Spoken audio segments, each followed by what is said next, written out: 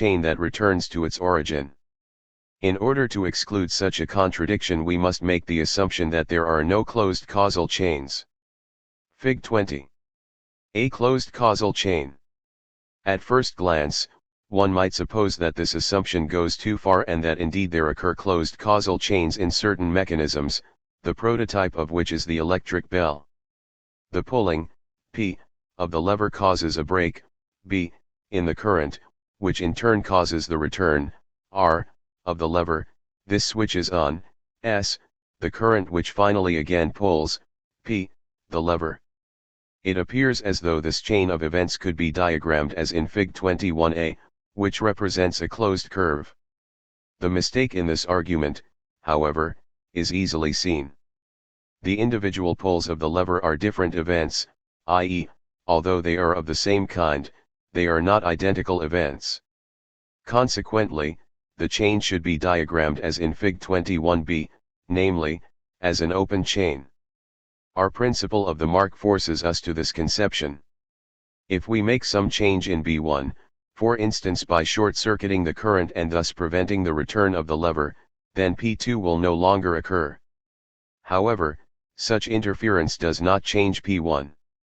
Now it is clear what we mean by a closed chain, namely, a chain that returns to identically the same event, not to one of the same kind. Fig 21a and b. The mechanism of an electric bell. It seems obvious that there are no such chains. Yet the statement that there are no closed causal chains expresses merely a conclusion drawn from experience, which has thus far been confirmed without exception. We could imagine experiences which would disprove this statement. Such conceptions are not unfamiliar. In the form of a periodic return of all physical events, they have played a role in many cosmologies. It is conceivable, although of course there is no evidence for it, that someday the entire universe will return to a previous state in every detail and start from there anew on the identical course of events.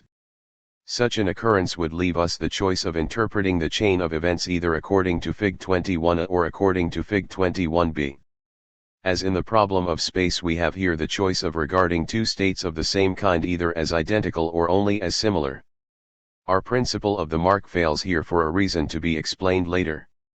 This property of the world as a whole has no significance for individual events, and we can thus limit the definition of time order for our purposes to causal chains within one world period, the starting point of which is to be considered arbitrary. It is therefore not the case of a periodic universe, but a more complicated one, which interests us as a counterexample to our assumption.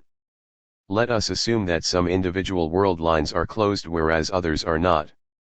We shall examine this assumption by the help of an example, in order to see what fundamental principles would have to be abandoned.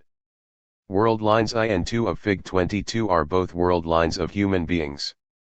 World line I is normal, while world line II does not intersect itself directly, but is represented by a curve which, like a spiral, is not really closed but merely returns to the neighborhood of one of its points. This fact is indicated by the little arc at that particular point. A causal connection between the neighboring parts of this world line can be established by means of signals, speech, within the region of the small arc. If you were the individual of world line 2, you would have the following experience. Fig 22. A closed and an open world line next to each other. Someday you meet a man who claims that you are his earlier self. He can give you complete information about your present condition and might even tell you precisely what you are thinking. He also predicts your distant future, in which you will someday be in his position and meet your earlier self. Of course you would think the man insane and would walk on.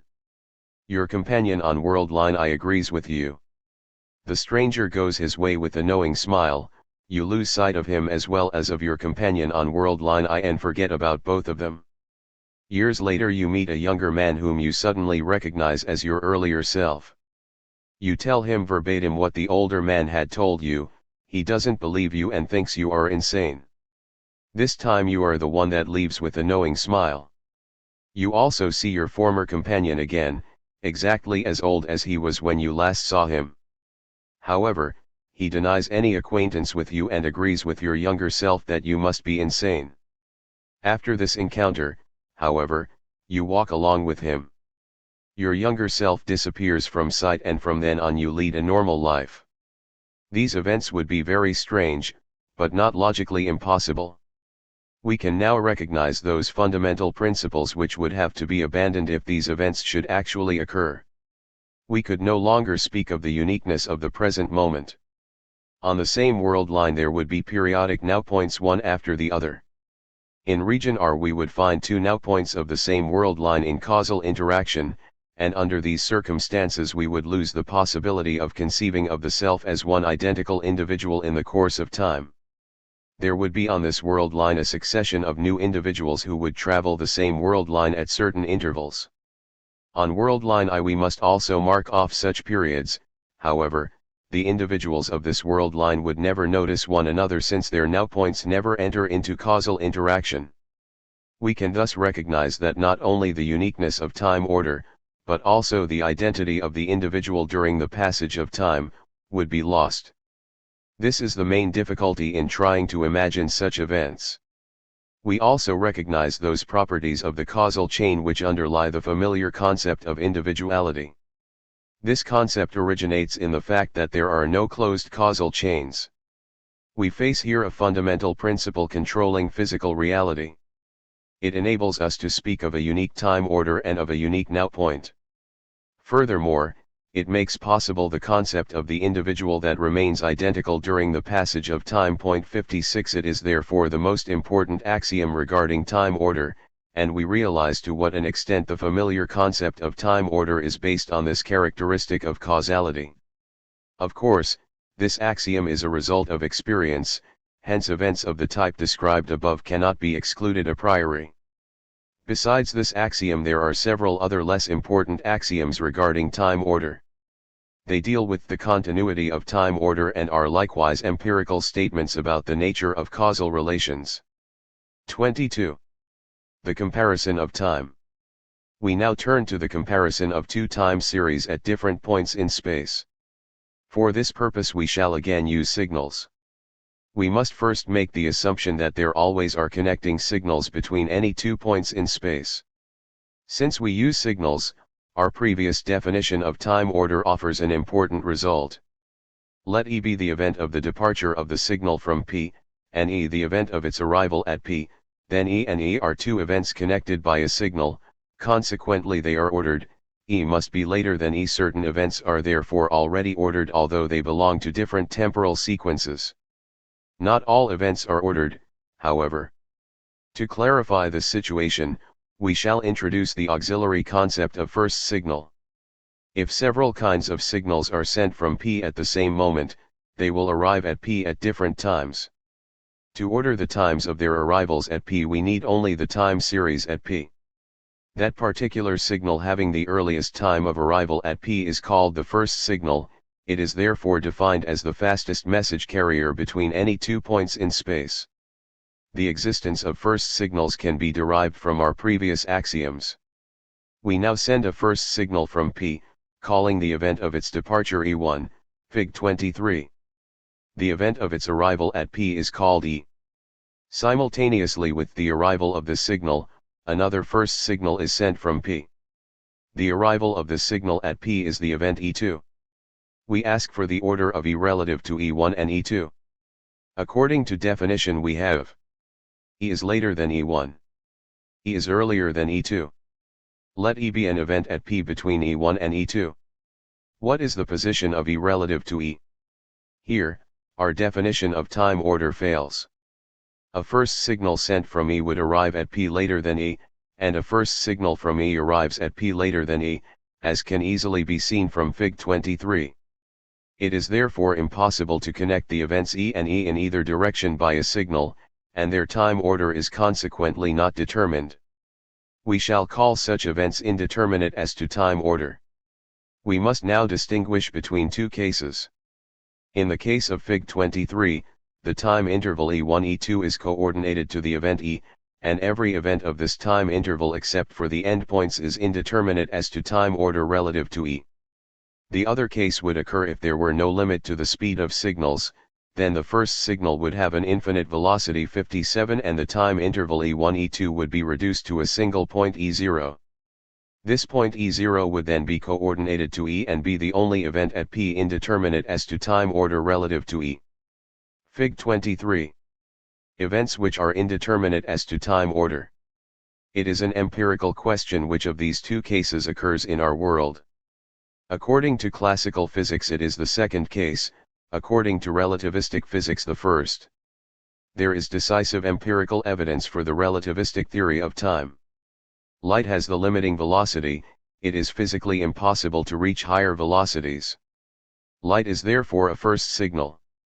For the experimental basis of this statement see 32.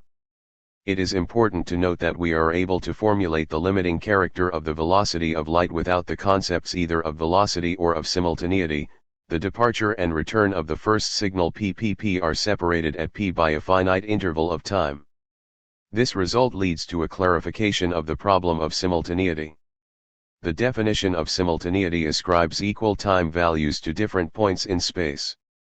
It must not contradict our definition of time order, which restricts the time values of e1, e, and e2 in the sense of 3, therefore, only events which are indeterminate as to their time order may be regarded as simultaneous. Among the events, however, no further rule restricts our choice. We define, any two events which are indeterminate as to their time order may be called simultaneous. This topological definition would be sufficient for a unique definition of simultaneity in the classical theory of time. To each event E at P there corresponds a single event E at P which is indeterminate as to time order, and this E would then be regarded as simultaneous with E. In the case of a finite limiting velocity as in Fig 23, the topological definition of simultaneity does not lead to a unique determination, but admits any event E between E1 and E2 as simultaneous with E. The relativity of simultaneity follows from the topological peculiarity of the causal structure, according to which first signals, Fig 23, determine a finite interval and not a point event, as corresponding to a single event E located on a different space point. These considerations supply the conceptual definition of simultaneity which we previously sought, p. 129. The concept simultaneous is to be reduced to the concept indeterminate as to time order. This result supports our intuitive understanding of the concept simultaneous. Two simultaneous events are so situated that a causal chain cannot travel from one to the other in either direction. Events which occur at this moment in a distant land can no longer be influenced by us, not even by telegram, and conversely, they can have no effect on what is happening here at the present moment. Simultaneity means the exclusion of causal connection. Within the frame of an epistemological investigation this result appears justified. Yet we must not commit the mistake of attempting to derive from it the conclusion that this definition coordinates to any given event a single event at a given different place. This would be the case only for a special form of causal structure, a form that does not correspond to physical reality. The causal structure of our universe involves the consequence that exclusion of causal connection does not lead univocally to a unique simultaneity. Our epistemological analysis thus leads to the discovery that the relativity of simultaneity is compatible with the intuitive conception which we connect with simultaneity. It is not this conception which is incorrect, but the conclusion derived from it that simultaneity must be uniquely determined. Thus all the difficulties which philosophers have seen in the relativity of simultaneity are eliminated. At the same time our result eliminates the mystery with which adherents of the theory of relativity have invested this concept. There are essentially two errors in relativistic presentations which have confused the epistemological issues. One mistake results from the derivation of the relativity of simultaneity from the different states of motion of various observers.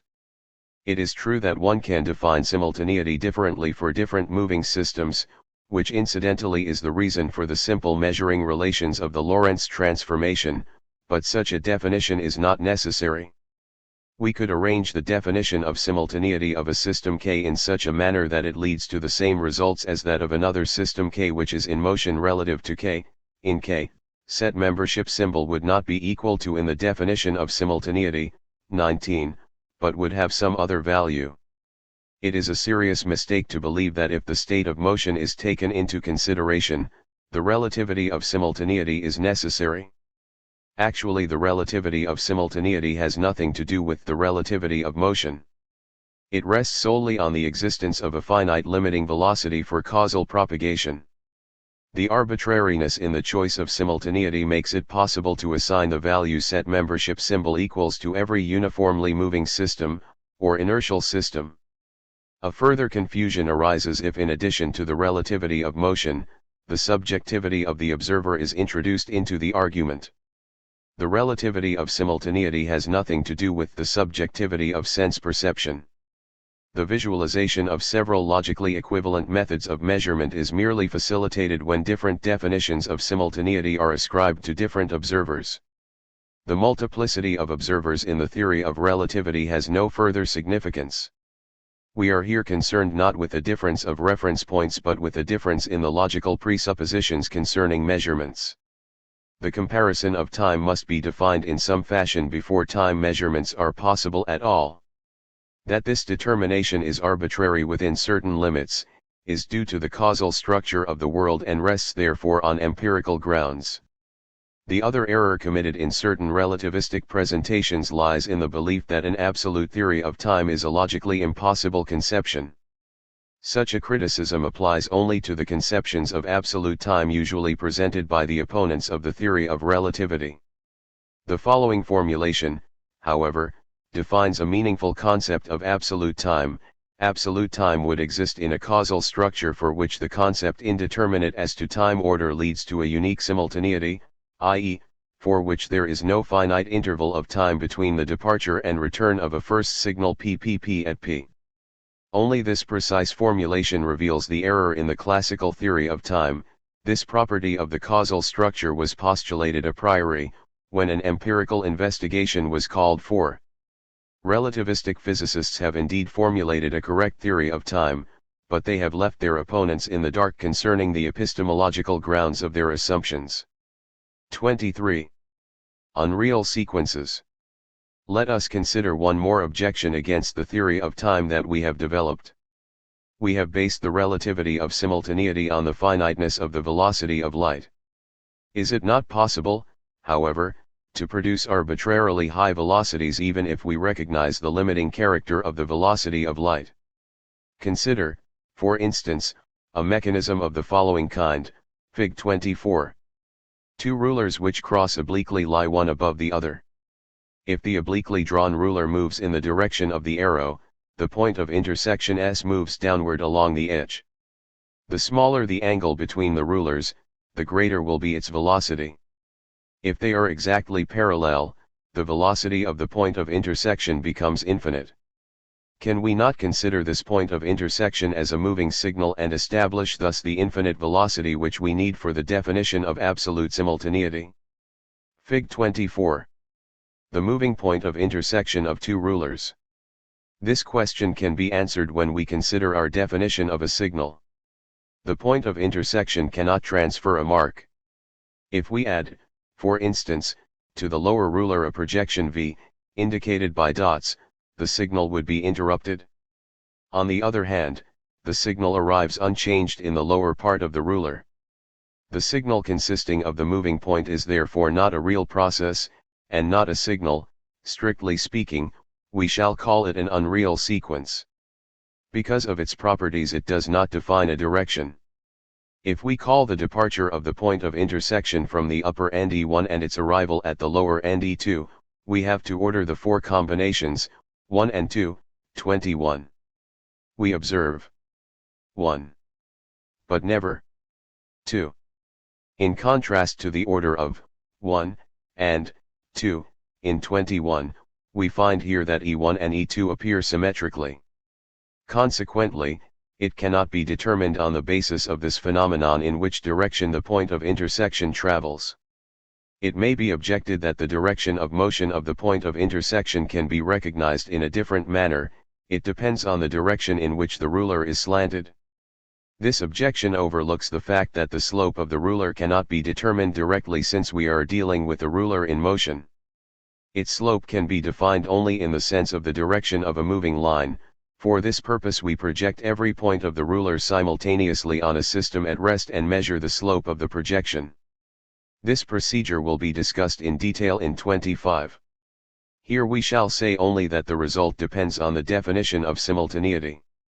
According to one definition the lines are parallel and the point of intersection will move infinitely fast, according to another it will move upward, and according to a third it will move down.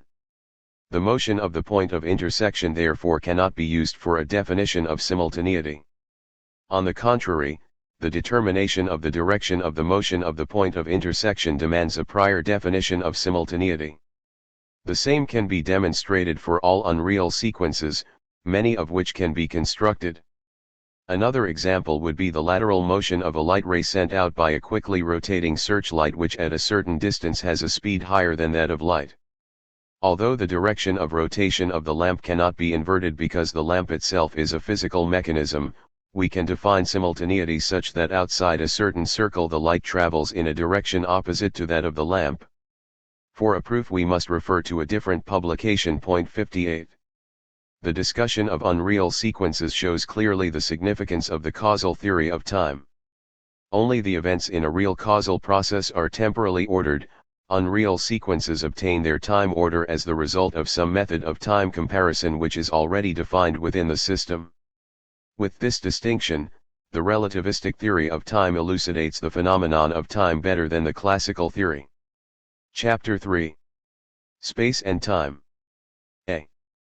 The space-time manifold without gravitational fields. 24. The problem of a combined theory of space and time. So far we have treated space and time separately. We have described the specific problems that presented themselves in each of the two types of order, and have developed the epistemological basis on which we can now construct a combined theory of space and time.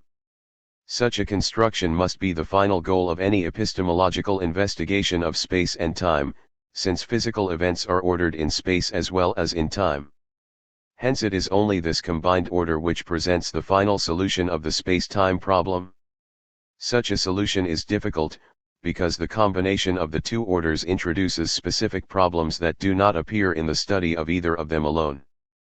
This fact justifies the treatment of these problems in a separate chapter on the combined space-time order. The present investigation will lead us deeper into physics than was necessary in the previous two chapters. We now want to develop the actual construction of the space-time metric as well as the epistemological principles on which the space-time theory is based. This presentation will lead us a step beyond the epistemological framework of this book, since such a construction is actually the task of physics, which uses the metric constantly. The step will appear advisable when one considers how little attention physicists have paid to the epistemological aspects of this problem. Presentations of the space-time theory by physicists are concerned primarily with physical issues and fail to make the epistemological problems explicit. On the contrary, they are often epistemologically vague, in order to make the physical theory appear as plausible as possible. In this chapter we shall present the physical theory of space and time including certain aspects of the theory of gravitation. We may defend this procedure on the grounds that the drawing of sharp boundaries between the various sciences is detrimental to their epistemological clarification. A philosopher constantly afraid of stepping into another domain runs the danger of asserting empty generalities, because his philosophy is not sufficiently anchored in the specific sciences. It would be rewarding if the present epistemological study should also help to clarify some problems for the physicist. We shall devote Part A to problems connected with the special theory of relativity. We shall, however, treat only the theory of space and time developed by the theory of relativity, omitting related problems, example of electrodynamics, which fall outside the frame of our investigation. We shall always keep epistemological interests in the foreground, yet we need to show what physical considerations pertaining to space and time are presented in the special theory of relativity, and how these considerations provide physical content for the epistemological frame developed in the foregoing chapters. The restriction to gravitation-free spaces, necessary for the special theory of relativity, finds its historical origin in the Newtonian principle of relativity which introduced the uniformly moving inertial system as the normal system. For Newton, the problems of gravitation begin with acceleration. This far-reaching idea was adopted by Einstein with certain reservations, to the extent that uniformly moving systems occupy a central position in his theory. He carried the Newtonian relativity a step further with his principle of relativity, which excludes axiomatically the possibility of assigning a preferred position to any single system within this class. According to Newton, it is only within mechanics that no distinction between inertial systems can be made. When Newton believed, in addition, that even the motion of light does not furnish a distinction, he could do so only because he considered light as the emission of small particles, i.e., as a mechanical process. But in view of further developments in optics which led to the wave theory of light and with it to the ether as medium of the waves, one of the inertial systems must be singled out by the motion of light as the system at rest relative to the ether. Since Einstein did not draw this conclusion in spite of the wave theory of light, he has extended the Newtonian relativity to the field of optics. Today even this form of relativity theory has become a special case in the framework of Einstein's general theory of relativity, which includes the phenomena of gravitation. According to this theory, a metrical field pervades the entire space and in general does not satisfy the conditions of the special theory of relativity. Only in special cases, for instance in the vast empty spaces between the fixed stars, does the metrical inertial field permit the construction of inertial systems of greater extension. This far-reaching consideration leads to a complete clarification of the special theory of relativity and explains what determines the unique state of motion of the inertial systems. We shall present these ideas in Part B and content ourselves in Part A with the axiomatic supposition that there are spaces, or parts of space, to which the special theory of relativity can be applied, and that in these spaces a certain state of motion can be distinguished as uniform. It will be our task to show how this particular state of motion can be recognized and determined by certain physical phenomena. This approach is advisable because, as we shall show in Part B, it can be extended to spaces that contain gravitation provided that we restrict ourselves to infinitesimal regions, and because it supplies in this form the foundation also for the general theory of relativity. The state of motion, as well as a detailed construction of the space-time metric, will be the subject matter of our presentation. We must begin this analysis, however, with a preliminary investigation. In the preceding chapter we developed the relativity of simultaneity, and before we begin with the metrical construction, we must clarify the consequences of this relativity for the measurement of space. It is here that we shall find the new ideas which the epistemological analysis of the concept of time has introduced into the combined theory of space and time. 25. The dependence of spatial measurement on the definition of simultaneity. The fact that the definition of simultaneity can be arbitrarily chosen leads to consequences for the measurement of space which become apparent when systems moving with different velocities are considered. Our previous conception of the measurement of spatial distances was based on the transport of measuring rods. The value obtained by successively marking off the measuring rod along the segment is its length. However, this definition of length is applicable only if the measuring rod is at rest relative to the segment. Although the measuring rod is moved when it is placed repeatedly along the segment, it is at rest relative to the segment at the particular moment when it is marked off, i.e., at the moment when it fulfills its metrical function.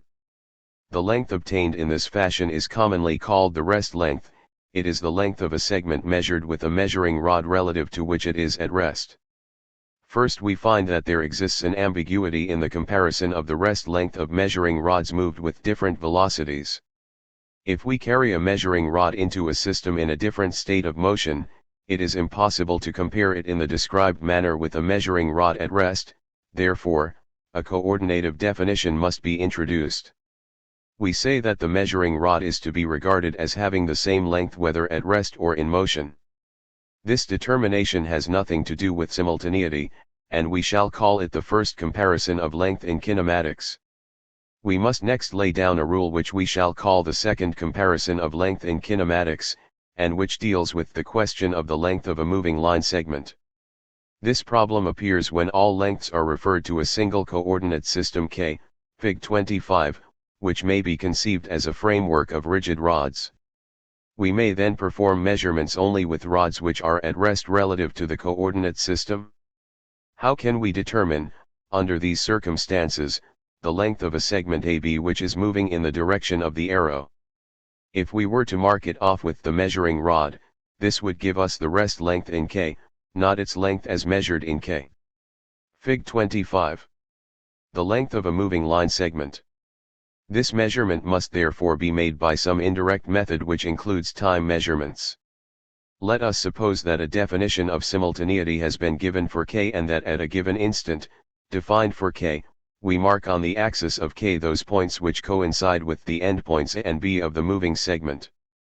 The moving segment is thus projected on the system K, and the length of the projection of can now be determined by a measuring rod which is at rest in K. We shall call the rest length of the length of the moving segment AB measured in K. How do we know that this method is correct? This question is meaningless, since we are again concerned with a definition. What is meant by the length of a moving segment? In classical kinematics it was never noticed that such a concept had to be introduced, because the usual method determines only the rest length of a segment. The length of a moving segment was tacitly assumed to be identical with its length at rest. We can see, however, that in this manner only the rest length of a moving segment is defined analogous to the rest length of a segment at rest. On the other hand, the measurement of a segment with a measuring rod that moves relative to it requires the formulation of a new concept. This formulation is a matter of definition. We shall choose this definition in such a manner that it leads to a reasonable extension of the concept of length. This definition reads: the length of a moving line segment is the distance between simultaneous positions of its endpoints. The technique of extending a concept which we have used here can be illustrated by an elementary example. It corresponds to the introduction in vector analysis of the concept of the geometrical sum, vector sum, of two segments. The concept of the sum of two segments is first defined for segments lying in the same direction, i.e., as their algebraic sum. In Fig 26 the sum of the segments of NBC is given by the distance AC, but we do not know how to compute the sum of the segments of NBD, unless we introduce a new definition.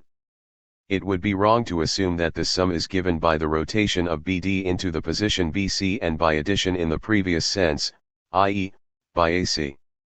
This statement does not follow from the earlier definition, but represents a new definition which we shall call the scalar sum. We could just as well have given the new definition differently and specified the distance AD as the sum of the two segments of NBD. This new sum is the geometrical sum. Is this new definition correct? The question is not reasonable, because the new definition does not follow from the old one and is therefore arbitrary. There is only one restriction which we shall impose, namely, that the new definition, which is more general than the old one, should coincide with it in those special cases where the old definition applies. This condition is satisfied by the geometrical sum, because it yields AC as the sum of AB and BC. The new definition is therefore a consistent extension of the old one. This condition, of course, is also satisfied by the scalar sum. The principle that such extensions must be consistent with existing definitions therefore does not lead to uniquely determined concepts, but leaves them arbitrary within certain limits. The choice of the geometrical sum instead of the scalar sum in vector analysis is based on other considerations. The geometrical sum yields different results for the additions of plus BD and of plus B, namely the distances AD and AE, whereas the scalar sum yields the same results in each case, namely AC.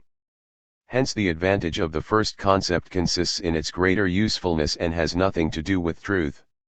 Fig 26.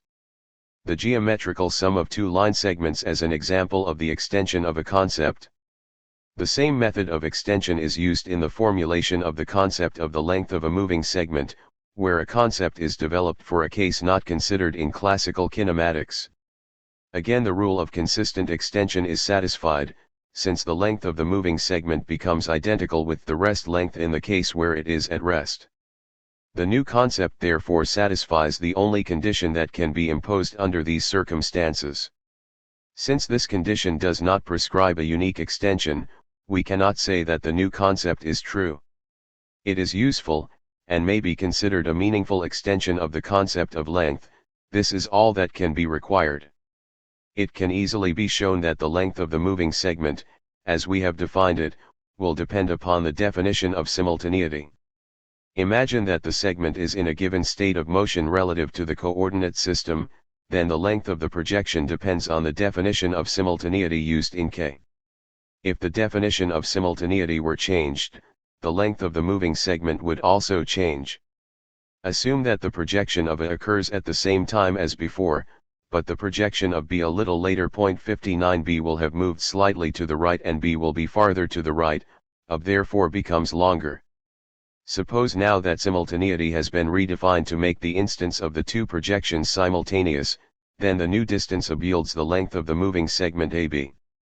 This length is now greater than it was according to the first definition of simultaneity, and the measurements of space are therefore dependent on measurements of time. We can also show that the length of a moving segment depends on its velocity.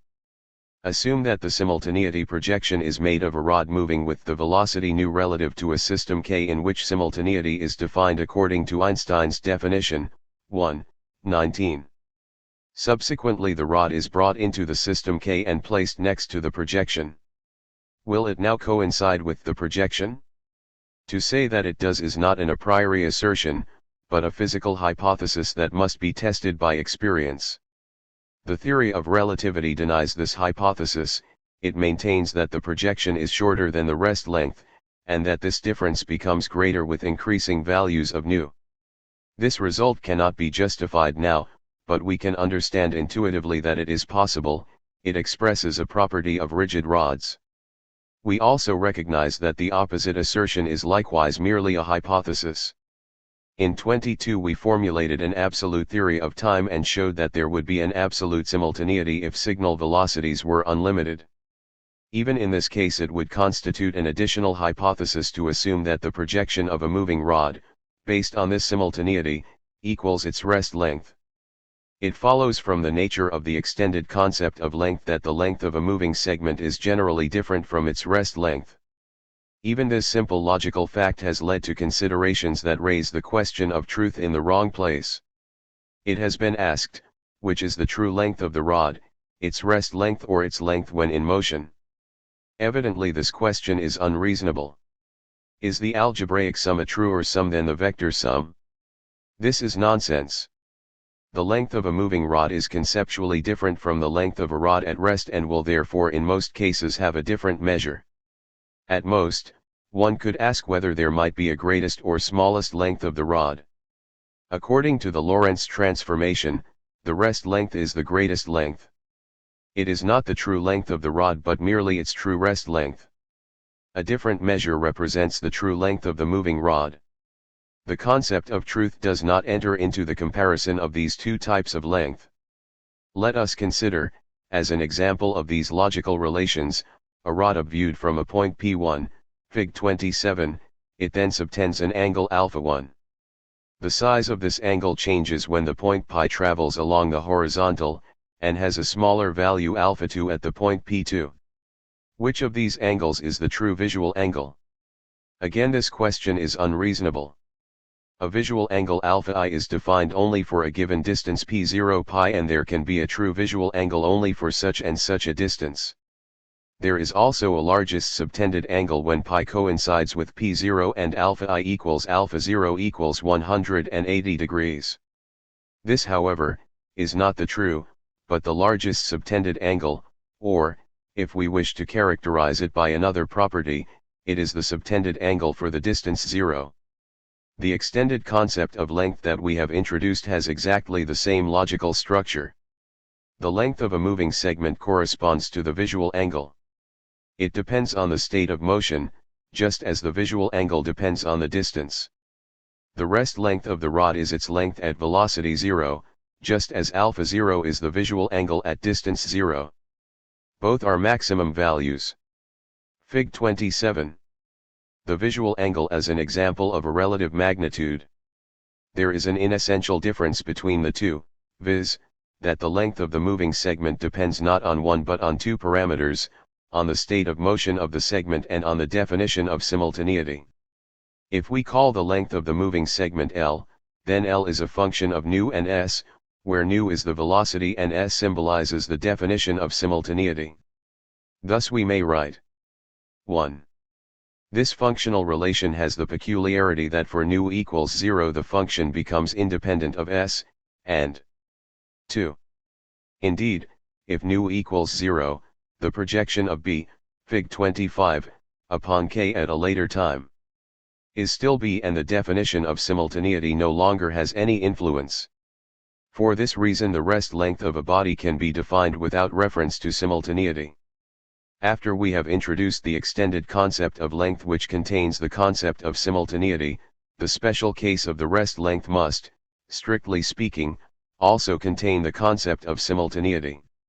The rest length must therefore also be defined as the distance between the simultaneous positions of the endpoints. The resulting value, however, does not depend on the definition of simultaneity.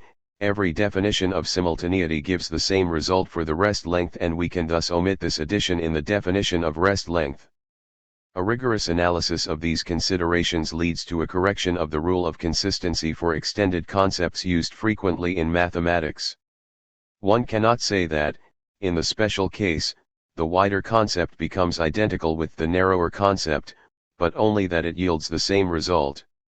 It makes a difference whether we specialize a concept by giving one of the variables a special value, or whether the dependence on this variable is not even contained in the definition. Thus L, nu, s, nu 0 is not identical with L0, but leads to the same distance in the coordinate system. Similarly, we must not say that the concept of the geometrical sum is identical with that of the algebraic sum for equidirected distances. It simply leads to the same numerical result. Relation 1 formulates the famous assertion by Einstein 60 that the length of a rod depends on its velocity and on the chosen definition of simultaneity. There is nothing mysterious in this relation, for it is based on the fact that we do not measure the moving rod, but its projection on a system at rest.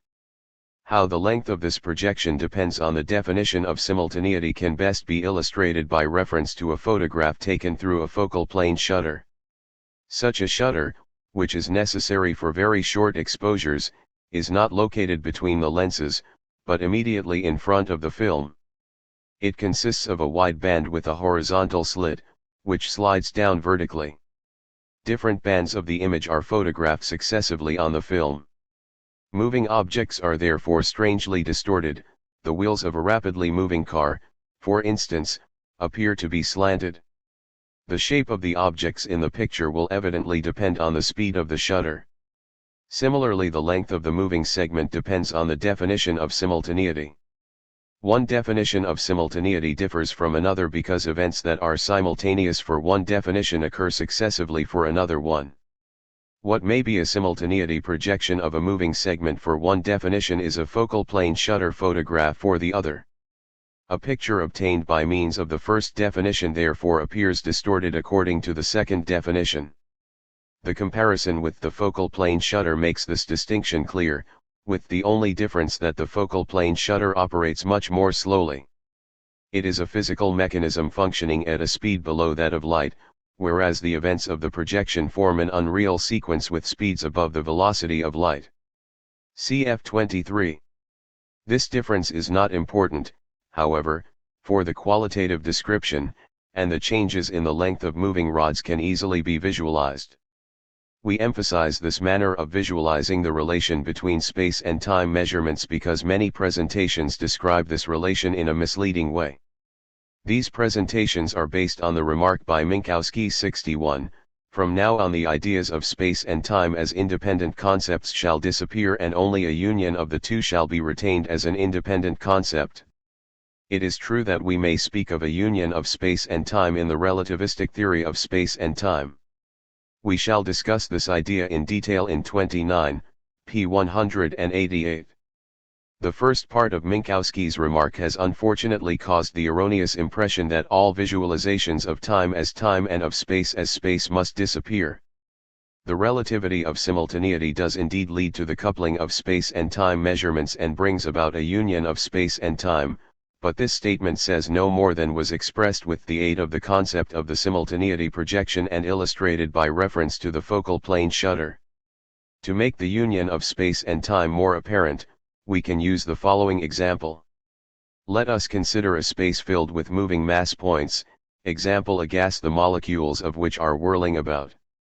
At a given time each molecule will have a definite position. If we now change the definition of simultaneity, we shall obtain the same position for some of the molecules, but not for others. This distribution is now a focal plane shutter photograph. The state of a space at a given time is therefore not determined in an absolute sense, but depends on the definition of simultaneity. This situation can be visualized completely and represents everything that is asserted by the relativity of simultaneity about the union of space and time. The importance of the effect of the definition of simultaneity emerges even more clearly when we consider not only the length of a segment or the position of a point but also the shape of a moving object. Since the shape is determined by the simultaneous projection of all the points, it will evidently depend on the velocity of the object and on the definition of simultaneity.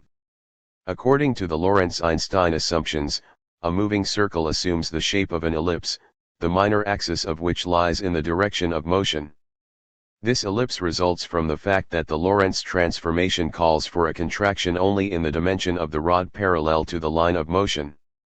Such a deformation is not unintelligible, it merely shows that the simultaneity projection of the points of a moving circle has the shape of an ellipse in the coordinate system at rest. The idea of the focal plane shutter photograph elucidates this assertion. With this analysis all difficulties disappear that are intuitively anticipated with respect to the relativity of simultaneity and the distortion of moving bodies. One must only keep in mind that simultaneity is a matter of definition. Whether we are to associate the time order of distant events with the idea of the click-click of the focal plane shutter or with the notion of the tick of a clock, is not determined by the events themselves. Both ideas apply directly only to experiences. The click-click is the experience of a sequence and the tick an instantaneous experience. We actually never experience distant events, but only the effects that reach us. Consequently we can choose how to coordinate these events to our visual images. 26. Consequences for a centrosymmetrical process of propagation. The dependence of spatial measurements on the definition of simultaneity has a peculiar consequence for processes of propagation such as light and sound waves, that travel from one center in all directions. It turns out that the shape of a single impulse depends on the definition of simultaneity in such a way that it is impossible to recognize the point from which the impulse has originated. For the sake of simplicity we shall speak in the following only of the motion of light. Similar arguments apply, however, to sound and any other centrosymmetrical process of propagation. In this analysis, the nature of the wave is not important, only the fact that it progresses in time. Let us consider, Fig 28, a single impulse of light produced at A at the time t1 equals 0. What shape does it have at time t2? The answer depends on the definition of simultaneity. Let us first use the expression 1, 19 and set membership symbol equal to in 1. We then put a clock at every space point, synchronizing all clocks from A according to this definition. Let us now imagine that all those points are marked that the light impulse has reached when their clocks show the time t2, they are located on a circle around A. The solid circles in Fig 28 thus indicate the position of the light impulse at different times t2. The figure is drawn only for a plane, and the circles are to be understood as cross-sections of spheres. The light is propagated in spherical surfaces around A. Fig 28. Redefinition of a single light impulse from a centrosymmetric to an eccentric process of propagation. We shall now choose a different definition of simultaneity. We leave the clock at A unchanged, but avail ourselves of the choice which we have in setting the other clocks. We again use the expression 1, but let the factor set membership symbol be different from and make it dependent on the direction we choose. 2.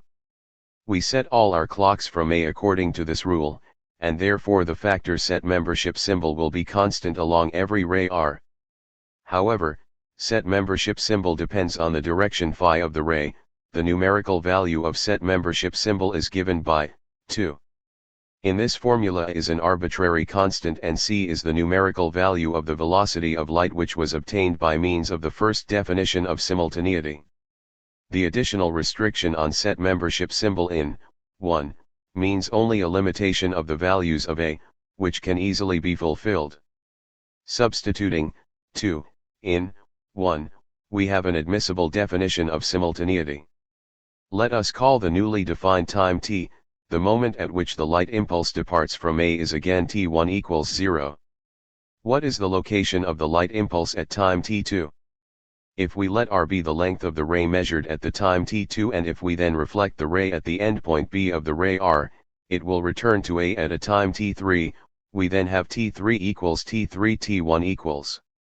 This measurement, which is made at A, does not require the t time and can therefore take the place of the expression obtained through the first definition of time. The arrival of the ray at B is now calculated from 1 and 2 as 3. The position of the light impulse at the time t2 is the curve given by this equation if we consider t2 as constant. With the substitutions 4. Of which the first two are abbreviations and the other two represent the change from polar to rectangular coordinates, 3, can now be written as 5. The location of the light impulse at the time t2 is again along a circle, but the center of this circle is displaced by the distance e equals at 2 along the horizontal from A. The family of circles which result for increasing values of t2 is indicated by the dotted circles in Fig 28. The center of these circles is not stationary but moves to the right with the velocity a, while their respective radii are increase with the velocity c. For three-dimensional processes, these circles likewise should be regarded as the cross-sections of spheres.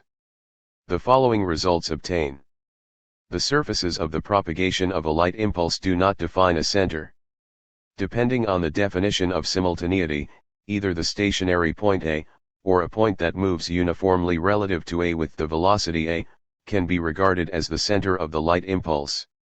In either case the velocity of light equals c. This result is the basis of Einstein's principle of the constancy of the velocity of light. The motion of light can be considered as a spherical wave for any uniformly moving system. A further explanation is required. What we have proved applies only to single impulses of light, only in this case is no center defined. However, a continuous source of light would define a center. If this constant source of light rested at A, the surfaces of propagation of the various light impulses would be the solid line circles of Fig 28, according to the first definition of simultaneity.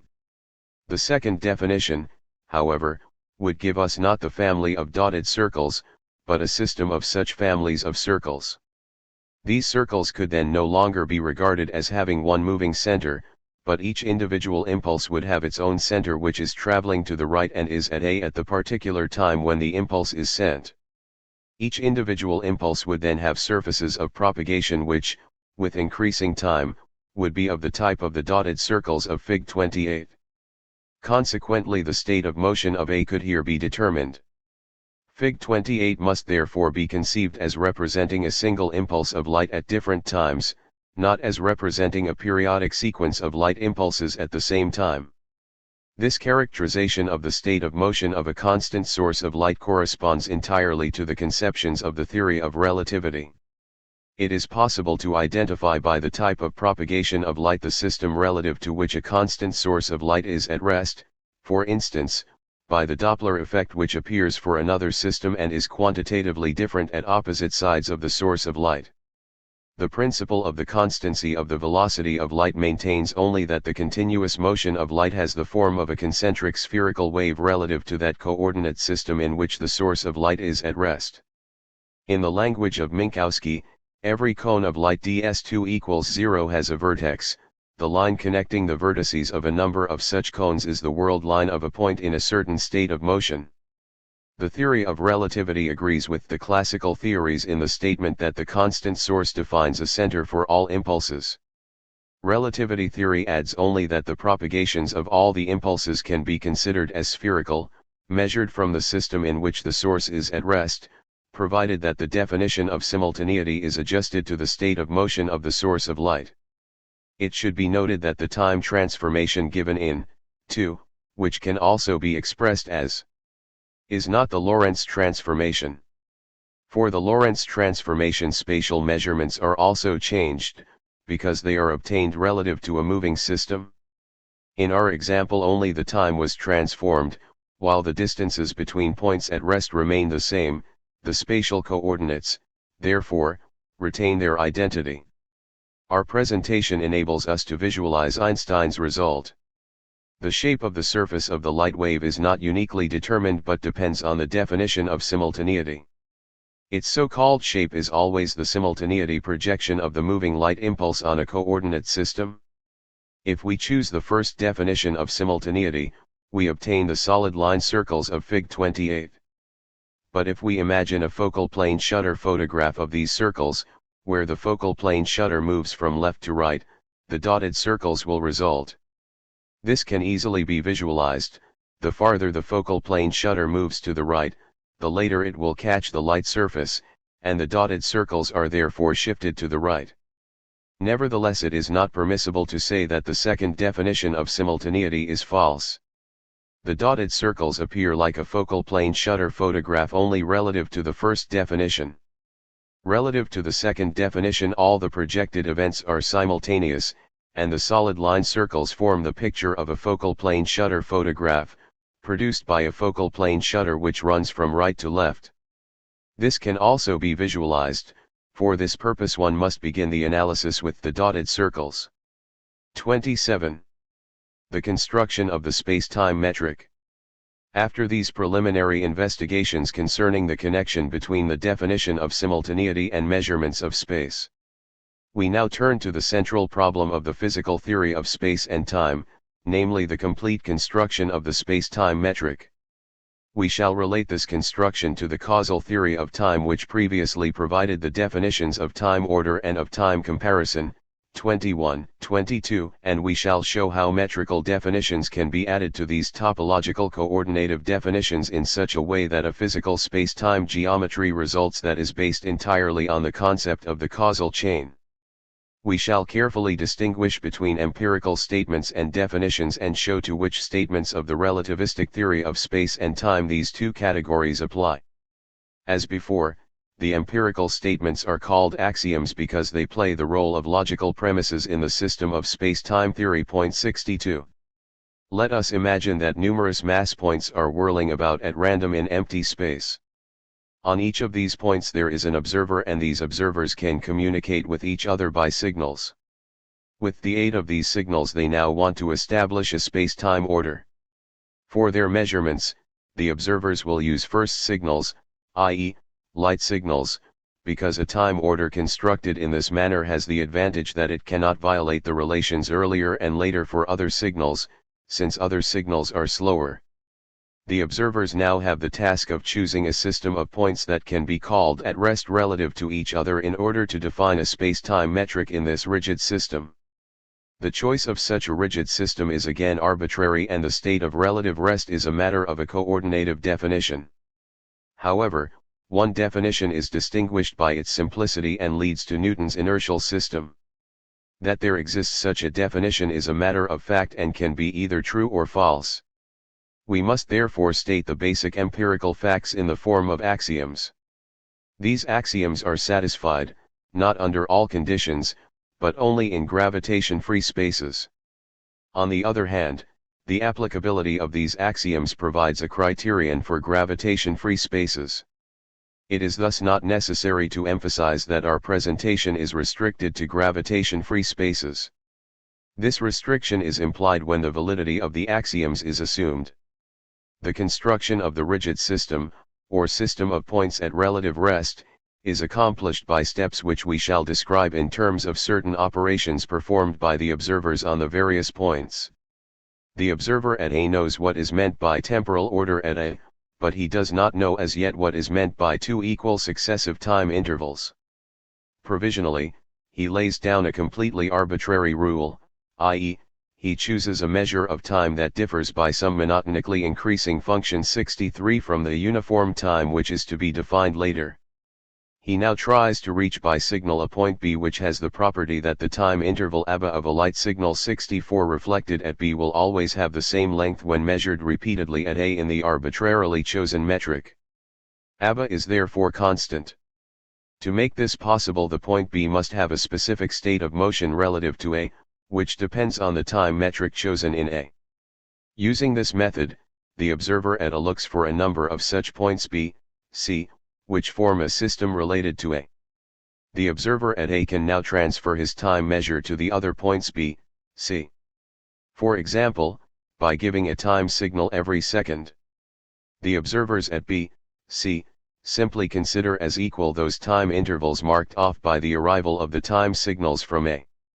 This procedure does not yet require a definition of simultaneity. These time intervals need not be equal to those at A in the ordinary sense, since nothing has been specified so far about the state of motion of B, C, relative to A. We merely give provisional definitions. The observers at B, C. now make the following experiment. They measure whether the light signals BAB, BCB, CAC, etc., furnish also equals constant, etc., when they use for their time measurements the time scale previously supplied by A. Generally they will find that this is not the case. Even if they should not use the metric supplied by A, there would not be a metric in B which for all points yields equals constant, etc. In other words, the system related to A is not a system related to B. Let us use this idea in order to combine a selection of points into a special system. For this purpose, we demand that a system S of points be chosen in such a way that the system is, for each of its points, a related system. That such a system exists is an empirical fact. Axiom 4, 1, that we select the system among all others represents an arbitrary definition. Using the points of the system S obtained in this manner, we now perform the following experiment. We send one light signal along the triangular path ABCA, another in the opposite direction along ACBA, and test whether the time interval equals the time interval. Again, we do not yet employ the concept of simultaneity for distant points. We send the two signals simultaneously from A and observe whether or not they return to A at the same time. Generally this condition will not be satisfied for an arbitrary system S. Therefore we add a further restriction if we demand that a system S is to be chosen among the systems S which satisfies the round-trip axiom. That such a system S exists is again a matter of experience. Axiom 4, 2. So far we have not made use of the time comparison between the moving mass points, but it would have been possible to do so by means of the definition, 2, 19. 1. Since this definition contains no presupposition regarding the relative state of motion of these points, we have only to imagine that the clock at B is continually set relative to the clock at A, for we cannot construct a mechanism at B which, due to the arbitrariness of the time metric at A and the arbitrariness of the relative state of motion of A and B, will permanently maintain the once established simultaneity. This conception does not involve any difficulties, and the resulting simultaneity will always satisfy the basic topological requirement that it connect only events which are indeterminate as to time order 65. Having made a choice among the mass points and having combined a system S of these points into a spatial coordinate system, we can now ask whether a special simultaneity can be defined for the system. This simultaneity definition is given by setting set membership symbol equal to. Its advantages consist in the following properties. If a clock at B is set from A according to 1, and set membership symbol equals, and if we then set the clock at A from B, using the same rule, the two times agree. The synchronization is symmetric. If two clocks at B and at C are set from A according to 1, and set membership symbol equals, and if the two clocks are compared directly with each other by the same rule, they will be found to agree. The synchronization is transitive. These properties are by no means self-evident, they require the assumption of the previously mentioned light axioms, which apply in S. These properties make the time order in S particularly simple and justify the definition of simultaneity used by Einstein in the special theory of relativity where set membership symbol equals. This should not mislead us into believing that this definition is more true because of its simplicity. Again, we are concerned with nothing but descriptive simplicity.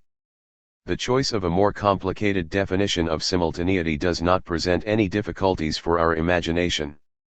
One should not confuse here transitivity of simultaneity with transitivity of simultaneity according to the same rule of synchronization.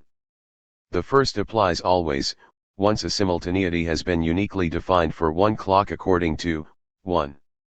For the comparison of any given clocks, a special value of set membership symbol, which may vary with time, will have to be chosen. The second kind of transitivity depends on certain physical conditions. Even if these are satisfied, we are not compelled to carry through this simple kind of simultaneity. In addition to the simplicity of their time order, the systems S possess a second important property: they permit us to make spatial measurements. This fact is of extraordinary significance because it proves that space measurements are reducible to time measurements. Time is therefore logically prior to space. First, we shall define an important topological concept of spatial order, namely the concept between. We treated the same concept in 14 and showed there that the logical significance of this concept can be determined by an implicit definition. Here we have to achieve more. We have to discover physical relationships that can be coordinated to the concept between and thereby permit an application of this logical concept to physical reality. As we have explained in 14 to 15, the logical concept does not prescribe any particular application. We shall here consider that application which leads to physical geometry. Therefore we must now give the coordinative definition of the concept between. Surprisingly enough, this definition can be given solely in terms of temporal concepts. The topological neighborhood relations of space are therefore reduced to temporal relations and thus to causal relations. Definition E. A point B lies between A and C, if the first signal ABC arrives at C at the same time as the first signal AC. In short, if this definition is not to contradict the purely mathematico-logical significance of the concept between, the following empirical rule must be added. Axiom G.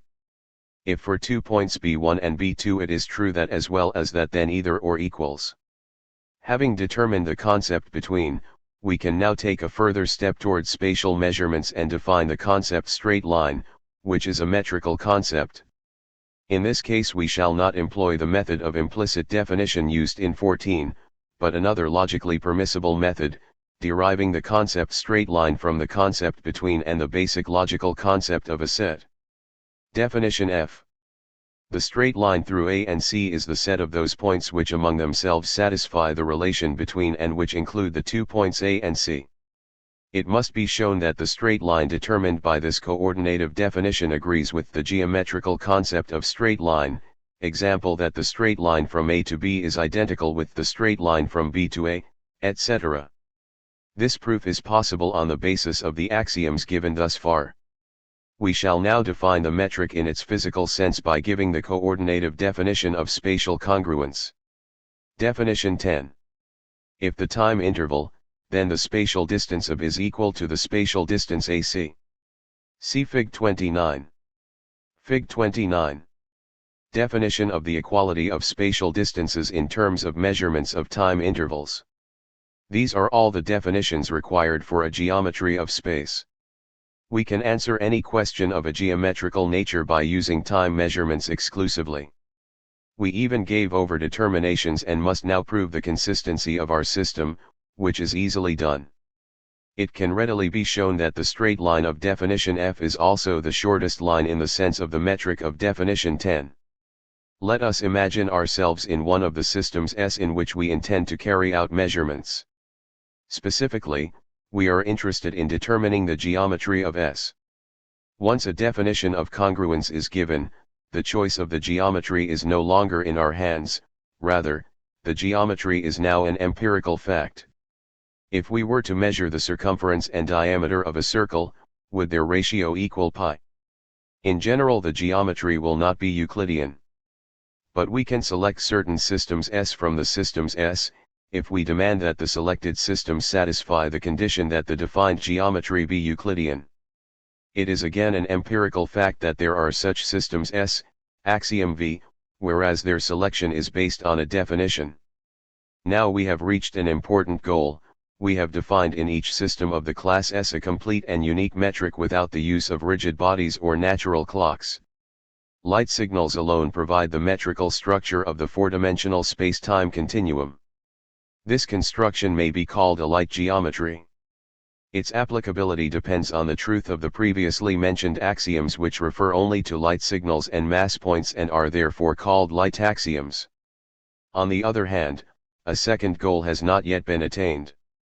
We have not yet sufficiently restricted the class S of systems to make it identical with the class of Newtonian inertial systems I. The class S is still too general and contains other systems beside I. A further explanation is required. We started with freely moving individual mass points and constructed from them a point system K by placing certain restrictions upon the results of measurements performed by light signals. It can now be shown that there is not one, but there are many systems that satisfy these requirements. They form the class S. It is not our purpose to define a class containing exactly one system, since the Newtonian inertial systems form a class I of systems that move uniformly relative to each other. It is the goal of our construction to arrive at this particular class I, i.e., to determine with the aid of light signals not only the geometry within a given system of points, but to establish at the same time a choice among the many point systems, such that only systems in a particular state of motion satisfy our requirements. We thus want to specify the state of motion in space, taking the motion of light as the physical framework to which the systems are tied. The motion of light is too loose a framework, however, to determine the state of motion sufficiently to make it identical with that of the inertial systems. We obtain a more general class S which contains the inertial systems as a proper subclass. Yet a considerable restriction has already been imposed on the totality of possible states of motion, and a method has been indicated by which a state of motion can be defined in free space, provided that there exists a physical process, independent of the procedure of measurement, which can be utilized. What constitutes the excessive generality of the class S? This class may be understood mathematically as follows. If any system K of the class S is given, it is possible to transform it into another system K belonging to the same class by means of a coordinate transformation. 11 equals phi, x1. x4, I equals 1, 4. The class S will now have to be characterized by a specification of the exact form which this transformation will have to assume. The following considerations will achieve this aim. The light geometry has been constructed for each of the systems S, and the equality of distances is so defined that a light ray travels equal distances in equal times, i.e., the velocity of light becomes constant. Since, according to our assumption, the light geometry is Euclidean in each of these systems, the propagation of light is given by the relation 1, where delta indicates the difference between corresponding coordinates of the two endpoints. If we write x4 for ct, this is only a convenient notation for the unit of time, and put x42 on the left-hand side, the equation reads 2a. In the moving system K, the propagation of light must be given by a corresponding equation of the same form 2b. The required transformation is therefore characterized by the condition that it transforms 2a into 2b. The solution to this problem is well known to the mathematician. The condition is satisfied by the linear transformation 66. 3a, where the coefficients satisfy the condition 3b, and the summation is made over the repeated superscript. These transformations are identical with the Lorentz transformation except for the constant k, which will be discussed presently. Another transformation that satisfies the condition is given by the form 4. These relations are called similarity transformations. If one coordinate system satisfying 2a is given, the class S is then determined as the totality of those systems derivable from the given one by the transformations 3 and 4. Class S is therefore too general, since the class I of inertial systems is connected by the Lorentz transformations alone, while transformation 4 leads out of this class. The class S constitutes the limit for the determination of the state of motion by light geometry. The determination of class I, a subclass of S, is not possible unless we can avail ourselves of some physical means other than light signals. Only one argument can be raised in favor of defining class I by means of light geometry alone. It can be shown that a system T which belongs to S but not to I has a physical singularity.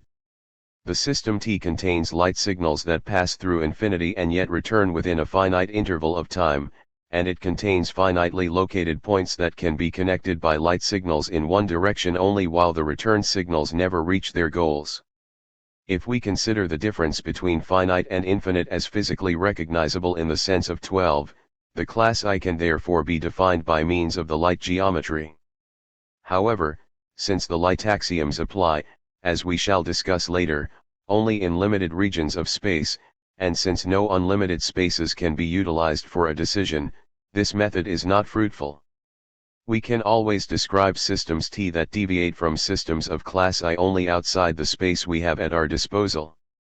We must therefore look for another way to exclude transformation, 4, and thus systems of the kind T. If we go from a system K by means of the transformation, 4, to a system K, the points of the latter are not at rest relative to the points of K, and its space axes constantly expand relative to K. Therefore K has a different measure of time. 67.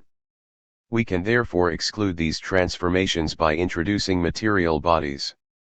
The points of a system I can always be connected by rigid rods, while this is not possible in a system T. Thus we have obtained a definition for inertial systems. Furthermore, the time of a system I corresponds to the time of natural clocks, which is not true for a system T. This reference to clocks could also be used as a definition of the class of inertial systems. With the introduction of material bodies it is thus possible to eliminate the systems T.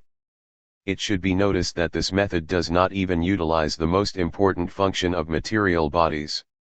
The rigid rod is not used for the definition of spatial congruence within the system, but only for the determination of one and indeed only one distance as rigid, i.e., for the definition of the temporal congruence of spatial distances.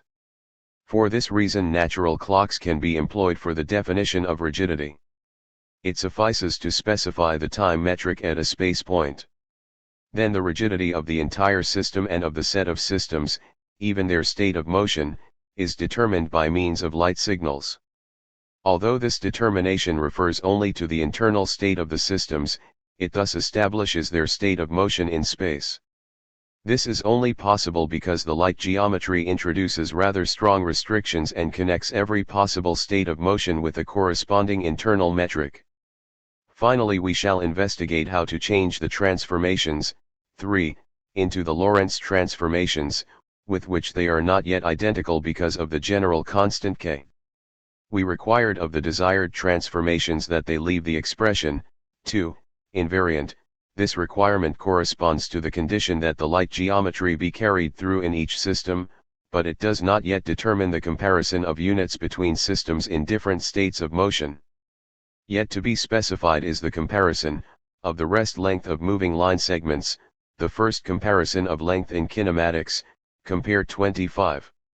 If rigid rods are used as the unit in K, then it is convenient to call the rest length of the rod transported into the moving system K equally long in the new system. This procedure is not possible in the light geometry, however, since there is nothing to transport. Consequently another comparison of the units must be found. It is accomplished with the aid of the second comparison of length in kinematics. If we consider arbitrary units of length in K and K respectively, then the unit in K can be measured in K, and vice versa, with the aid of the concept of length of a moving segment. We shall not obtain the same contraction or expansion factor in both of these cases because of the arbitrary choice of the units. If the identity of this factor is required by definition, however, the choice of the rest unit of one will depend on the choice of the other, and we have thus given a rule for the first comparison of length in kinematics. These conditions are identical with setting k equals 1, as can easily be shown. Since coordinative definitions are arbitrary, we can set k equals 1. With this additional rule, 3 becomes identical with the Lorentz transformation, which can now be written in the form 5b. To go from here to the well-known form of this transformation, we need only a few simplifying specializations which again are of the nature of definitions. We give identical origins to the two systems, choose their space axes parallel, and specify the direction of motion of one system as being the direction of the x1 axis of the other. This results in the familiar form of the Lorentz transformation. 6. In which ct and ct are substituted for x4 and x4 respectively. The 20 constants of transformation, 5, are reduced by these special conditions to the single constant v. An exact presentation of these special conditions is given in 17 of a, where they are expressed by means of restricting equations on the. Simple calculations lead from them to the special values of the which appear in 6.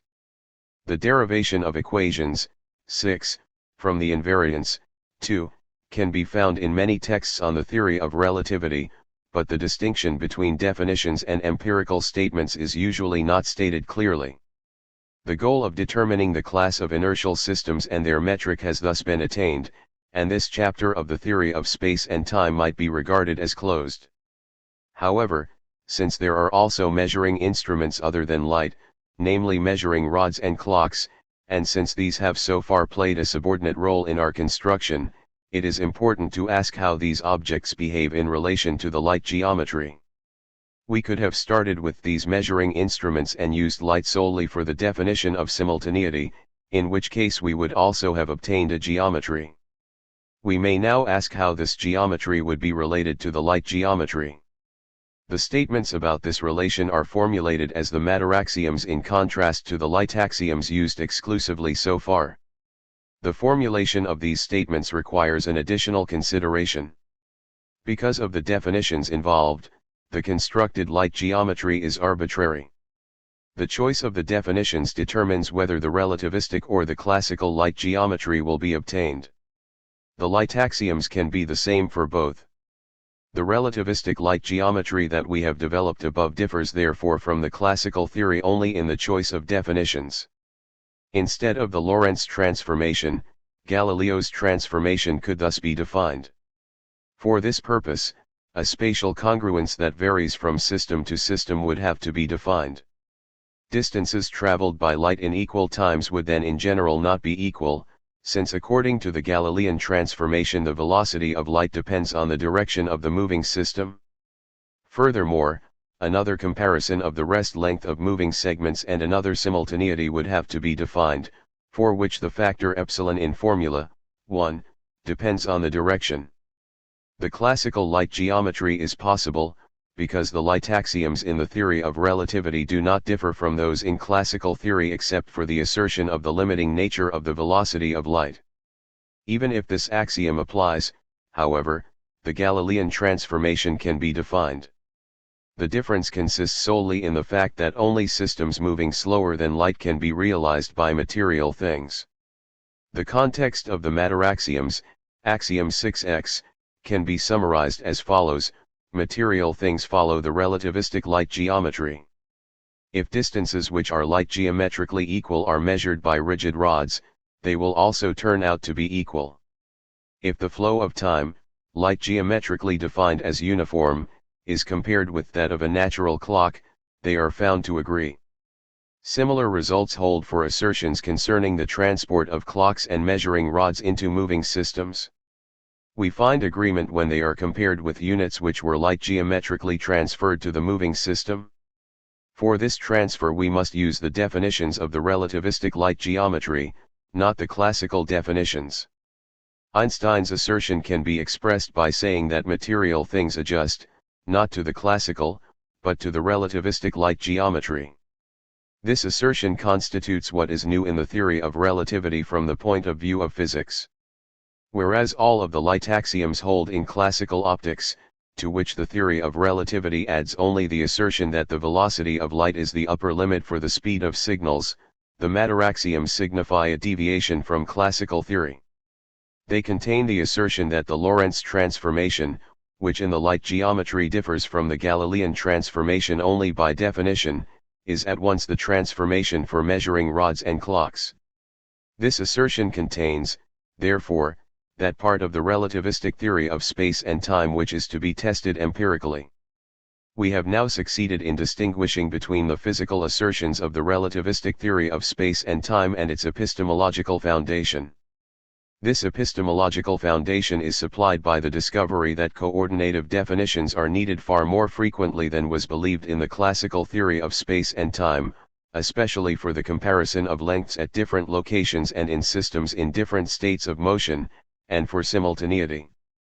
The physical core of the theory, however, consists of the hypothesis that natural measuring instruments follow coordinative definitions different from those assumed in the classical theory. This statement is, of course, empirical. On its truth depends only the physical theory of relativity.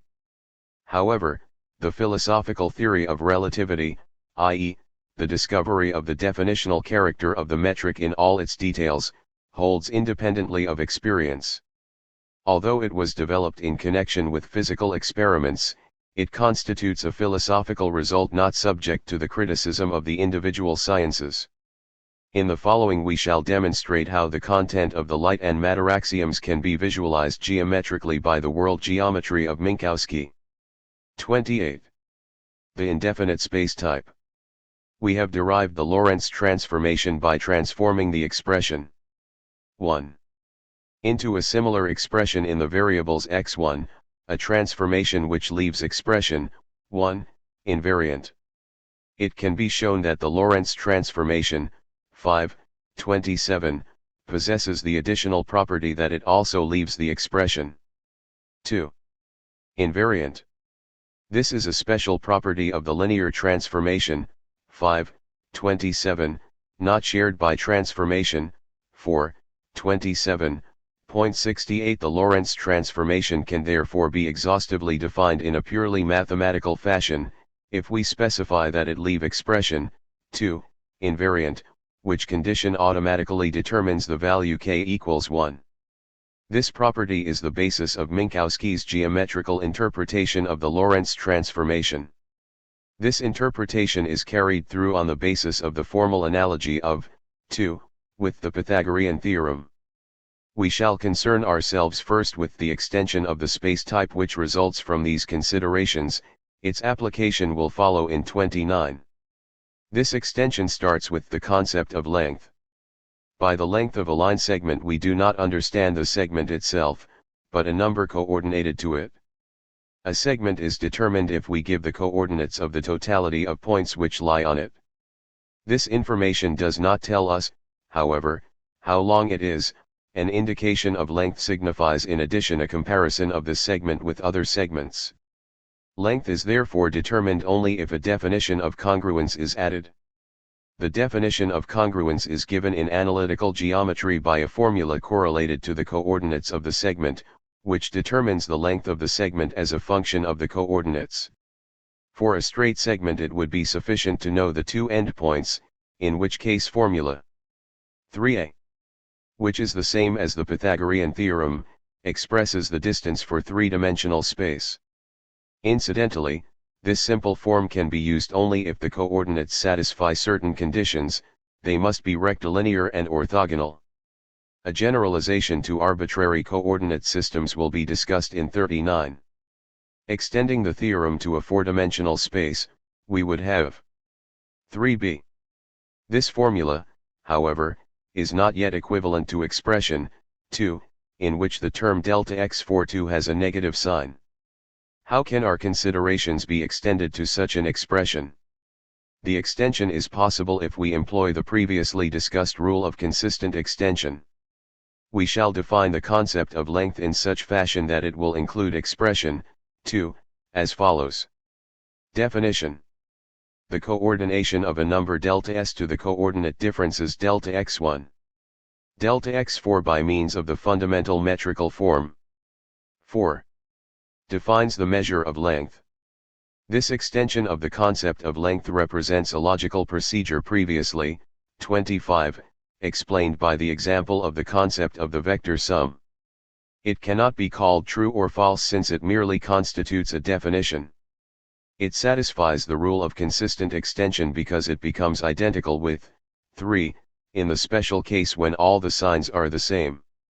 A metric of this special kind is called definite, while one that has positive as well as negative signs is called indefinite.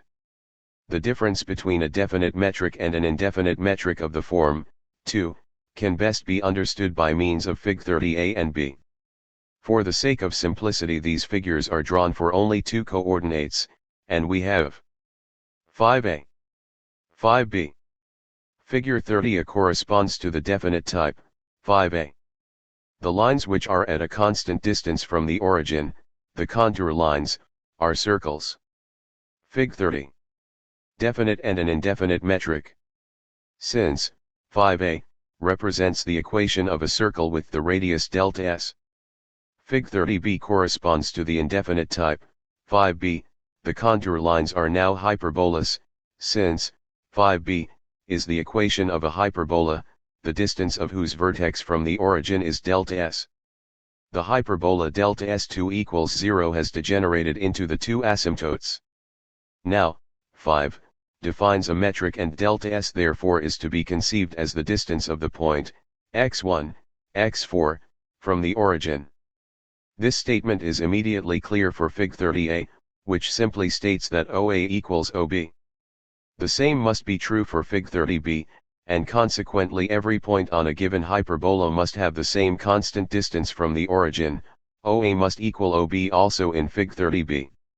While this equality corresponds to the normal congruence for Fig 30a, we must remember the definitional character of congruence in order to understand Fig 30b. The distances OA and OB in Fig 30b appear different because, 11, our visual estimate is adjusted to the behavior of rigid bodies, which satisfy the relations of Fig 30a.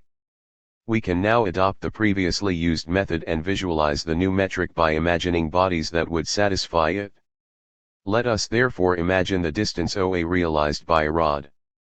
If we now rotate this rod so that one end remains fixed at O, the other end will travel along the hyperbola and the rod will assume the position OB and similar positions. We can easily visualize this situation if we remember that congruence is a matter of definition. The behavior of the imagined rods thus offers a visual realization of the metric, 5b. The difficulties arising from the metric of Fig 30b do not spring from the comparison of length but from another property of this metric.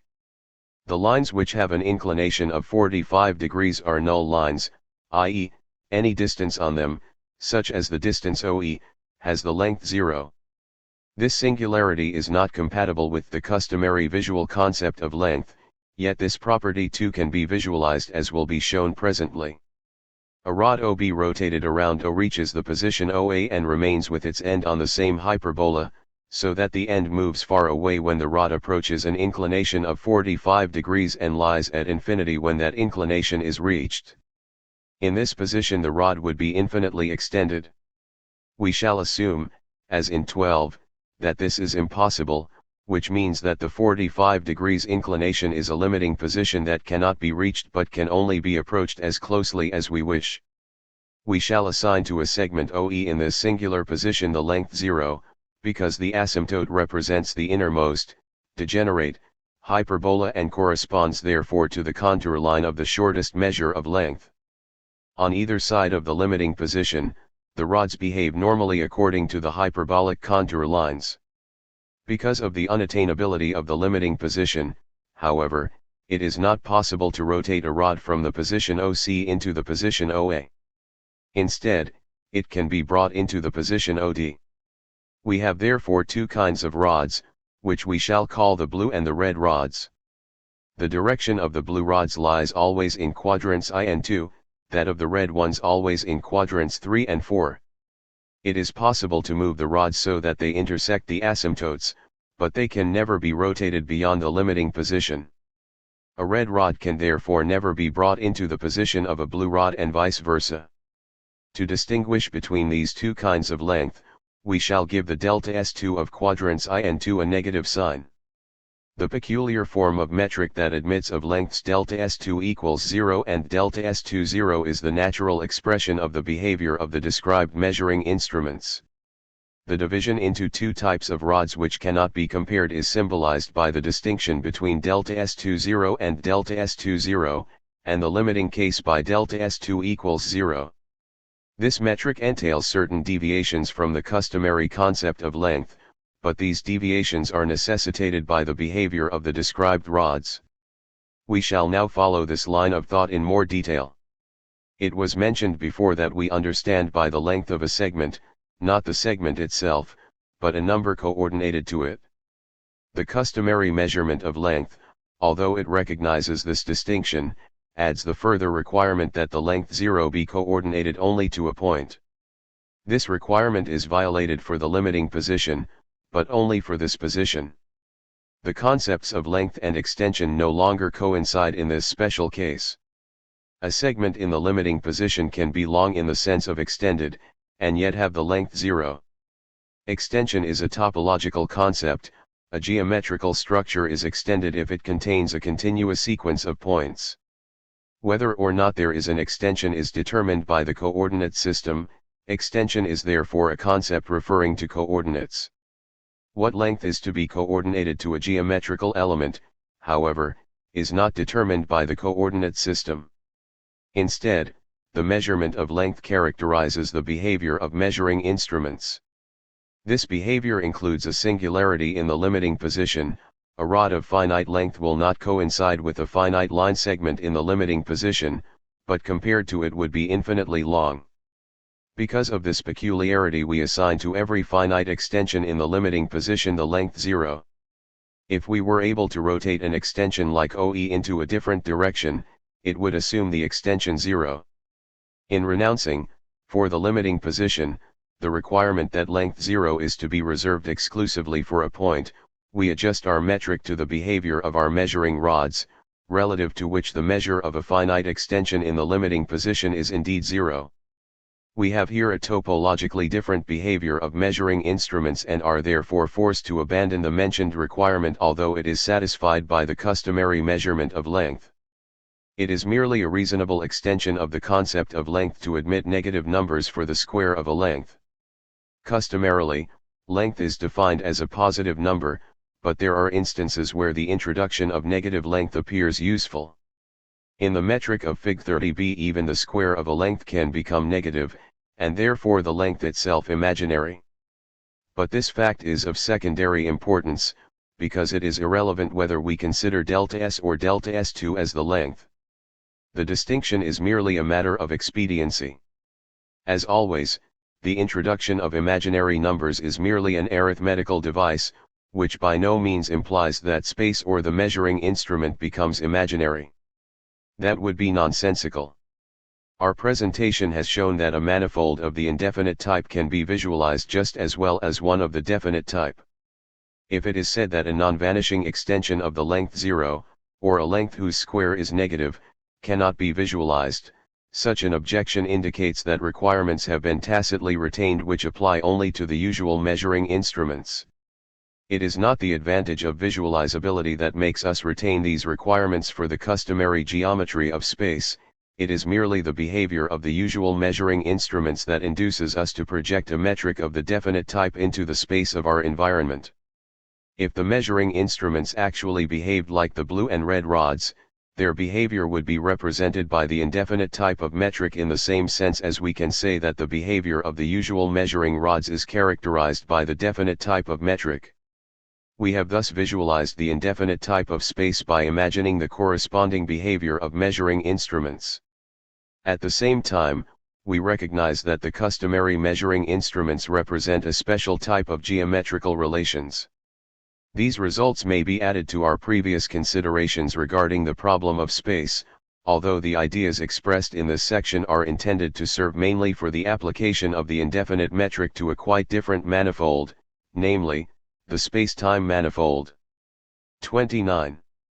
The four-dimensional representation of the space-time geometry. We have illustrated in the previous section the indefinite space-type by means of the behavior of rigid rods, considering them as the realization of the delta S2. Thus we described it as a pure space-type. In the case of the Lorentz transformation, however, the fourth dimension is given by time, and the realization of delta S2 must therefore be carried out in a different fashion. We shall discuss this method in connection with the work of Minkowski.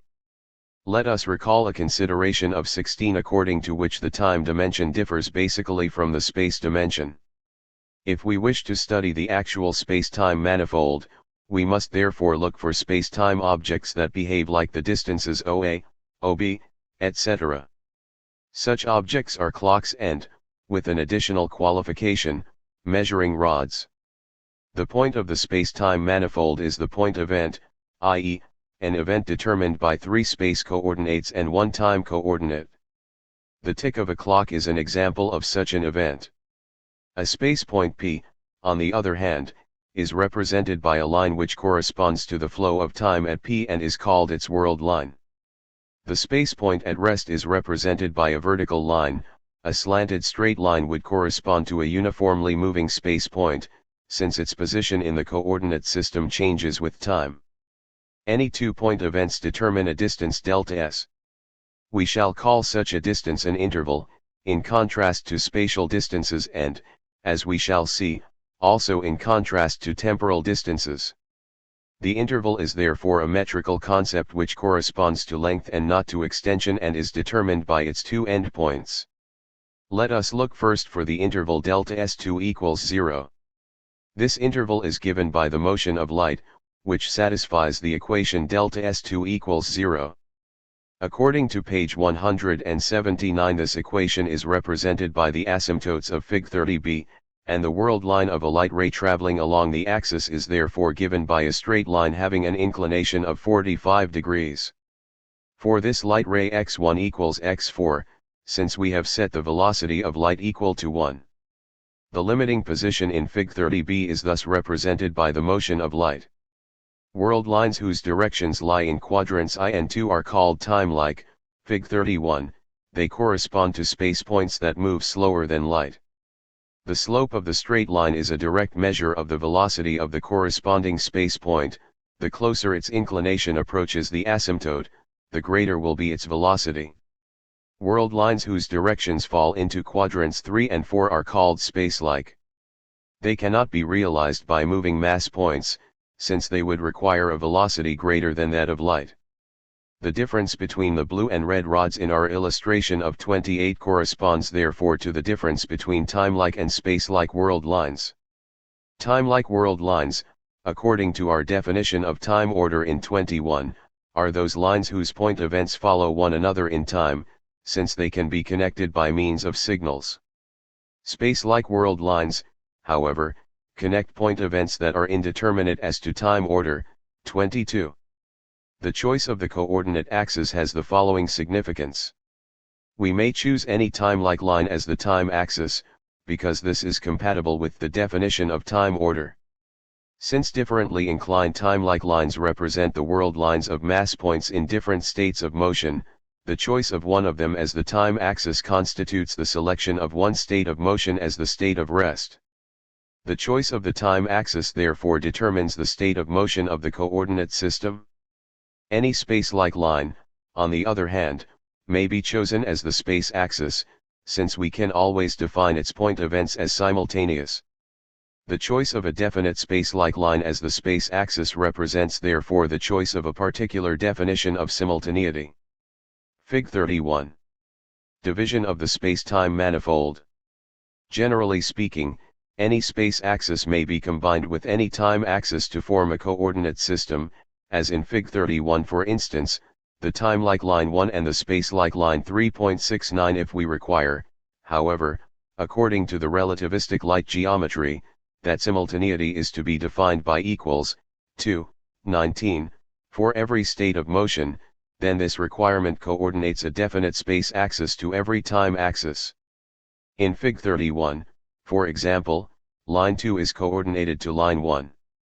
It can be shown that this prescription corresponds in the geometrical representation to the requirement that the time axis and the space axis must form conjugate diameters of the hyperbolus.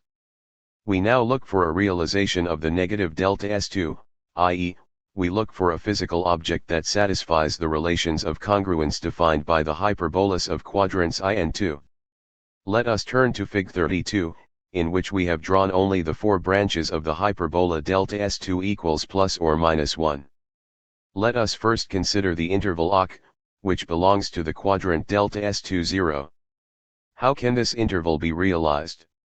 The vertical axis OC corresponds to the world line of a point at rest in the coordinate system K. Events O and Q are therefore given by the beginning and end of a period of a unit clock at rest in K. If we write for these events the interval 1. This form reduces to 2. Because there is no change in position relative to K, i.e., delta x1 equals delta x2 equals delta x3 equals 0. The interval OC is therefore measured by the period of a unit clock at rest in K. Fig 32. Realization of the indefinite metric by means of clocks and measuring rods. Let us now consider the interval OC, which equals OC and also equals 1. It corresponds to the section OC of the world line of the moving space point P on which events take place at O and at Q. Relative to K it is measured by 1.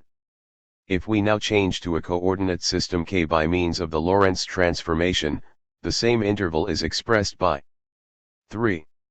Since it is the peculiarity of the Lorentz transformation that it leaves this expression invariant, CFP 177.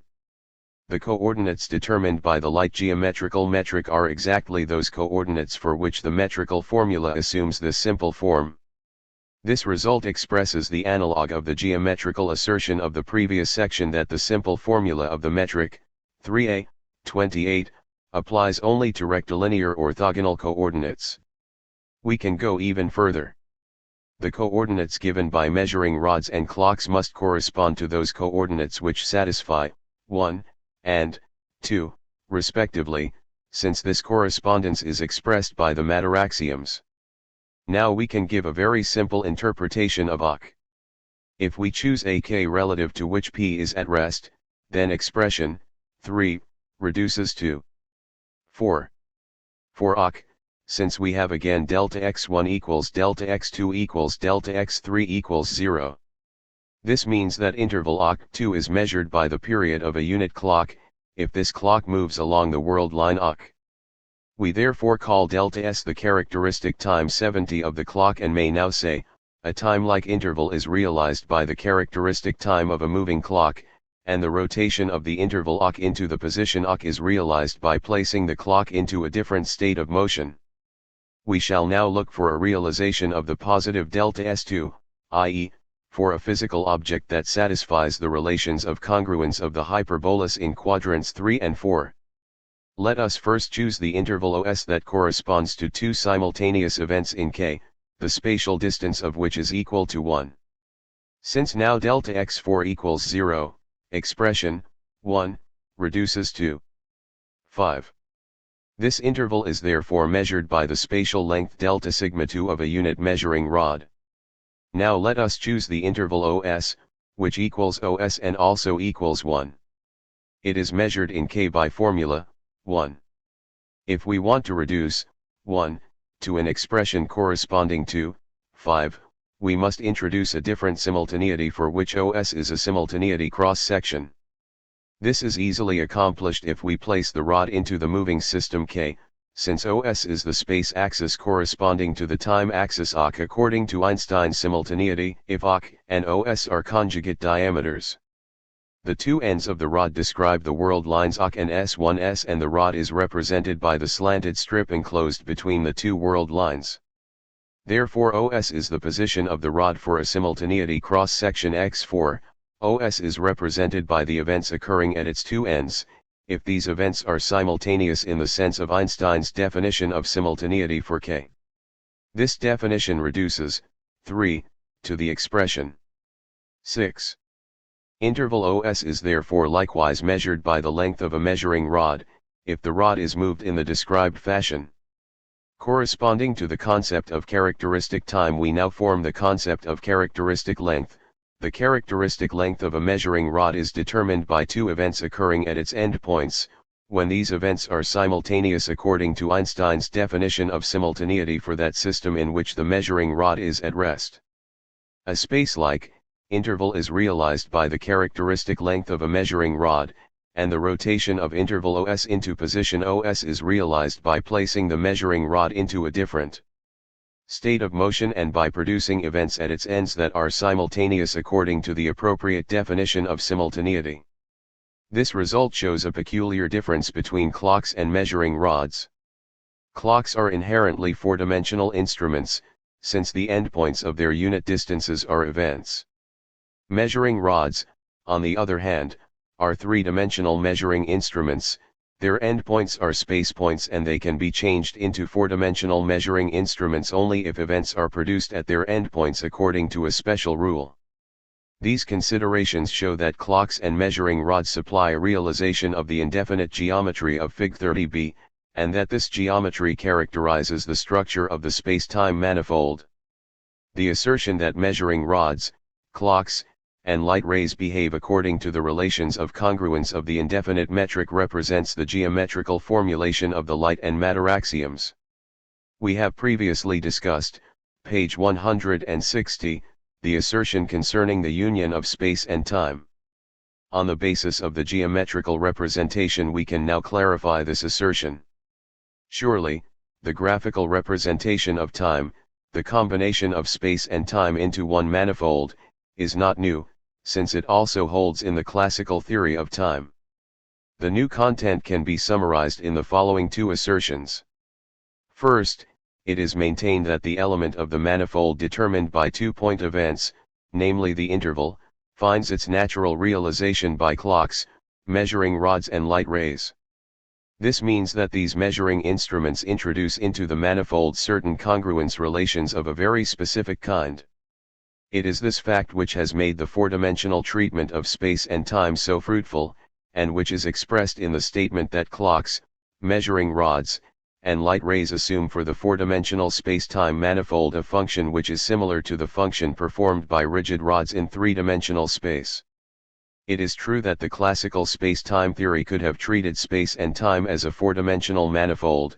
It would even have been possible to define some metric within this manifold.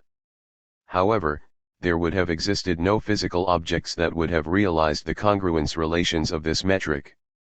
The assertion that there exists a natural metric for the space-time manifold has therefore great significance for physics. In this sense we may speak of a union of space and time.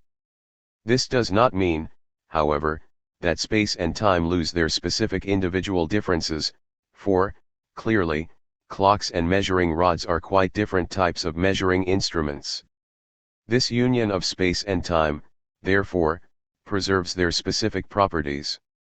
The transition from the indefinite metric of the theory of relativity to the classical theory of time can be characterized by the replacement of the limiting velocity c by infinity. The basic metrical formula will then degenerate, since x4 equals ct becomes infinite, and no metric of this kind is possible. If we were to construct a metric in the classical theory of time, we would not work with an indefinite metric, but would use the definite metric, 3b, 28, and define the congruence of four-dimensional intervals in an arbitrary fashion. Of course, there are such intervals even in the classical theory of space and time, but there is no natural rule, only arbitrary definitions, for their relations of congruence, i.e., for the measurement of length. The clock would not present a realization of these intervals, but would measure contour levels, see 30. Secondly, it is asserted that the manifold of space and time is of the indefinite type. This assertion has the consequence that not only the time axis can be rotated, this can also be done in the classical space-time theory, since it merely means that any moving system may be chosen as the one at rest, but even the space axis can be rotated. In the classical theory of space and time the space axis could not be rotated, because the angles of quadrants 3 and 4 were equal to 0. These differences of the new space-time theory in this respect have been the cause of erroneous interpretations. It was believed that the coupling of the space and time axis supplied by the Lorentz transformation, according to which every choice of the time axis determines a corresponding space axis as the conjugate diameter, signifies a more fundamental junction of space and time. This coupling, however, is relatively unimportant because it is based on an arbitrary additional requirement, introduced only for descriptive simplicity, for which there is actually no epistemological need. The mistake committed here is the one pointed out on page 146. It springs from the erroneous conception that there is a relation between the relativity of simultaneity and the relativity of motion. Only the fact that the space axis can be rotated independently of the time axis is new in the indefinite metric. This statement means that simultaneity is arbitrary within a certain angular interval. We saw, 22, that this fact represents a specific feature of the relativistic theory of space and time, which we formulated as a structural property of causal chains and illustrated in Fig. 23. We showed in 25 that the definitional nature of simultaneity results in an indeterminateness for spatial measurements, therefore we cannot speak of the state of a space at a definite time before a definition of simultaneity has been given. For this reason the indefinite metric formulates a second important point that can be referred to as a union of space and time. But this characterization of the space-time geometry can also be considered as leading to a sharp separation of space and time, because in the equation, 1, of the indefinite metric one dimension is clearly distinguished from the others by the negative sign. It is true, of course, that even this representation does not exhaust the specific characteristics of time. This follows from the fact that the purely spatial metric of 28 also represents the indefinite type, i.e., that an indefinite metric can likewise be realized by spatial measuring instruments alone. However, equation 1 expresses an asymmetry between space and time, which clearly distinguishes between the two. The theory of relativity therefore does not maintain that time is the fourth dimension of space, it is and remains time in all its specific properties. When we symbolize time by means of a straight line in Figs 31 and 32, we only gave a graphical representation, which means that the logical structure exhibited by the rods described in 28 can also be realized by the space-time manifold. This representation is analogous to the graphical representation of thermodynamic relations, 15, which exhibit the same logical structure as do rigid bodies, in this case the ordinary kind of rigid bodies. Therefore, the combination of space and time under one metric cannot erase their differences. If we speak of a geometrization of physical events, this phrase should not be understood in some mysterious sense, it refers to the identity of types of structure and not to the identity of the coordinated physical elements. On the contrary, there are essential properties of time which are not expressed in the geometrical representation in spite of the indefinite type of metric. However, if we remember these limitations, geometrical representation and visualization by means of drawings can always be used, because they combine the rigor of logical inference with mathematical elegance and lucidity. 30. The retardation of clocks. In this and the next section we shall deal with two consequences of the matter axioms which have given rise to misinterpretations and unjustified criticism. The first concerns clocks, the second, measuring rods. Let us assume that two clocks U1 and U2 are set according to Einstein's definition, 1, 19, in an inertial system K, Fig 33. A clock U with equal rest unit, that is, if it were to remain at rest next to U1 it would always show the same time as U1, is moved in the direction of the arrow with a velocity v. When it is next to U1 it shows the same time as U1. This determination requires only the neighborhood comparison of clocks. What will it show when it reaches clock U2?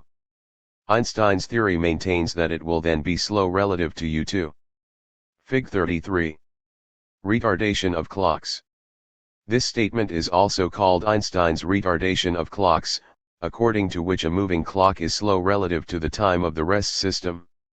The geometrical interpretation of this problem leads us back to the relations indicated in Fig 19, p. 134.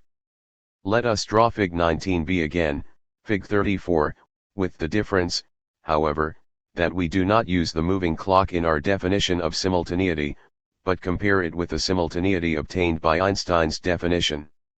The horizontal lines will now correspond to Einstein's simultaneity. Furthermore, we shall assume uniform motion, i.e., that the world line E1 E2 of the clock U is a straight line. According to Einstein's retardation of clocks, the number of sections which the moving clock has marked off along its world line E1 E2 is different from the number of contour levels through which it has traveled. Fig 34. The difference between interval and coordinate time. The relations drawn in Fig 32, p. 185, supply a simple explanation.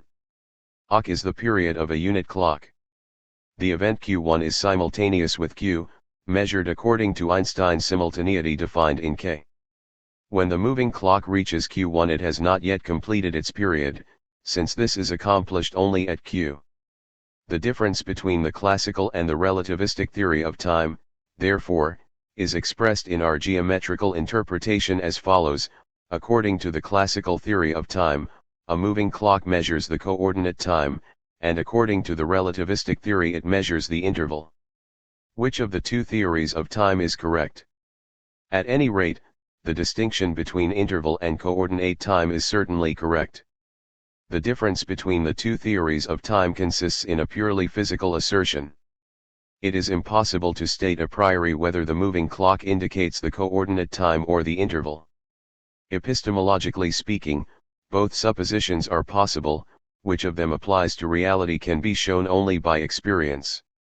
It is wrong, therefore, to say that the relativistic retardation of clocks is inconceivable. One phenomenon is as conceivable as the other, and we can only ask which one occurs in fact. Visualization cannot give us the answer, only observation can do so. The relativistic hypothesis has been confirmed by observation of traveling atom clocks, which in fact show Einstein's retardation. 71. The classical theory is also based on a hypothesis, since it is a physical hypothesis that the clock which travels along E1 E2, Fig 34, indicates the contour levels, and not the length of the world line. This hypothesis is identical with the acceptance of a specific simultaneity, since the moving clock can indicate the time difference only for one system of contour lines, which it would thus distinguish from all others. An objection to the relativistic theory of clocks that plays an important role in the literature, and may therefore be discussed, is given by the so-called clock paradox. The clock U, Fig 33, is slow compared to the time in K, and when it reaches U2 will show an earlier time than U2. Let us imagine that U is stopped in its path at this instant and turned around so that it will travel back to U1.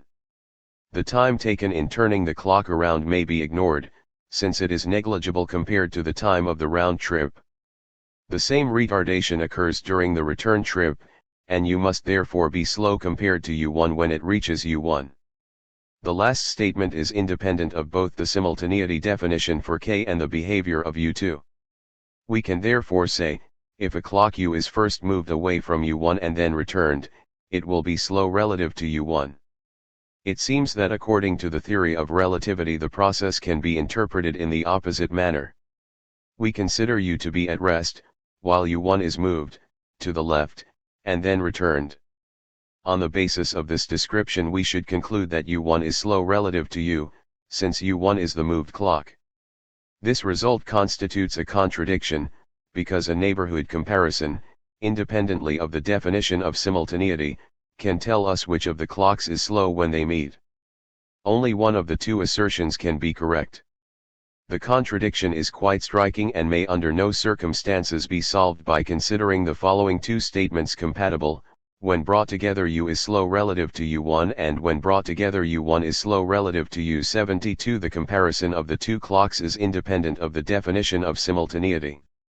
If the two above statements were both considered to be true, such a conception would contradict the basic rule of the theory of relativity that a point event, a coincidence, has an objective significance. A solution can be given only if we can show that one of the apparently equally correct inferences is incorrect. In fact, it is the second one. Fig 35. The asymmetry in the clock paradox. The error lies in a misconception of relativity, which can be explained as follows. The theory of gravitation shows, cf 39, that the special theory of relativity is applicable only because the distant masses of the fixed stars, drawn as a circle in Fig 35, determine a particular metrical field. If we take account of the masses of the fixed stars F, the apparent equivalence of the two interpretations vanishes. According to the first interpretation U is moving, while U and the fixed stars F remain at rest. According to the second interpretation U is at rest, and U and the fixed stars F are in motion. This analysis eliminates the symmetry of the two processes. The second is an entirely different process from the first because of the effect of the moving fixed stars, which produce a gravitational field at the instant of the reversal of the motion and thus cause a retardation of U. Due to the gravitational field U is the retarded clock even according to the second interpretation. Calculations prove this conclusion quantitatively correct. 73 The mistake that led to the paradox therefore resulted from the fact that the considerable effects of gravitation were ignored. A remark may be added concerning the extension of Einstein's theory of clocks to living organisms. The retardation of clocks has often been illustrated by the example of the twins. Of two newborn twins, one makes a cosmic trip with a velocity slightly below the velocity of light and returns as a boy, while the other twin has in the meantime become an old man. This consequence, which many people have regarded as absurd, actually contains nothing impossible or inconceivable and agrees with the theory of relativity in every respect. In fact, a similar case has been described in W. Muller's poem Der Monk von Reichenbach, which describes a monk going on a walk and returning after 300 years to his monastery, where nobody recognizes him. The poet's imagination thus created ideas which modern physics no longer regards as impossible.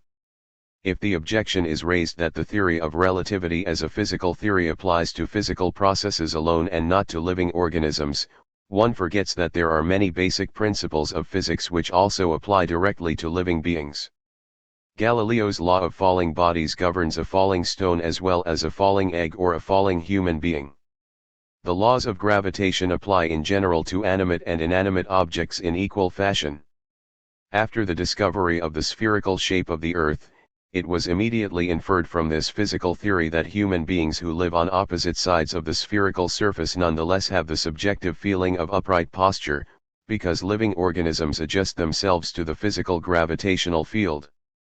It is a similar claim which is made by the theory of relativity in the example of the twins, namely, that living organisms, like clocks, adjust themselves to the metrical field.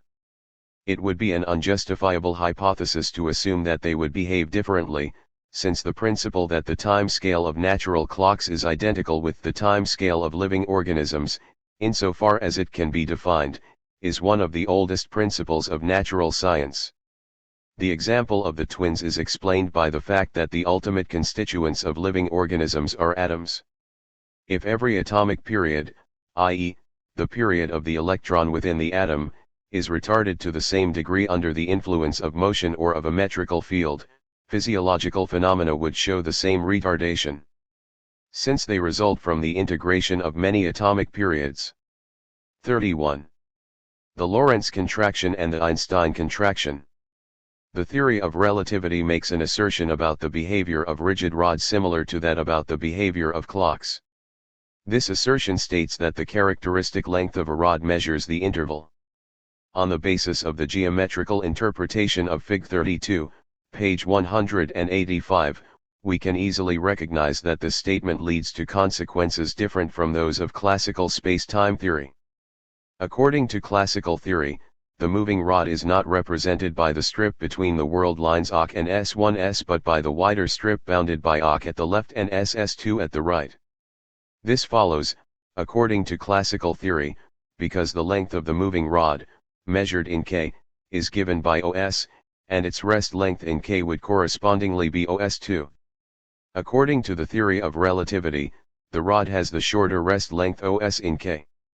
This assertion of the theory of relativity is based mainly on the Michelson experiment. 74 This experiment proves that the rods satisfy the light geometrical definition of congruence, cf. Fig 29, page 170, where 1.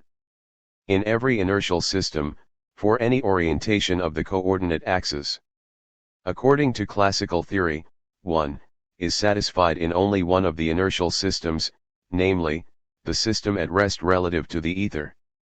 In all other systems the rest length of one of the branches of the coordinate axis will no longer satisfy 1.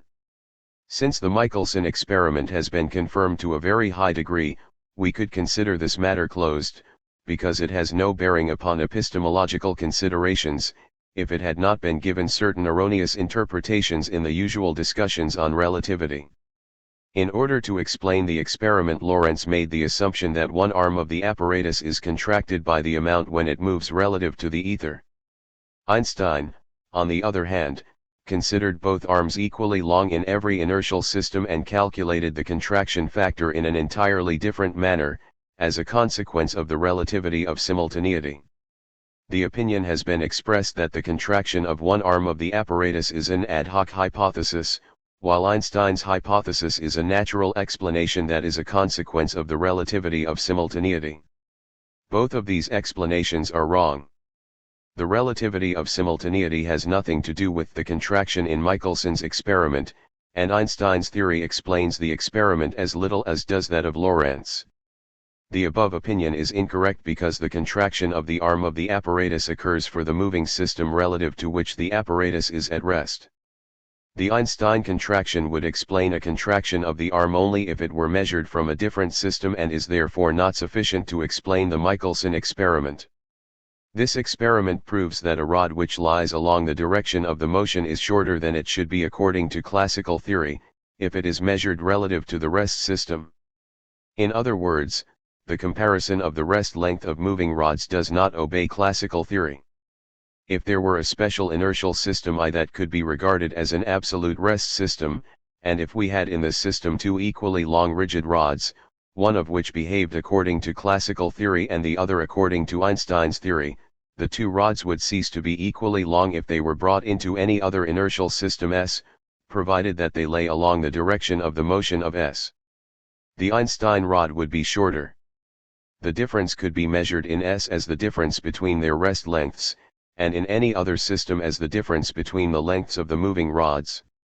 Einstein's theory as well as Lorentz's theory therefore assumes the behavior of rigid rods to be measurably different from their behavior according to classical theory, but the difference has nothing to do with the definition of simultaneity. It has been objected to previous remarks of mine on this subject 75 that it is impossible to compare two magnitudes belonging to different theories. This objection is incorrect. By reference to a third body, we are able to establish a comparison, if we calculate how the two magnitudes under consideration compare with that third body. Furthermore, this mode of expression is frequently used in physics. We may say, for instance, that a highly compressed gas behaves differently than it would according to Mariott's law. This means nothing but that the real gas G, when compressed to a certain degree, occupies a larger volume than a gas G which satisfies the Mariotte-Boyle relations. The third body used in this comparison is the rigid measuring rod which measures the volume. The third body is not always explicitly mentioned, and the abbreviated formulation is often preferred, because it clearly suggests a difference in actual behavior. The Lorentz contraction must indeed be considered a real difference in this sense. In this case, the tertium comparationis is light, which in terms of light geometrical definition supplies a standard to which the rods of the different theories can be compared. It would be an incorrect mode of speech, however, to say that the Einstein contraction is an apparent difference. This contraction has nothing to do with the difference between the real and the apparent, but results from a difference in the conditions of measurement. We shall speak of a metrogenic difference because this difference originates in the nature of the measurement. Since we are specifically concerned with kinematic conditions of measurement, we shall speak of a metrokinematic difference. We have pointed out before that the length of a rod is not the rod itself, but a logical function thereof. It is a number coordinated to the rod expressing its relation to other rods. The process of coordination depends on certain specified conditions. In the discussion of the concept of the length of a moving rod, 25, we emphasized that the coordinated length L depends on the simultaneity S as well as the velocity v. It is to be expected, therefore, that the coordinated length L will vary with changes in the two parameters S and v. This distinction is inherent in the kinematic system. Just as we spoke of perspective differences, in the previous example about the angle of vision, we may now speak of metrokinematic differences. Without changes in the rod itself, it is subjected to different kinematic conditions of measurement and will therefore yield different measures within the frame of one consistent theory. The situation is different for the Lorentz contraction. It compares rods under the same conditions of measurement relative to different theories. Here we have conflicting empirical assertions, since the two theories exclude each other. The same rigid rod behaves differently under the same conditions of measurement whether the Lorentz or Einstein theories on the one hand, or the classical theory on the other hand, are correct. We therefore speak of a real difference when we compare the real behavior with the possible behavior of objects. This real difference exists, in the explanation of the Michelson experiment, between the classical theory and Einstein's theory as well as between the classical theory and Lorentz's theory, whereas there is no difference between Einstein's and Lorentz's theories, both assert the state of affairs formulated in 1, while the classical theory differs from them in this respect. The concept of simultaneity does not enter into this problem at all. It would be advisable, therefore, not to use the same name for the two contractions. There is an Einstein contraction, which results from the relativity of simultaneity and compares the length of the moving rod with the length of the rod at rest, and there is a Lorentz contraction, which compares the length of a rigid rod that satisfies the Michelson experiment with the length of the rod as defined in the classical theory. It is a coincidence that both have the same contraction factor, and this is probably the reason that the two contractions have been so frequently confused. Their meanings are different. In addition to the Einstein contraction, Einstein's theory also contains the Lorentz contraction, which it explains as little as does the Lorentz theory. It is simply assumed axiomatically. What is the difference between Einstein's and Lorentz's theories? In order to answer this question, let us distinguish between the following two statements. The rest length of the moving rod is different from the rest length of the rod at rest. The rest length of the moving rod is different from the rest length of another rod which moves with it but satisfies the classical theory. Statement B is true. This was proved by the Michelson experiment and some further assumptions. We shall call it the Lorentz contraction. In the geometrical representation it is indicated by the difference between the distances OS and OS2, Fig 32, p. 185. As formulated, statement A, on the other hand, is neither true nor false. Its truth depends on the coordinative definition for the comparison of the rest lengths of moving segments, cf 25. In the geometrical representation, statement A is equivalent to the comparison of OS and OS. It seems that Lorentz believed that statement A follows from statement B. This belief, however, would constitute an epistemological error. Einstein's theory rejects Lorentz's conclusion and, recognizing the existence of a coordinative definition, regards the two rest lengths mentioned in A as equal. It is sometimes overlooked by proponents of the theory of relativity that statement B is nevertheless true.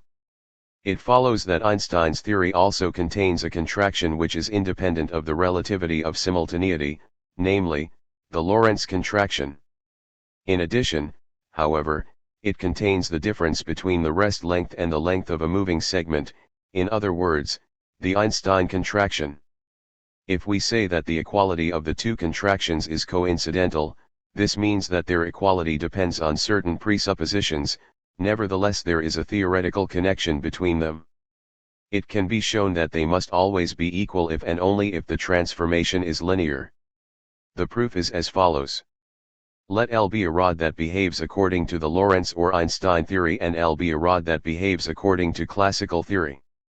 Their rest lengths in K are equal, or, where the upper index designates the system in which the measurement is performed, and the lower index the system in which the rod rests.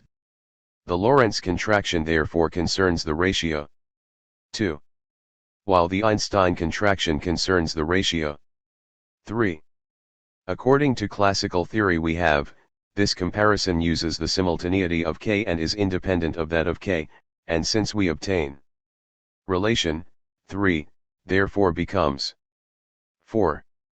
Because of the linearity of the transformation, and only because of it, ratio 4 is the same as ratio 2, which means that 3 is also the same as ratio 2.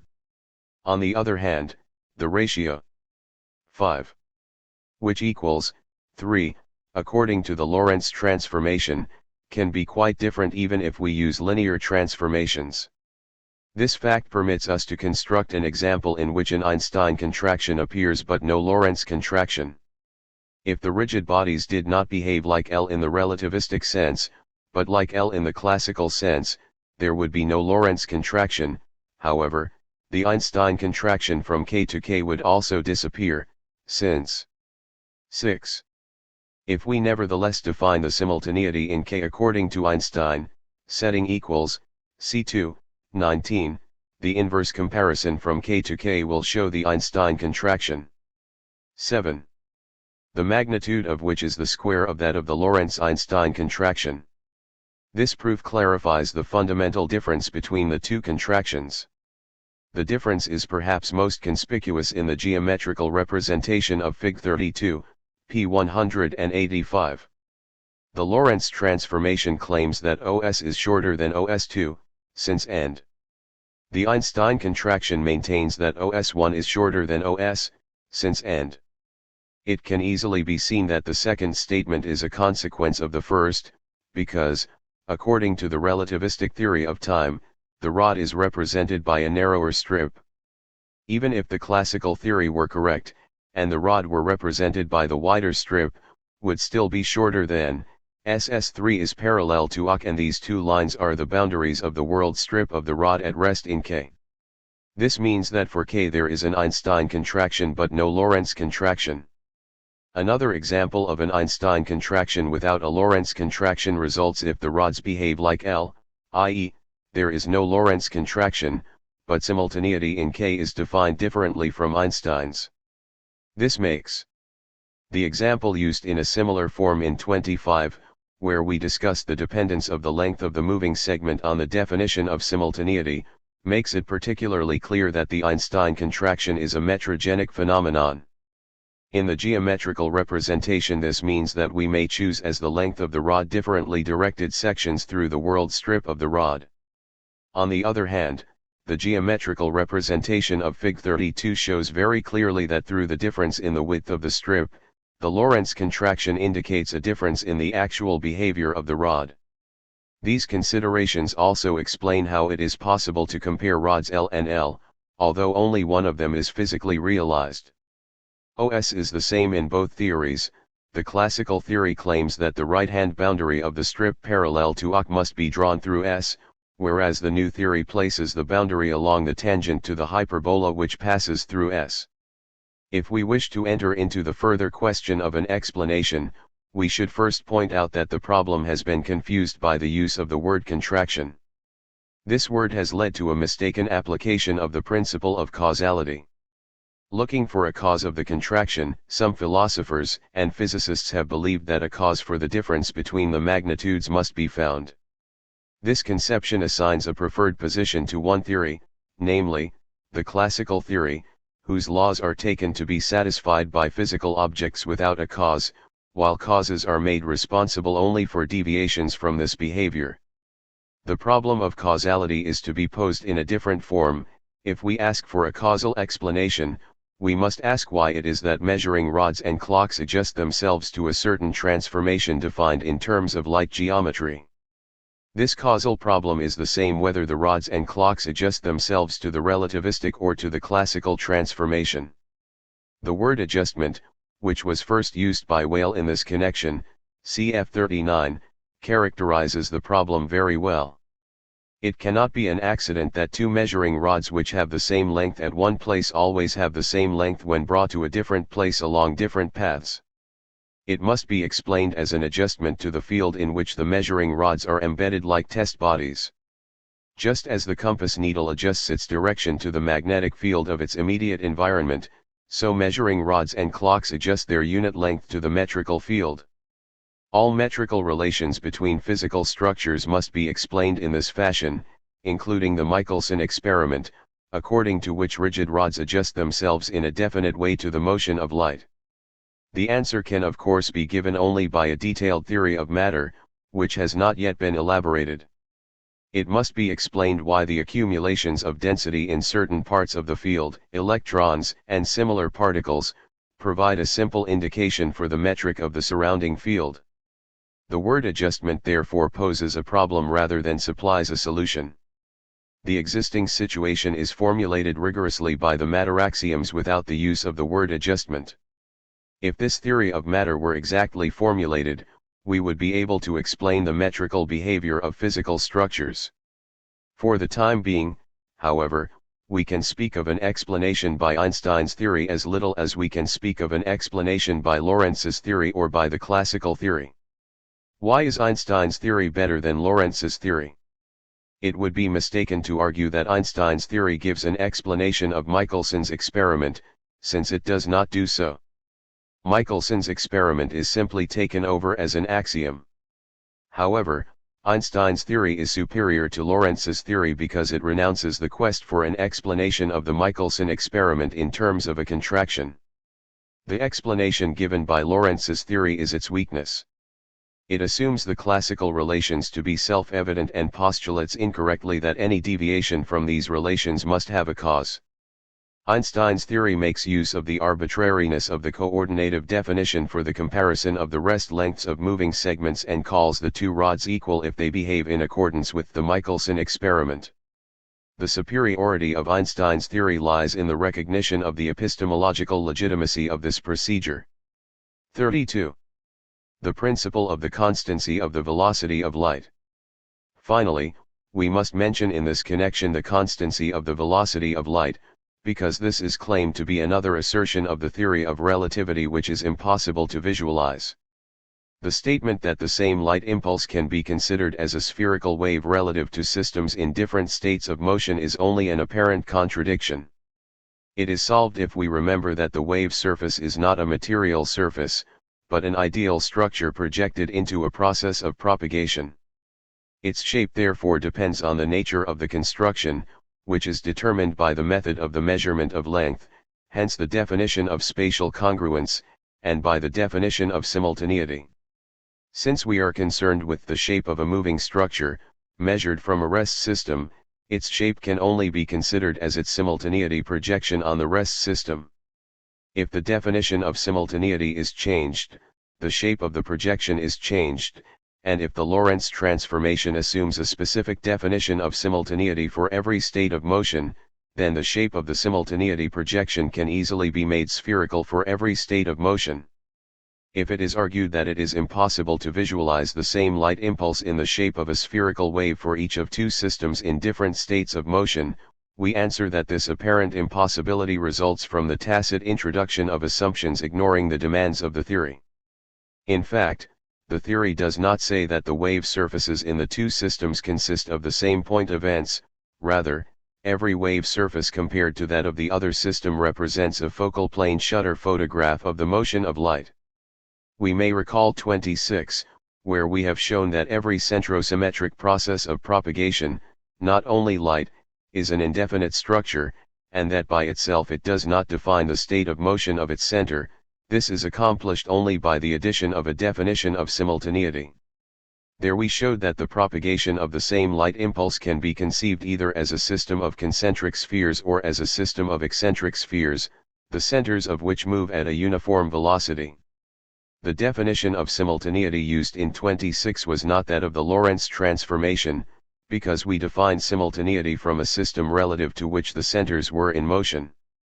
If the definition of simultaneity is given from a moving system, the spherical surface will result when Einstein's definition with equals is used, since it is this definition which makes the velocity of light equal in all directions.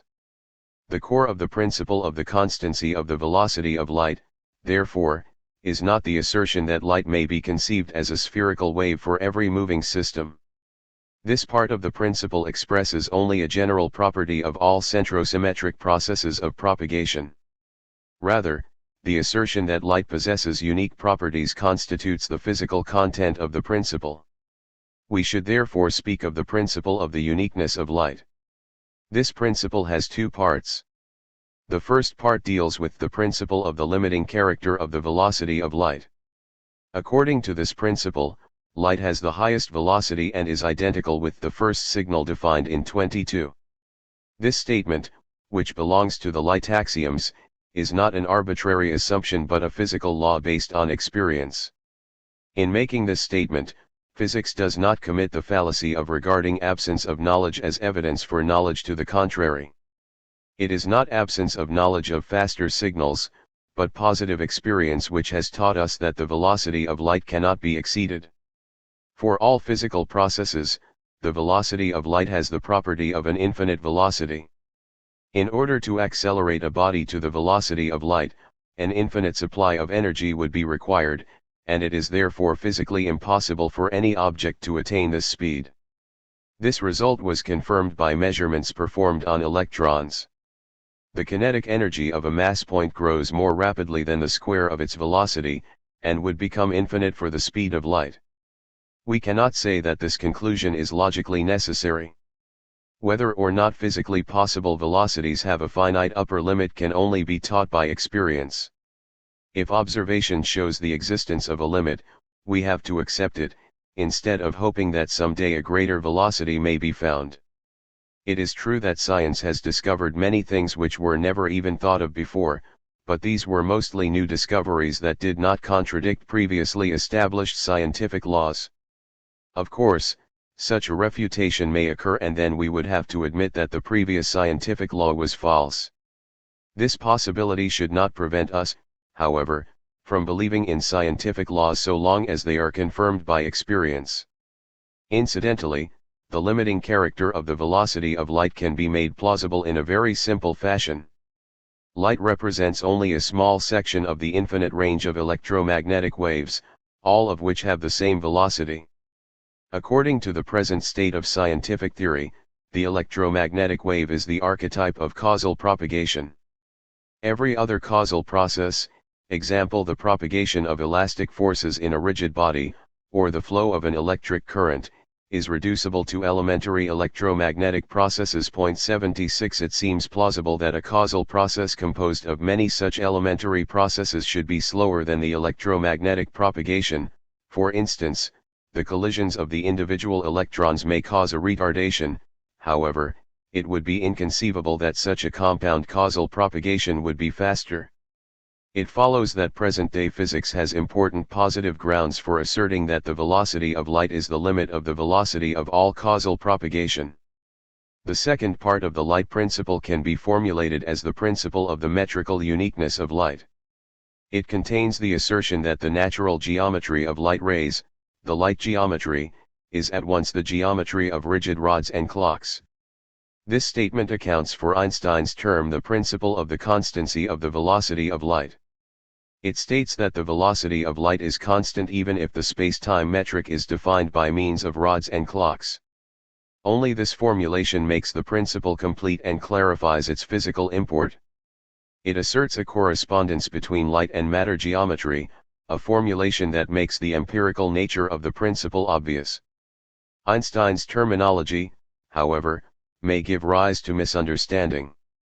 Physics cannot assert that the velocity of light is constant, since the measure of velocity contains an arbitrary element in the definition of simultaneity.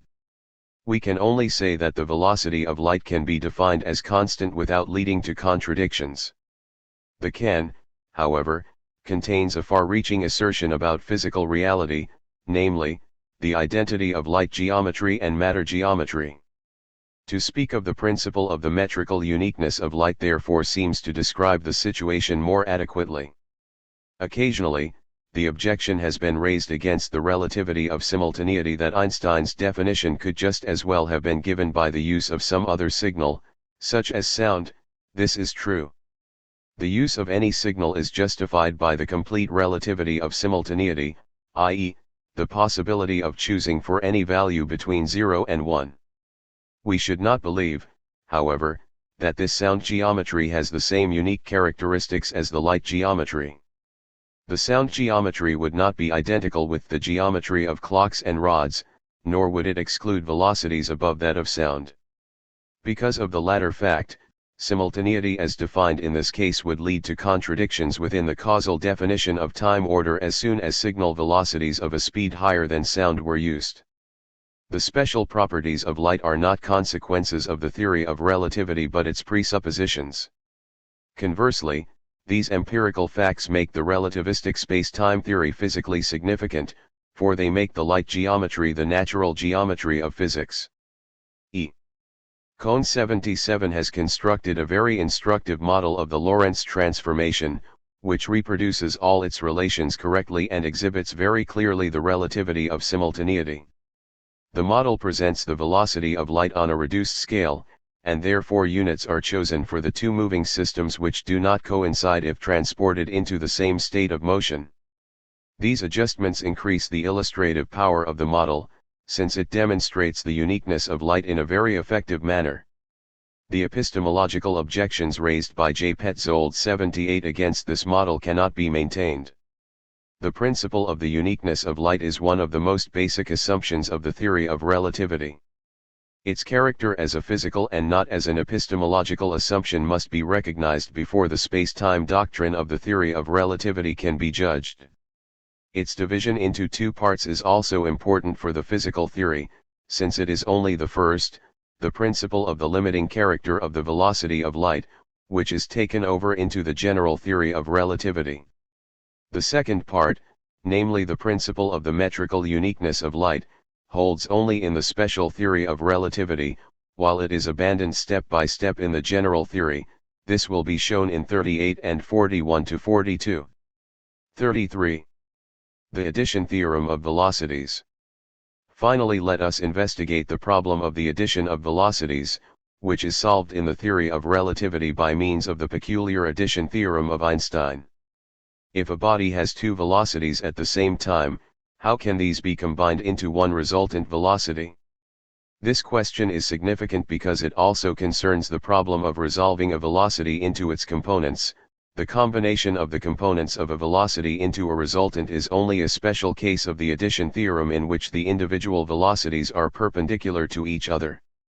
We must now investigate to what extent the addition of velocities can be derived logically and to what extent it is a matter of experience.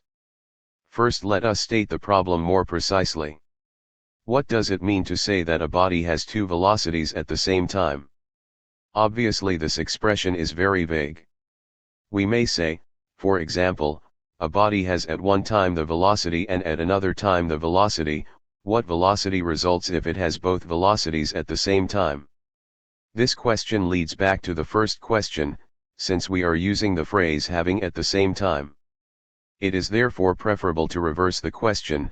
A body has a velocity w, and we ask how this velocity can be resolved into two components. We may proceed as follows, provided that we consider only uniform rectilinear motion. All other motions are reducible to this in infinitesimal regions. Let a body move from p0 to p1 with a velocity and then from p1 to p2 with a velocity in a different direction. For each of these paths it uses the same time interval delta t. If we send it another time directly from p to p2 with a velocity of w such that it takes the same interval delta t, which it had previously used for the separate parts of the trip, we say that it has velocities n at the same time. Now we have given a definition of having at the same time, and we can derive logically the addition theorem for vectors. 1. In this form the addition theorem is a logical consequence, and at the same time it justifies the resolution of a velocity into its components. The components of the velocity are defined in terms of the total velocity in the same way as the individual velocities and were defined in terms of w. The law of the components of a velocity, which is a special case of 1, is therefore purely a matter of logic. We can also give the expression having at the same time a completely different meaning which has a direct physical interpretation. For this purpose we use an auxiliary system K, the system of reference is K. Let K have the velocity relative to K and let a given body have the velocity relative to K. What velocity does this body have relative to K? More precisely, how is its velocity relative to K computed from and? It is immediately obvious that an answer to this question will depend on the definitions of the measurements of length and of simultaneity in the two systems K and K.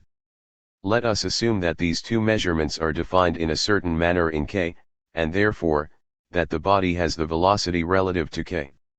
Its velocity relative to K will then be. If we change the definitions for the two measurements in K and consider a body which now has the velocity relative to K, this body will have a state of motion different from that of the first and it will therefore have a different velocity relative to K. Consequently its velocity must be calculated differently, in terms of and, from the velocity of the first body. We can therefore give an addition theorem corresponding to the second meaning of having at the same time only if we state how length and time measurements are to be performed in K and K. It can easily be shown how these measurements have to be performed in order to obtain addition theorem, 1. For this result we must require simultaneity and the measure of time in K are to be defined so that every clock in K always shows the same time as that clock in K which it is passing at that moment. In other words, the time of K is identical with the time of K. The length of a distance L in K is to be measured by that distance L of K which is the projection of L on K on the basis of the simultaneity of K. In other words, the measurement of length in K is identical with that of K. It can easily be seen that the vector addition theorem, 1, follows logically from these conditions, since they define the so-called Galilei transformation. 2. In which the components U alpha of are defined according to the above rules. 79. The problem is essentially different for the relativistic theory of space and time. It defines the measure of time, simultaneity, and the measurement of length in K in a different fashion, requiring that the relativistic light geometry be established in K as well as in K. Since this requirement is equivalent to the use of the Lorentz transformation for the transition from one system to the other, we obtain a different addition theorem for the relativistic light geometry. This theorem is derivable from the Lorentz transformation, and we shall present it here for the simple case where n are equidirected 80. 3. Like additional theorem, 1, this theorem is logically necessary, but it rests on different assumptions. We may also consider this addition theorem as an empirical result, if we define the metric in K not light geometrically, but with the aid of clocks and rigid rods. Then, 3, states, if lengths and time intervals are measured in K and K by the same kind of natural clocks and rods, and if simultaneity is defined for both systems according to Einstein's formula, 1, 19, then addition theorem, 3, holds for the second kind of definition of having at the same time two velocities. This is obviously an empirical law, since it concerns clocks and rods the behavior of which cannot be determined a priori. On the other hand, it is clear that this law has no other empirical content than that expressed by the correspondence between light geometry and matter geometry. With this formulation we have exhausted the empirical content of the relativistic kinematics as far as concerns measuring instruments. Finally, retaining the second meaning of having at the same time two velocities, we can give the addition theorem another interpretation by using the following rule for the measure of velocity in K.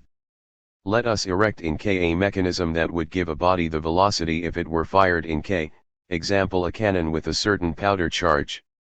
If this cannon is transported to K and fired, then we say that the shell has the velocity relative to K. Since K moves with the velocity relative to K, how can be calculated from and? The velocity in K is not defined by clocks and rods, but by the transport of a firing mechanism.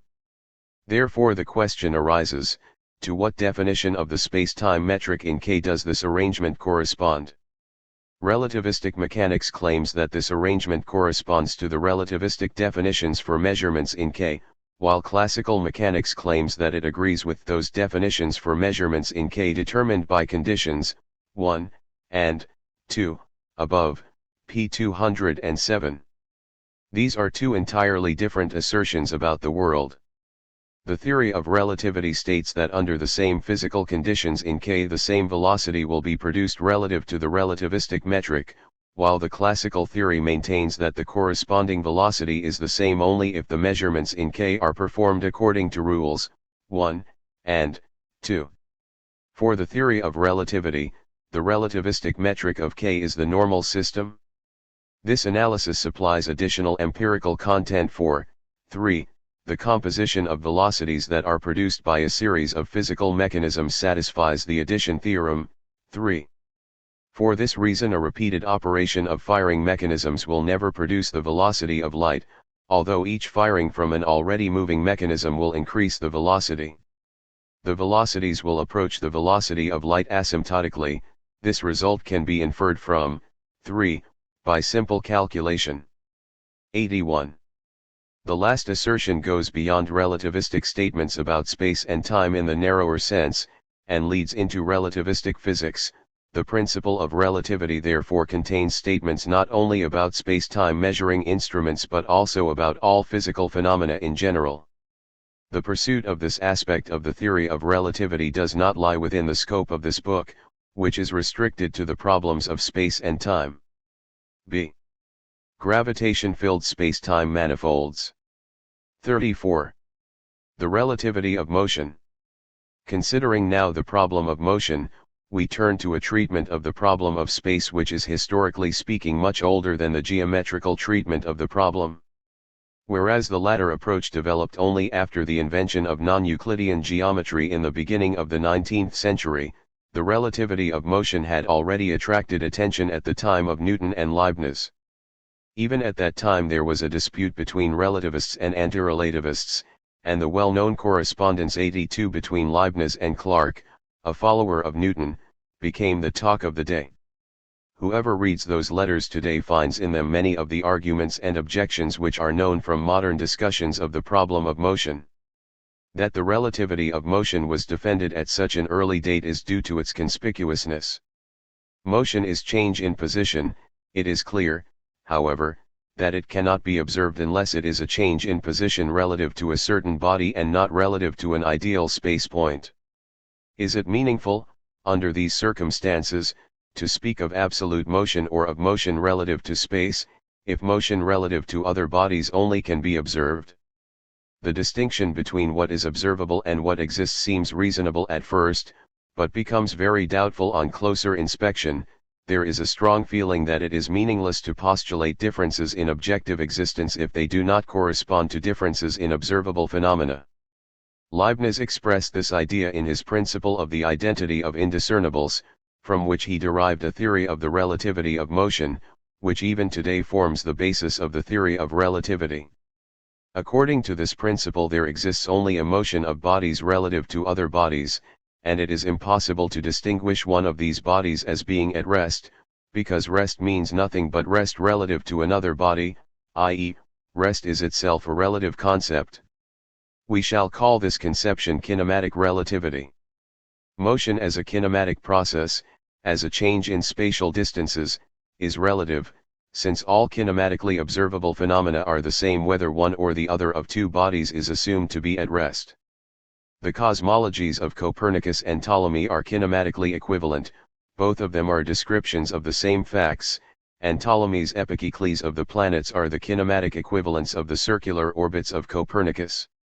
Even this early discussion of the problem of motion, however, deals already with another kind of question, namely the dynamic problem of motion. It was Newton, the father of mechanics, who introduced criteria of motion other than kinematic ones into the discussion. Discovering the quantitative relation between motion-producing forces and a kinematic magnitude, the acceleration, he could in turn use force as a measure of acceleration, i.e., the state of motion. Newton therefore denied the relativity of motion. According to him it is not true that all observable phenomena are the same regardless whether we consider one or the other of two bodies as being at rest, because differences appear as soon as dynamic phenomena are included in the observations. The measurement of the effect of a force therefore permits the determination of a state of motion relative to space. This leads Newton to the concept of absolute space, which in its own nature, without relation to anything external, remains always similar and immovable. 83. He certainly recognized the difficulties involved in speaking of such an unreal structure whose parts cannot be sensually perceived. 83. But with his basic law of dynamics, force equals mass times acceleration, he was able to indicate other means to determine motion relative to space and at the same time the state of absolute space itself. If we observe the relative or apparent motion of an observable body, i.e., its motion relative to the observer, and measure the effective force, we can calculate the absolute motion of the body. With the aid of the laws of dynamics we can therefore determine the state of motion of the unobservable absolute space in terms of observable phenomena. Newton developed these ideas mainly with reference to rotation. If we imagine a rotating disk in empty space, then it is kinematically impossible to determine its state of motion. This is possible, however, as soon as we take account of dynamic phenomena. An observer located on the disk could measure a centrifugal force K, i.e., the pressure that drives a body fastened to the disk toward the rim, and calculate from it the velocity of the rotation by the formula K equals mw2r. Newton demonstrated in a very ingenious fashion how one could also determine the direction of the rotation. Carrying through his idea for our example, let us imagine a second smaller disk in the center of the first, rotating relative to it. On this second disk the centrifugal force will be greater or smaller depending on whether the two disks rotate in the same or in opposite directions. That direction of rotation of the second disk which causes an increase in the centrifugal force is therefore also the direction of rotation of the first disk. Newton distinguishes consequently between the real and the apparent motion of a body. This distinction is not always obvious, and Newton regards it as the task of mechanics to develop methods that allow us to carry through the distinction between real and apparent motion in all cases. How we are to obtain the true motions from their causes, effects, and apparent differences, and the converse, shall be explained more at large in the following treatise. For to this end it was that I composed it. 84. These concluding words of the introduction to Newton's main work illustrate the contrast that may exist between the objective significance of a discovery and the subjective interpretation given to it by its author. Whereas the physical system of Newton's dynamics has become a basic part of science, which, though transformed by later developments into a higher form of knowledge, will always be retained as an approximation, his philosophical interpretation did not survive.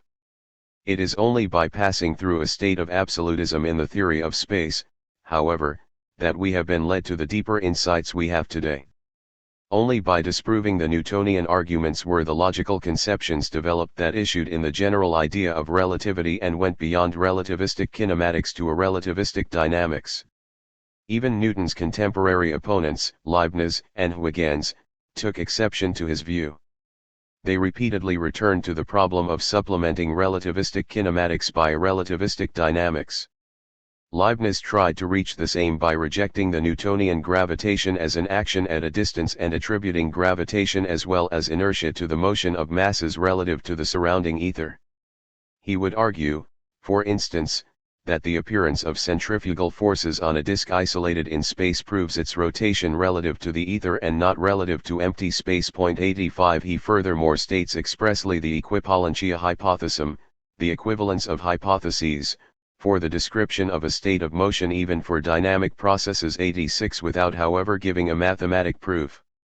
Yet his philosophical system led him to limit his dynamic relativity, for he wrote to Huygens, that to every object there corresponds a certain amount of motion, or, if you wish, force, in spite of the equivalence of the assumptions.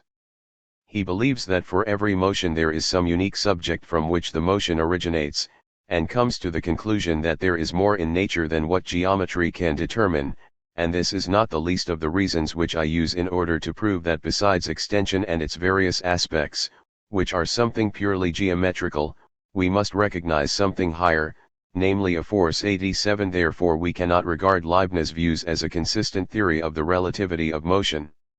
He was unable to refute Newton's arguments. Neither was Huygens able to refute them, although he found a very interesting interpretation of the centrifugal force, which however, can no longer be maintained. 88. It was Ernst Mach who discovered the argument that can be constructed against Newton's theory of centrifugal force and which leads to a relativistic dynamics. Mach deals with the pail experiment described by Newton. A pail half full of water is suspended by a rope and is put in a state of rotation by twisting the rope. In the beginning the pail will not drag along the water, but will rotate alone. Gradually, however, it will drag along the water, and the surface of the water will assume the well-known hollow shape, which is due to centrifugal force. When the pail is stopped, the water continues to rotate and retains its parabolic surface.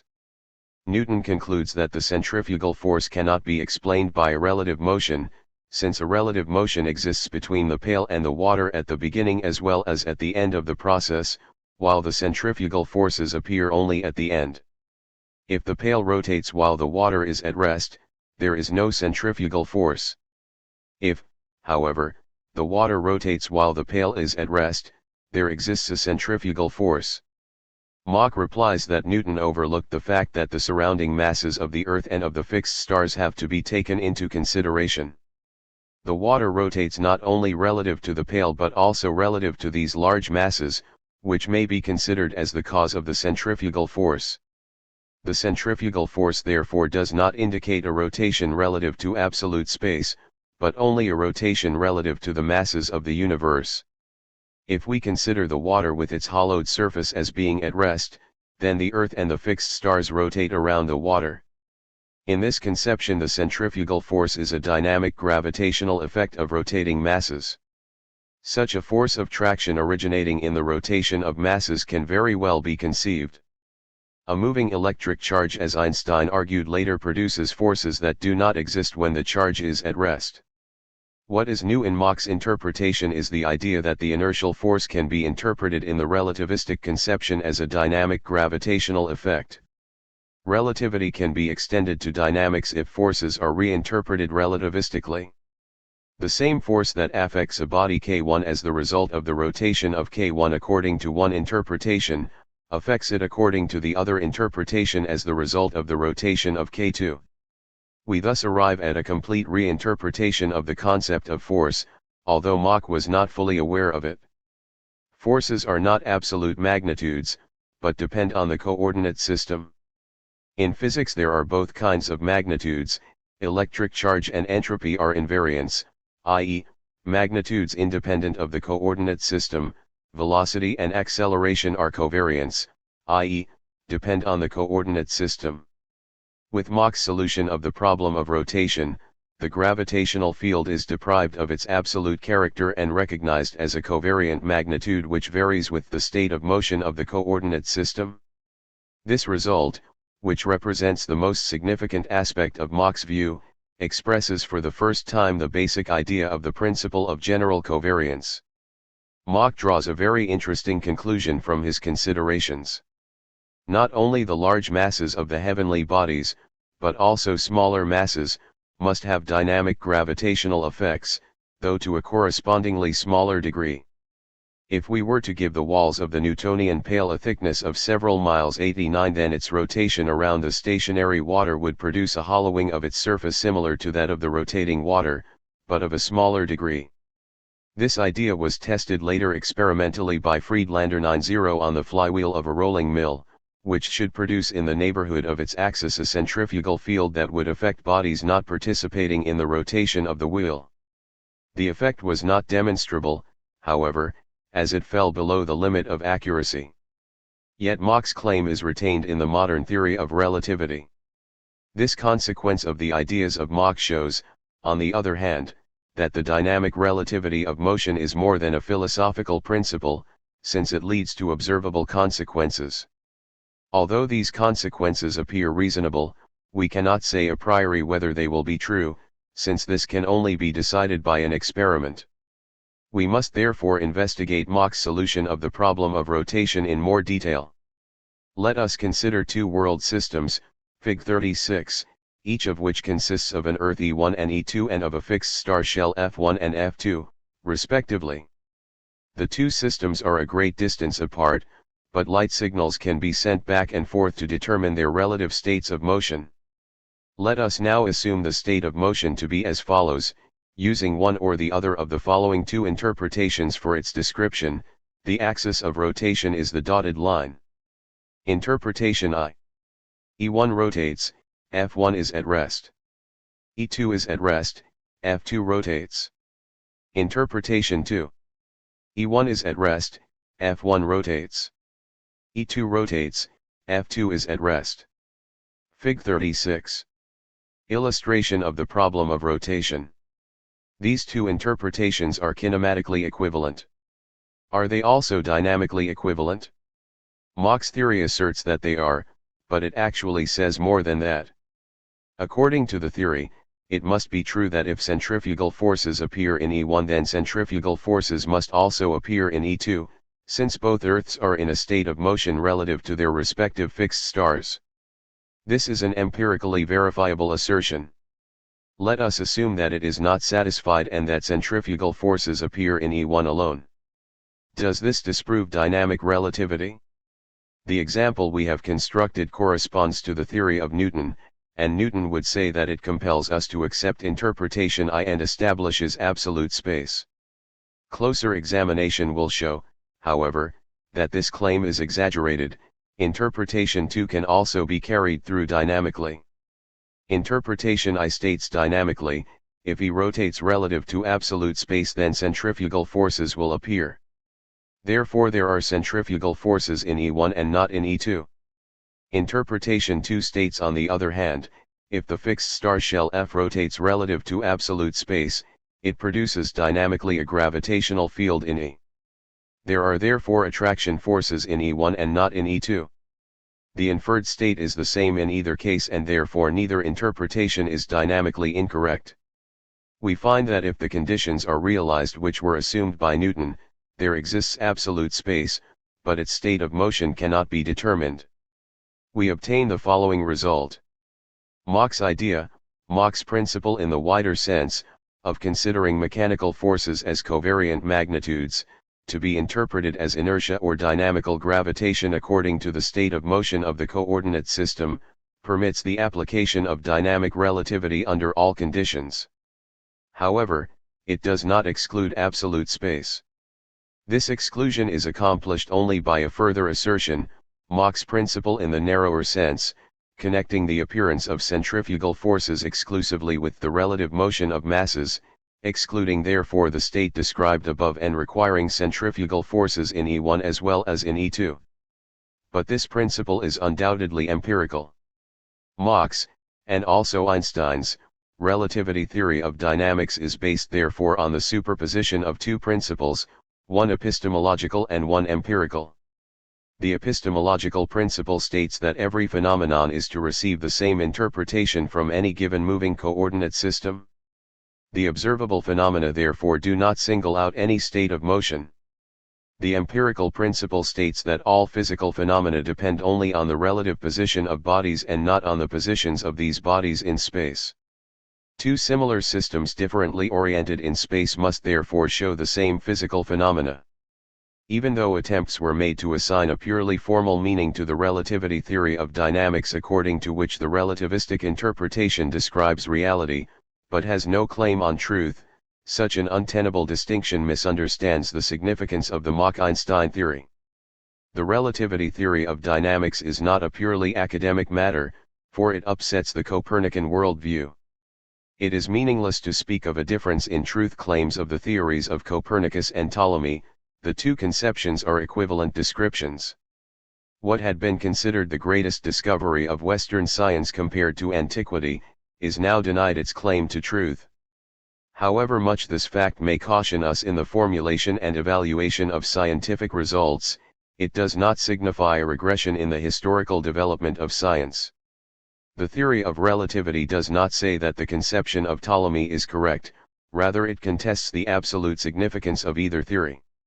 It can defend this statement only because the historical development passed through both of them, and because the conquest of the Ptolemaic cosmology by Copernicus gave rise to the new mechanics, which in turn gave us the means to recognize also the one-sidedness of the Copernican worldview. The road to truth has followed in this case the purest form of the dialectic which Hegel considered essential in every historical development. Of course, it would be an overestimation to interpret Mach's ideas as the completion of the synthesis. When Mach replied to Newton that centrifugal forces must be explained by means of relative motion alone, he did not formulate a physical theory, but only the beginning of a program for a physical theory which must eventually deal with all mechanical phenomena, not only centrifugal force. Above all, it must explain relativistically the phenomena of motion in a gravitational field, example the motion of planets. The greatest achievement of Newtonian mechanics was that it gave a dynamic foundation to the Copernican worldview. While from the point of view of kinematics there existed no difference between the universes of Ptolemy and Copernicus, Newton decided in favor of Copernicus from the point of view of dynamics. It was only for this particular world description that his theory of gravitation offered a mechanical explanation. The complicated planetary orbits of Ptolemy, on the other hand, did not fit into any explanation.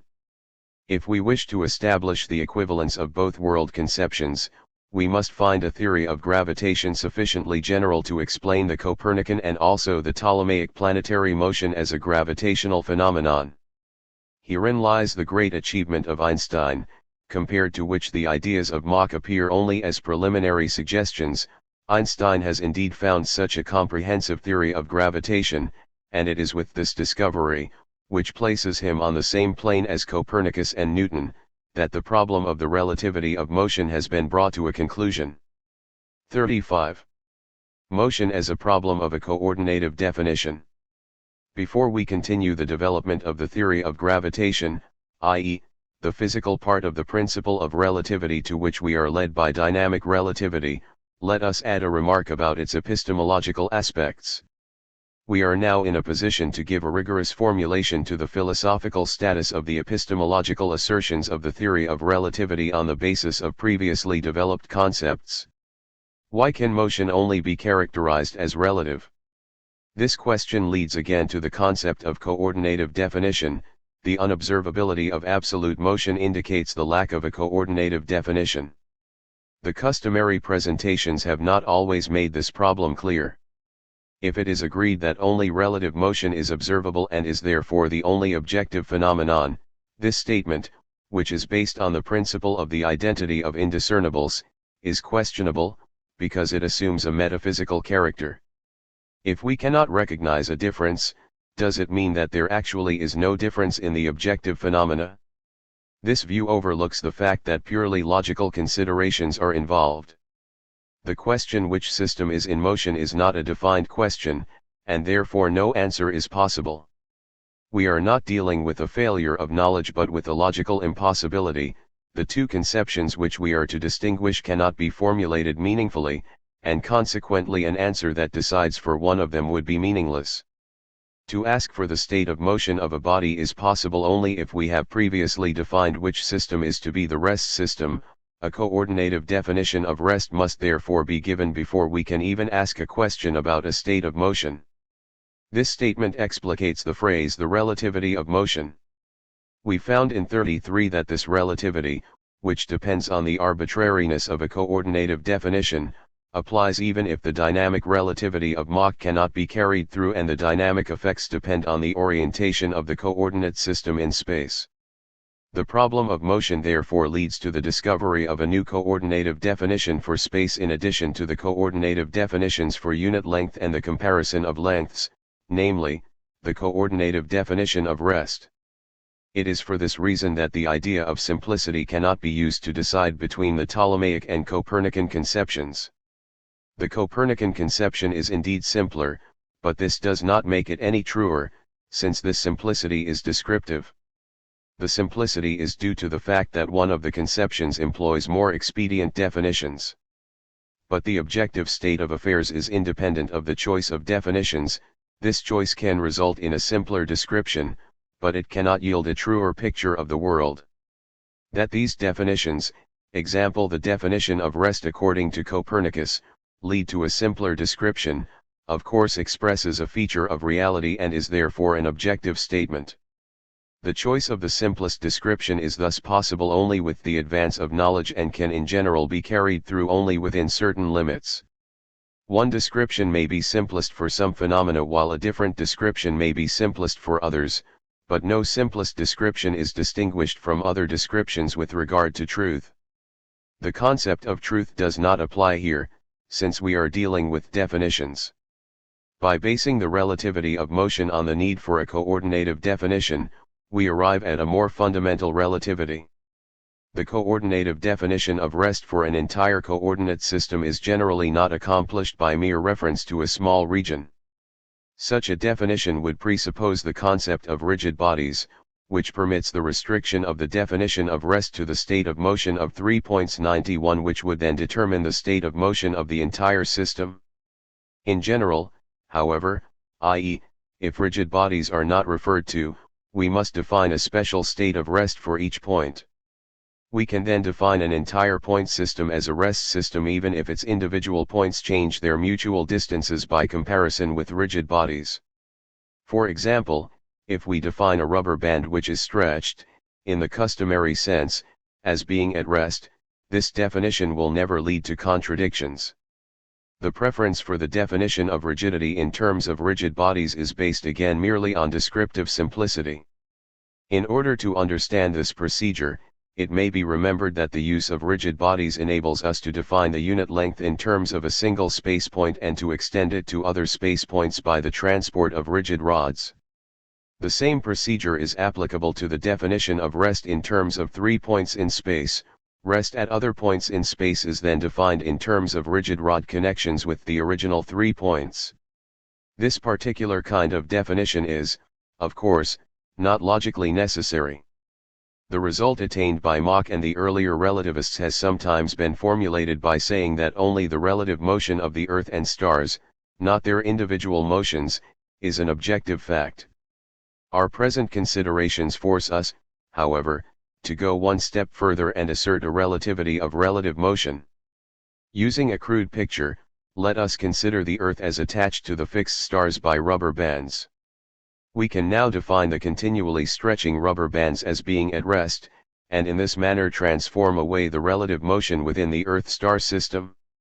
Therefore even this relative motion is not an absolute fact, it applies only to certain specific coordinate systems, namely those that can be realized by rigid bodies.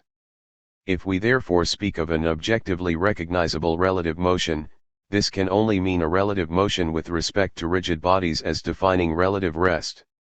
To clarify this situation, let us use an example chosen for simplicity from the two-dimensional domain. In an inertial system K of finite extension we may think for instance of a Newtonian inertial system. Let the normal space-time measurements be defined according to Einstein. Let us imagine radii are drawn from a point P1, which cover the plane in all directions, Fig 37, and moving points P on every. Fig 37. An expanding point system that can be defined as rigid. Point P of this plane. Let us assume that all these points P begin to travel along their respective radii away from P1 at the same time t equals 0, defined in K in the sense of Einstein's definition of simultaneity. The velocity v of each point is uniform and v equals r0 q, where q is a general constant and r0 the distance of the point P1 at the time t equals 0. The equation of motion of each point is therefore given by 1. Points lying on a circle around P1 at the time t equals 0 will always have the same velocity, but points lying on larger circles will move away with correspondingly higher velocities, so that the distances between the circles as well as their circumferences are continually increasing. Only the point P1, which lies on the point P1, will remain at rest, r0 equals 0. The points P therefore form an expanding point system when compared with a rigidly connected system. Yet we can define the system of the points P as being internally at rest, then we have defined away the relative motion of the points P. System K of the points P, which was previously called rigid, is no longer rigid, its points move towards P1. This system K is therefore rigid only if we use rigid bodies for our definition of rigidity. The chosen example has another peculiarity. System P was chosen to show quite normal properties if the light geometry is applied to it. We can define a time measure for a clock at P1 such that the time remains constant for light signals from P1, although P travels away from P1 when viewed from K. System K will then satisfy the light axioms for 1 and for 2. We can also define the light geometric measure of space so that the distance between any 2 points P remains constant, although it constantly increases when viewed from K. The only difference these measurements will show compared to those in K is that the geometry of the system P will be non-Euclidean. It is however static, i.e., independent of time, and it is impossible to detect from light geometrical measurements that a relative motion is taking place between these points. But we may infer from the non-Euclidean character of the geometry that we are not in an inertial system and that the system is not rigid in the sense of Euclidean light geometry, especially not in the sense of matter geometry. We therefore have in the class of systems determined by the light axioms I4 a more general definition of rigidity. It is clear, however, that even these systems are special cases and that a system of differently expanding points can also be defined as being internally at rest. We are again dealing with nothing but a definition. Point 92. 36. The principle of equivalence. We now turn to the consequences of dynamic relativity, which goes beyond the epistemological relativity. For this purpose we must analyze Einstein's theory of gravitation, since Einstein adopted Mach's idea of dynamic relativity and developed it further. Whereas Mach restricted his investigations to rotation, Einstein applied the principle to all kinds of motions, consequently his formulation is superior. He was able to give this general formulation by transforming the ideas of Mach into a differential principle. Einstein expressed his principle of equivalence in the form of a thought experiment. Let a mass m be suspended by a spring in a closed compartment such as an elevator, Fig. 38. A physicist in this compartment observes suddenly that the spring expands. He can easily verify this expansion by using a measuring rod. The increase in the tension of the spring indicates a stronger pull of the mass m. How can the physicist find the cause of this pull? He could give two explanations. Fig. 38. Equivalence of acceleration and gravitation. Explanation I. The compartment has received an upward acceleration, in the direction of arrow B, from some external force. The effect of the inertia of the mass m is therefore a downward pull opposite to the direction of the acceleration. Explanation 2. The compartment has remained at rest, but a downward directed gravitational field G, arrow G, has arisen and therefore exerts a stronger pull on the mass m. It is impossible to decide experimentally between these two explanations inside the compartment. This is still true if we permit the physicist to look out of a window, since he will observe only kinematic phenomena, and these do not enable him to decide between the two explanations. It might be objected that explanation 2 requires the appearance of large observable masses below the compartment, but this is true only if static gravitational fields are assumed. As soon as we admit dynamic fields in Mach's sense, the gravitational field G can be attributed to a motion of the surrounding masses. What is the basis of this indistinguishability? According to Einstein, its empirical basis is the equality of gravitational and inertial mass. This new distinction must be added to the usual distinction between mass and weight. There are therefore three concepts: inertial mass, gravitational mass, and weight. The first distinction originated with Newton's discovery that the weight of a body depends not only on the body itself but also on the distance at which the body is located relative to the attracting mass. A mass m, Fig. 39, resting on a spring balance will exert a different force, measurable by the tension of the spring, which is indicated by its length, on the support, according to the distance of the apparatus from the center of the earth. This fact is expressed by the formula 1, which resolves the force exerted by a body on its support into the intensity of the Earth's gravitational field. The vectorial nature of is usually ignored and it is written G, and a proportionality factor m due to the body itself. The structure of formula 1 is analogous to that of the formula 2 of electrostatics, where the mechanical force results on the one hand from an intensity, which is independent of the attracted body and characterizes the field, and on the other hand a proportionality factor E which is interpreted as the electric charge of the body. Correspondingly we might call m the gravitational charge. Point 1 This factor m is the gravitational mass of the body, i.e., the constant that expresses the effect of gravity upon it. Fig 39. Measurement of gravitational mass. The mass of the body has also a quite different effect.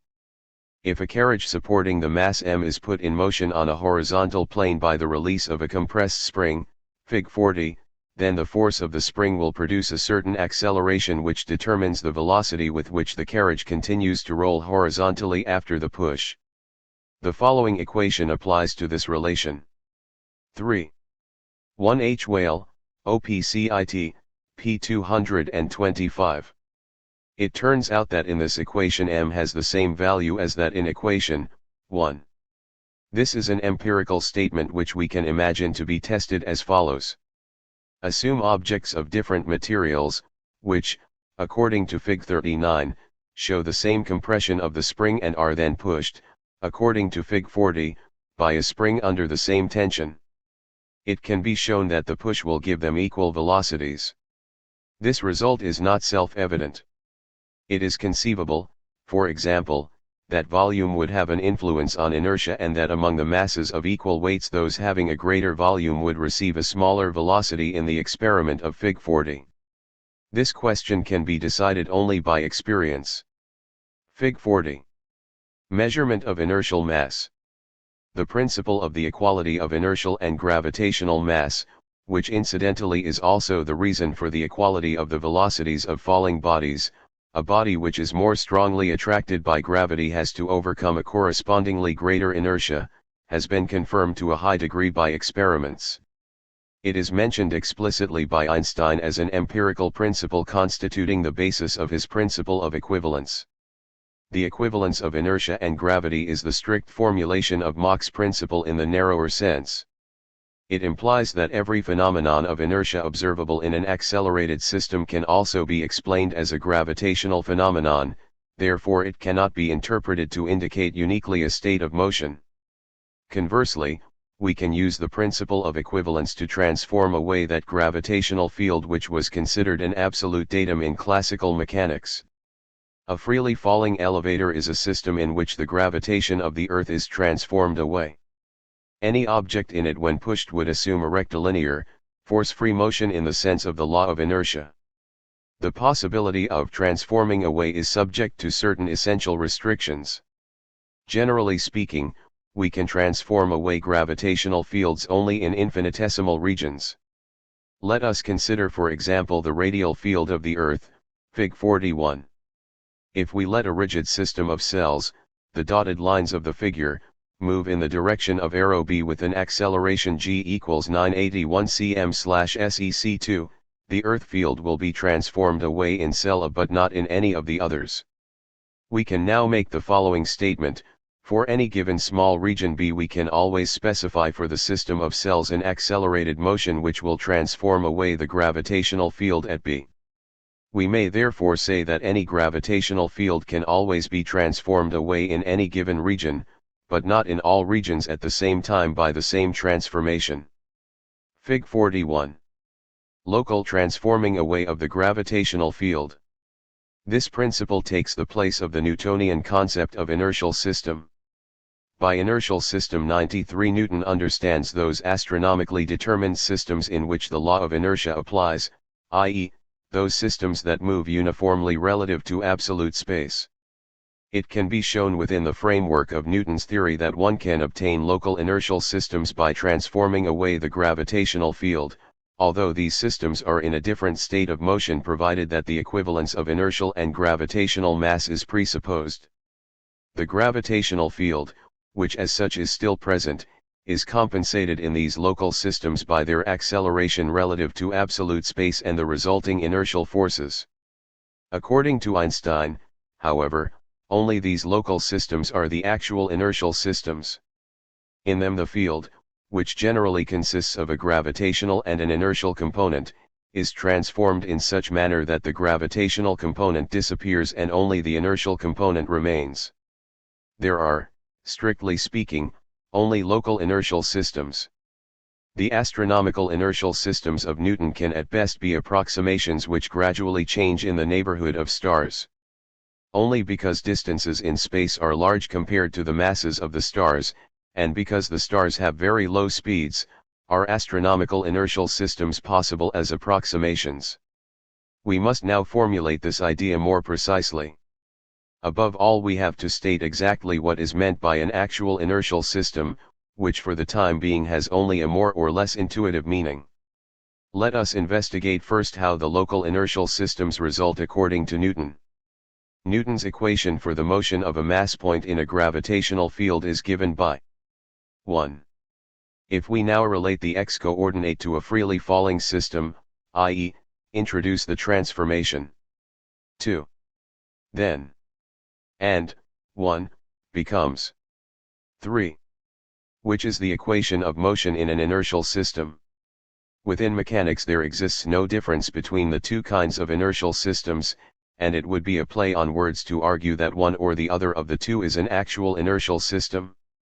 If we take into account, however, extramechanical phenomena, there will be a difference, whereas according to Newton the astronomical inertial systems form the normal systems for all phenomena, Einstein maintains that it is the local inertial systems which form the normal systems. We shall study the resulting difference in the example of the motion of light. According to the Newtonian theory, only the astronomical inertial systems are the normal systems for the propagation of light. Only in them does light travel in straight lines, while its path is curved in a local inertial system. The motion of a light ray which moves parallel to the axis is given in the Newtonian inertial system by the differential equation. 4.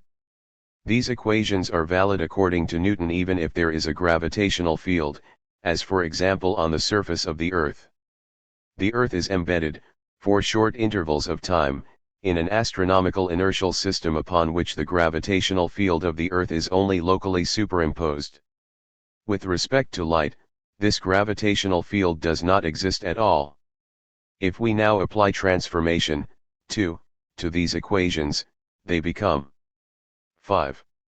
Relative to k, light no longer travels along straight lines, because its x-coordinate is no longer a linear function of time. According to Einstein, however, the local inertial systems are the actual inertial systems for all other phenomena. In the case of the light ray, for instance, the equation of motion must be linear in the local inertial system k, and the differential equations must therefore be 6. If we now go in turn with transformation 2 to the system k which is stationary on the Earth's surface and consequently at rest in the astronomical inertial system, the equations will become 7. It is relative to the system that light is now curved. We shall illustrate the train of thought that leads from 6 to 7 by the path of a light ray. This will bring out the purely kinematic basis of the inference. Let us imagine a compartment, Fig 42, at rest on the Earth. Relative to the local inertial system it will perform an upward accelerated motion. Let us also assume that a light ray enters the compartment through a slit on the left-hand side. We can now determine its path within the compartment if we assume that the local inertial system is at rest, and if we construct the motion of the light ray relative to the compartment by superimposing the straight line path of the light ray upon the accelerated motion of the compartment. The different consecutive positions assumed by the compartment are indicated by the square brackets of Fig 42. The end of the light ray is a little farther to the right for each successive position of the compartment, corresponding to the marks on the dotted line. It can now easily be seen that these marks have different positions relative to the compartment in its various locations. On the right-hand side we have drawn the same process relative to the compartment as a rest system and indicated the marks this time in their relative positions in the compartment. The path of the light ray is therefore a curved line relative to the compartment. This is a purely kinematic effect.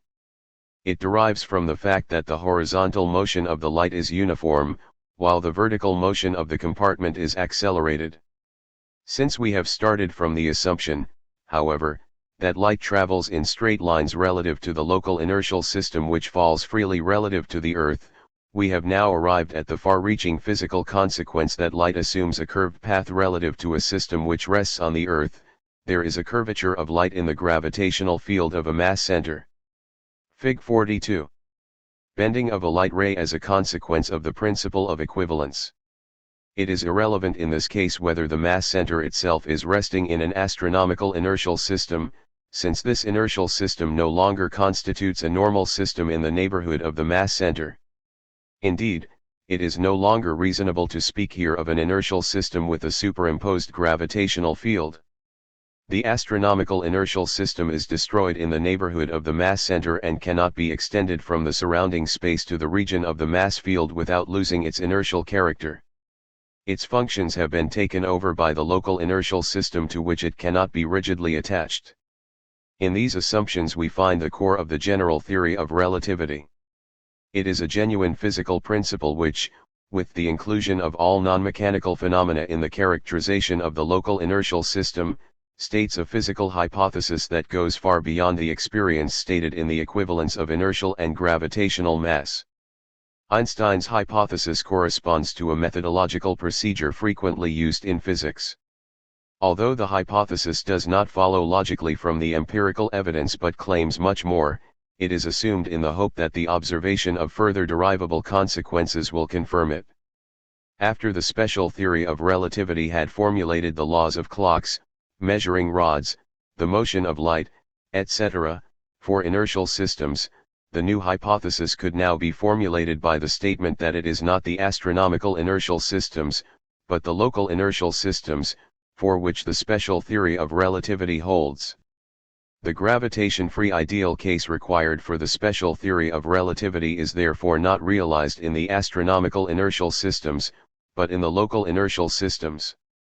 We may thus speak of the principle of local inertial systems, which states that the local inertial systems are those systems in which the light and matter axioms are satisfied. 94 With this hypothesis Einstein introduces the general theory of relativity, and the special theory of relativity thus becomes the limiting case of the general theory. For the sake of completeness, we shall now show how the same inferences that lead to physical consequences regarding light also lead to similar consequences regarding clocks. We shall again consider a kinematic effect that results from the accelerated motion of a clock relative to an inertial system, and infer from it an effect in the gravitational field. The kinematic effect with which we are concerned is the Doppler effect. Let us first consider the Doppler effect that results from uniform motion, Fig. 43. Let us assume that an observer is moving in a straight line with uniform velocity away from U1. Whenever the clock U1 completes a period, it sends out a signal which will reach the observer at increasingly distant points. The intervals between the various light signals are therefore longer for the observer than the unit intervals of the clock U2 which he carries with him. For him clock U1 runs slower than U2. Let us now consider a similar process in the case of accelerated motion, Fig. 44. The two clocks U1 and U2 are connected by a rigid rod, and the system which they form has an accelerated motion. U1 again sends signals after each unit period. The first signal leaves A1 and reaches U2 when U2 has reached A2. The second signal leaves U1 at B1 and reaches U2 at B2, etc. The distances A1 A2, B1 B2, C1 C2 will become longer and longer, and an observer who moves with U2 will thus experience a Doppler effect in the sense of a retardation of U1. In either case there is therefore a retardation of one clock relative to the signals which arrive from the other clock.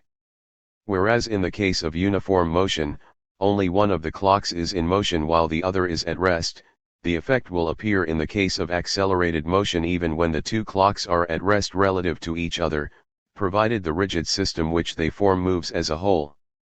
The latter case permits reinterpretation in terms of the principle of equivalence. Two clocks which are at rest in the gravitational field of a mass center are in an accelerated motion relative to the corresponding local inertial system. Our consideration will therefore lead directly to the assertion that a gravitational field produces a retardation of those clocks which are located in regions that have a higher absolute value of the gravitational potential. In the case of atom clocks, there would be a red shift of the spectral lines, because a retardation of the frequency manifests itself as a shift of the wavelength in the direction of the red end of the spectrum. Fig. 43. Doppler effect as a result of uniform motion. Fig. 44. Doppler effect as a result of accelerated motion. It should be noted that this effect is independent of the retardation of clocks discussed in 30. We have used for its derivation nothing but the Doppler effect. The Doppler effect was also known in the classical theory of time, which does not include however the retardation of clocks discussed in 30. The retardation of clocks in a gravitational field must therefore occur if the principle of equivalence alone is correct, regardless whether there is an Einsteinian retardation of clocks for uniform motion.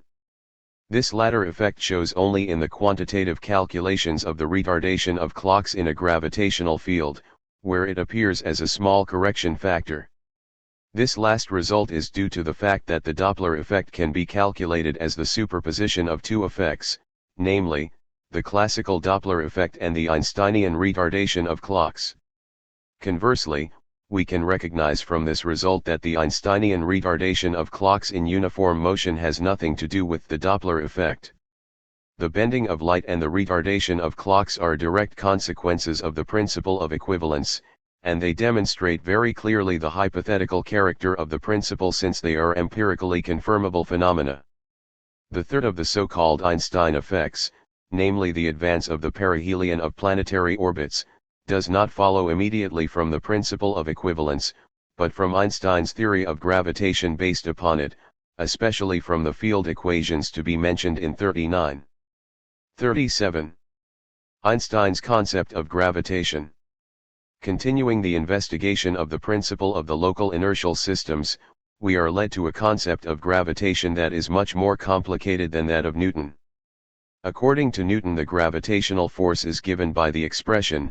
This formula resulted from the fact that he considered the gravitational field as superimposed on an inertial system, a conception that enabled him to measure and describe the field in terms of the coordinates of the inertial system.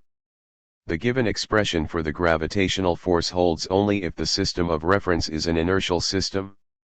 In Einstein's conception, however, the gravitational field cannot be measured relative to an inertial system, since the gravitational field is no longer considered as a phenomenon superimposed upon the inertial system, but as a region in which there exists no extension of the astronomical inertial systems.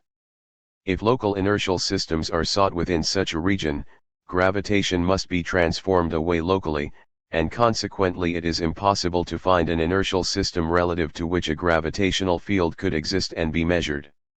Einstein's gravitational field must therefore be formulated without reference to a unique coordinate system. This assumption agrees with the ideas of Mach, who looked upon gravitation as a covariant magnitude, the expression of which transforms with the coordinate system. In every system of reference deviating from the local inertial systems, a formulation of the gravitational field must be possible. Furthermore, no system is distinguished from the others as the one relative to which we could measure a true gravitational force. We must therefore look for a mathematical expression for gravitation sufficiently elastic to achieve such a general characterization. A scalar theory of gravitation can no longer accomplish this task. Such a theory characterizes the gravitational state at every point by a single number, the potential, and the gravitational force will then be characterized by the potential gradient which can be calculated for every point from the potential field, thus no further parameters are required. The new theory has to accomplish considerably more. Let us take a less simple system of reference, example a rotating disk. All mechanical phenomena observable on the disk must be interpretable, according to our principle, as gravitational effects. The centrifugal force, which increases with the first power of the distance from the center, might still be represented by a law of potential, although it would not correspond uniformly to the fundamental differential equation of a potential field, delta phi equals 0, since the center constitutes an exception to this condition. This force, however, is not the only one effective on the disk. An observer located on the disk would also notice the effects of the so-called Coriolis force, which exerts a lateral pull on moving objects, for instance, the deviation to the right of a projectile under the influence of the rotation of the Earth. The new mathematical expression for gravitation must be comprehensive enough to account for both the centrifugal and the Coriolis force, and this task cannot be accomplished by a scalar potential. For this reason we have to use a tensor potential, which means that the gravitational state of a point is no longer characterized by a single parameter, but by a set of parameters, a system of tensor components, which accounts for all forces occurring. The simple case of the Newtonian field, in which one parameter is sufficient, is then contained in the new conception as a special case. It is reasonable to assume that the Newtonian field can occur only as an approximation and will never be strictly realized. That astronomers have managed so far with a single parameter for each point, example in the Earth's field, is due to the fact that one of the tensor components predominates over the others and hence has been the only one noticed so far. The new expression therefore formulates not only the covariance of gravitation but also leads to a qualitative and quantitative change of the gravitational field even in normal cases, which should be noticeable in very precise measurements. This consideration shows that we are dealing in Einstein's theory of gravitation with a physical theory which is suggested by epistemological considerations but not derivable from them. According to this theory, the gravitational state at a point is best compared with the state of tension existing, for example, in a beam of a bridge. In every supporting member of a bridge there is a state of tension producing stresses in the individual volume elements. This state cannot be characterized simply by the coordination of a force, i.e., a vector, to every point, but requires a more complicated formulation. If we assume that the beam is cut along a slanted plane, the two halves will shift relative to each other, i.e., obey a force. The magnitude and direction of this motion will depend on the direction of the plane along which the beam has been cut. Each cut, therefore, determines a specific force. For this reason we cannot determine the state of the internal stresses at a point by coordinating to it a single vector. The situation is much more complicated. For each point there are infinitely many such coordinated vectors, one for each plane element that passes through the point. This situation can be simplified by means of the concept of tensor component. We do not require infinitely many vectors, it is sufficient to specify three surface elements and their corresponding vectors. Then we can calculate the vector corresponding to any other plane through this point according to the laws of the transformation of components. Since each of the fundamental three vectors is given by three components, in a three-dimensional space, the state of the internal stresses of a beam requires 3x3 equals 9 specifications for each point. Furthermore, it is shown in mechanics that these 9 tensor components must satisfy conditions of symmetry which reduce the number of independent specifications to 6. The gravitational field must be conceived in a similar fashion. The characterization is complicated by the fact that it must also account for the state of motion of mass points. A mass point carried by a gravitational field does not remain at rest, like the volume elements of the beam, but falls down. The representation must also include changes in time, and the gravitational field, therefore, is characterized by a space-time tensor, not by a space tensor. Such a space-time tensor has 4 times 4 equals 16 and not 3x3 equals 9 components. These can be reduced, as before, to 10 independent numerical terms, because of conditions of symmetry. To make the analogy with the beam complete, we have to use the Minkowskian four-dimensional representation, in which the state of a mass point at rest is represented by a vertical straight line, the world line of the point. Under the influence of a tensor field this straight line will bend just like the beam of a bridge, but such a curved world line is that of a point in motion. For this reason the motion of a point can be characterized by a tensor field. The concept of weight will also be subject to certain changes. In Newtonian mechanics, weight results from the single gravitational force which pulls the body down at all points. In Einstein's mechanics, on the other hand, the body is in a state of stress due to the gravitational field, it is subject to tension and compression in all directions. These may now be combined in a resultant which we call the weight. Newtonian mechanics knows only this resultant. Conversely, the given presentation makes it clear why, through the four-dimensional tensor characterization, the gravitational field becomes a coordinate magnitude, i.e., a quantity varying with the coordinates. We have characterized the tensor by its 4x4 components and not by the infinite number of vectors of which it is composed. If we change the coordinate system, we also change to a different set of fundamental components of the tensor, i.e., among the infinite number of vectors we choose a different set of fundamental components. In 3 dimensions this would mean that the 3 basic surface elements have been chosen differently. In the 4-dimensional case it includes also the state of motion, since the slanted direction of a rising world line indicates motion. The introduction of a coordinate system in a different state of motion signifies therefore merely the resolution of the tensor into a different set of components. This consideration leads to a distinction which we have touched upon several times before and which expresses a basic idea of modern science. The system of the tensor components is covariant, i.e., it has a different numerical composition for each coordinate system. Yet we express in this fashion a state that is independent of the coordinate system, i.e., an invariant state. The tensor as a whole is an invariant magnitude. We can recognize this property from its representation by means of components, since the components can be calculated for every coordinate system, if they are known for one. It is unfortunate that the physical terminology does not reflect this well-defined mathematical distinction. By gravitational field we understand the system of components of the tensor in each case. This makes the gravitational field a covariant magnitude. No particular term has been accepted for the invariant tensor field as a whole. It might best be called the metrical field, in accordance with some ideas which we shall discuss later. In fact, this term has occasionally been used with this meaning. In this terminology the gravitational field is the particular system of components into which the metrical field has been resolved. This representation explains why the gravitational field can be transformed away. For this purpose, one resolves the metrical field in such a manner that the components, the gravitational potentials, become independent of the coordinates, i.e., become constants. This is always possible at least for local regions. Then there exists no gravitational gradient.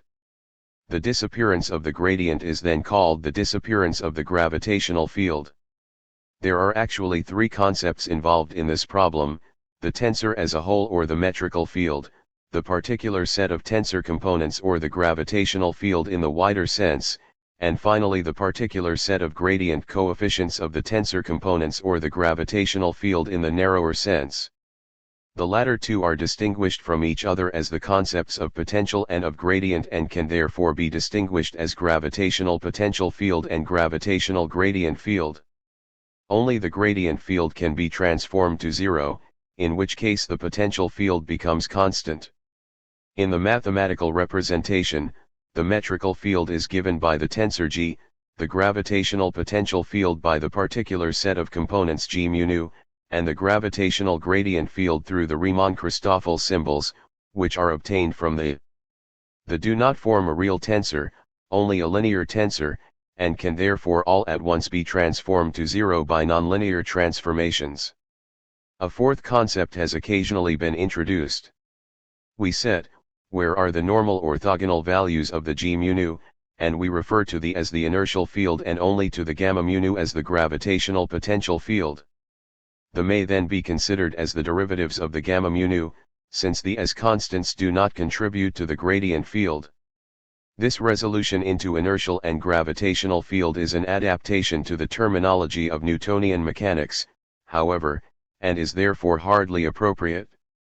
Finally, we can give an exhaustive formulation of the ideas of dynamic relativity using the concepts developed above. For any given coordinate system there exists a certain gravitational field. For any coordinate system in a different state of motion, there exists a different gravitational field. If we wish to carry through a general relativity of all coordinate systems, i.e., a general application of relativity to kinematically equivalent descriptions of states of motion, the gravitational field must be correspondingly specified for every coordinate system. The coordinate systems themselves are not equivalent, but every coordinate system with its corresponding gravitational field is equivalent to any other coordinate system together with its corresponding gravitational field. Each of these covariant descriptions is an admissible representation of the invariant state of the world. 38. The problem of rotation according to Einstein. We shall now investigate the problem of rotation, on the basis of Einstein's idea that a special gravitational field has to be assumed for every coordinate system. If we consider, on the one hand, the Earth as rotating, this motion must be relative to one of the Newtonian inertial systems which can be introduced as an approximation. Relative to this coordinate system there exists no gravitational field, only an inertial field. If we consider, on the other hand, the Earth to be at rest, there must be a tensorial gravitational field relative to a system of axes to which the Earth is rigidly connected. This gravitational field manifests itself as a rotational field, which might be compared with the rotational field of a three-phase electric current whose three phases run through a correspondingly divided coil. Just as such a field whirls iron filings in its interior, so the tensorial gravitational field moves the fixed stars around in a circle. The stars will thus move with the same velocities around the axis of the field. At the same time, light rays, which are deflected in the gravitational field like heavy bodies, are rotated. Only the introduction of such a rotational field leads to the dynamic equivalent of the rotating coordinate system. A number of objections 95 that have been raised against this conception will be discussed in the following paragraphs. 1. The equivalence of rotating coordinate systems introduces velocities above the velocity of light. Points of the coordinate system that lie farther out will have increasingly higher peripheral velocities, and points which lie outside of a circle with radius, omega is the angular velocity, will therefore have a peripheral velocity omega r greater than c relative to the coordinate system. The planet Neptune will already have a velocity greater than that of light if we consider the Earth at rest. The fixed stars will have even greater velocities. This consequence appears to contradict a requirement of the theory of relativity. The conclusion is erroneous, however, since we are here dealing with a problem in the general and not in the special theory of relativity. In the special theory we can maintain the velocity 1010 cm/section as the limiting value because we allow only certain coordinate systems relative to which all velocities are to be measured. If we admit arbitrary coordinate systems, the number 1010 cm/section can be exceeded. The limiting character of the velocity of light, however, can be maintained even in the general theory of relativity, yet the assertion is formulated differently. Given any two mass points, light signals will be the fastest connection between them.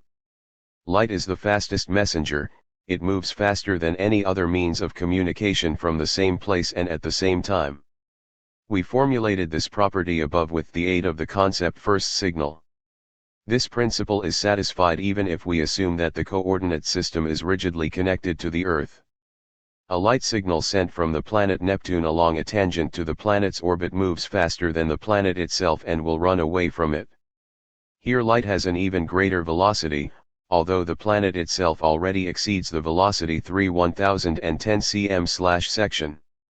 This value has therefore no significance if completely arbitrary space-time measurements are admitted.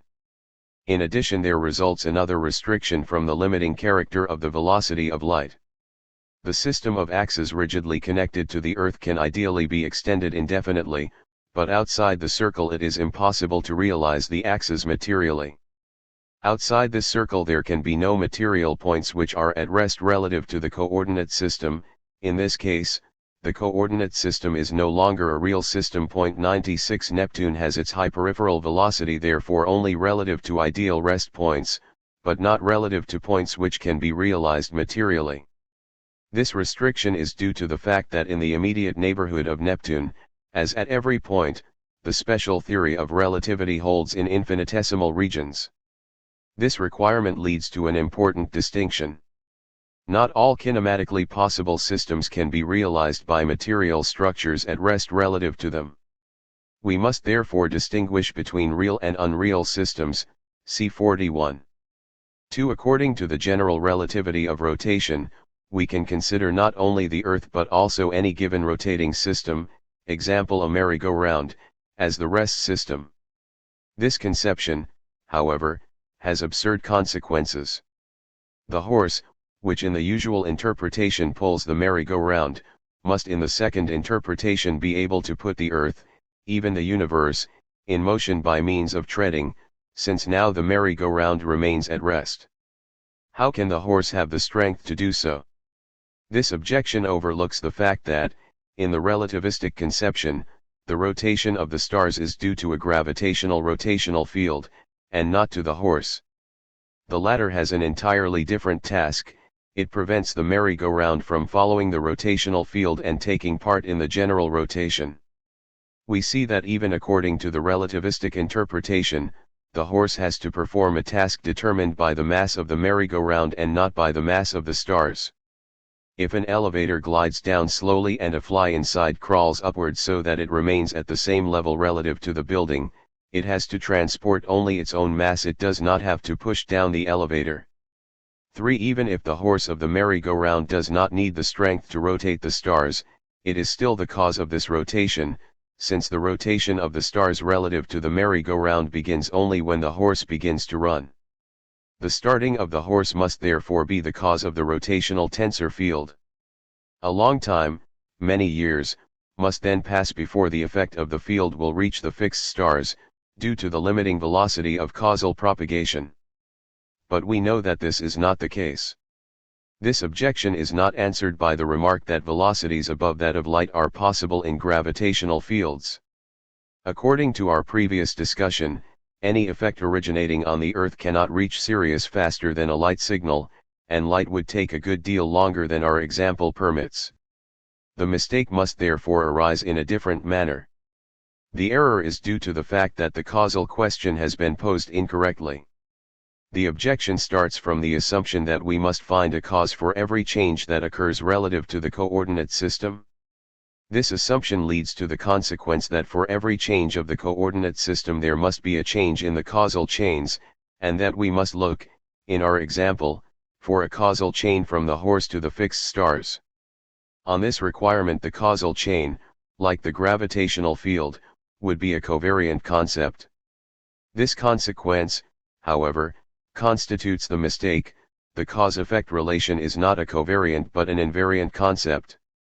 Changes of the coordinate system will not affect the status of the causal chains, they are invariant sequences which will always connect the same identical point events, independent of the kind of description.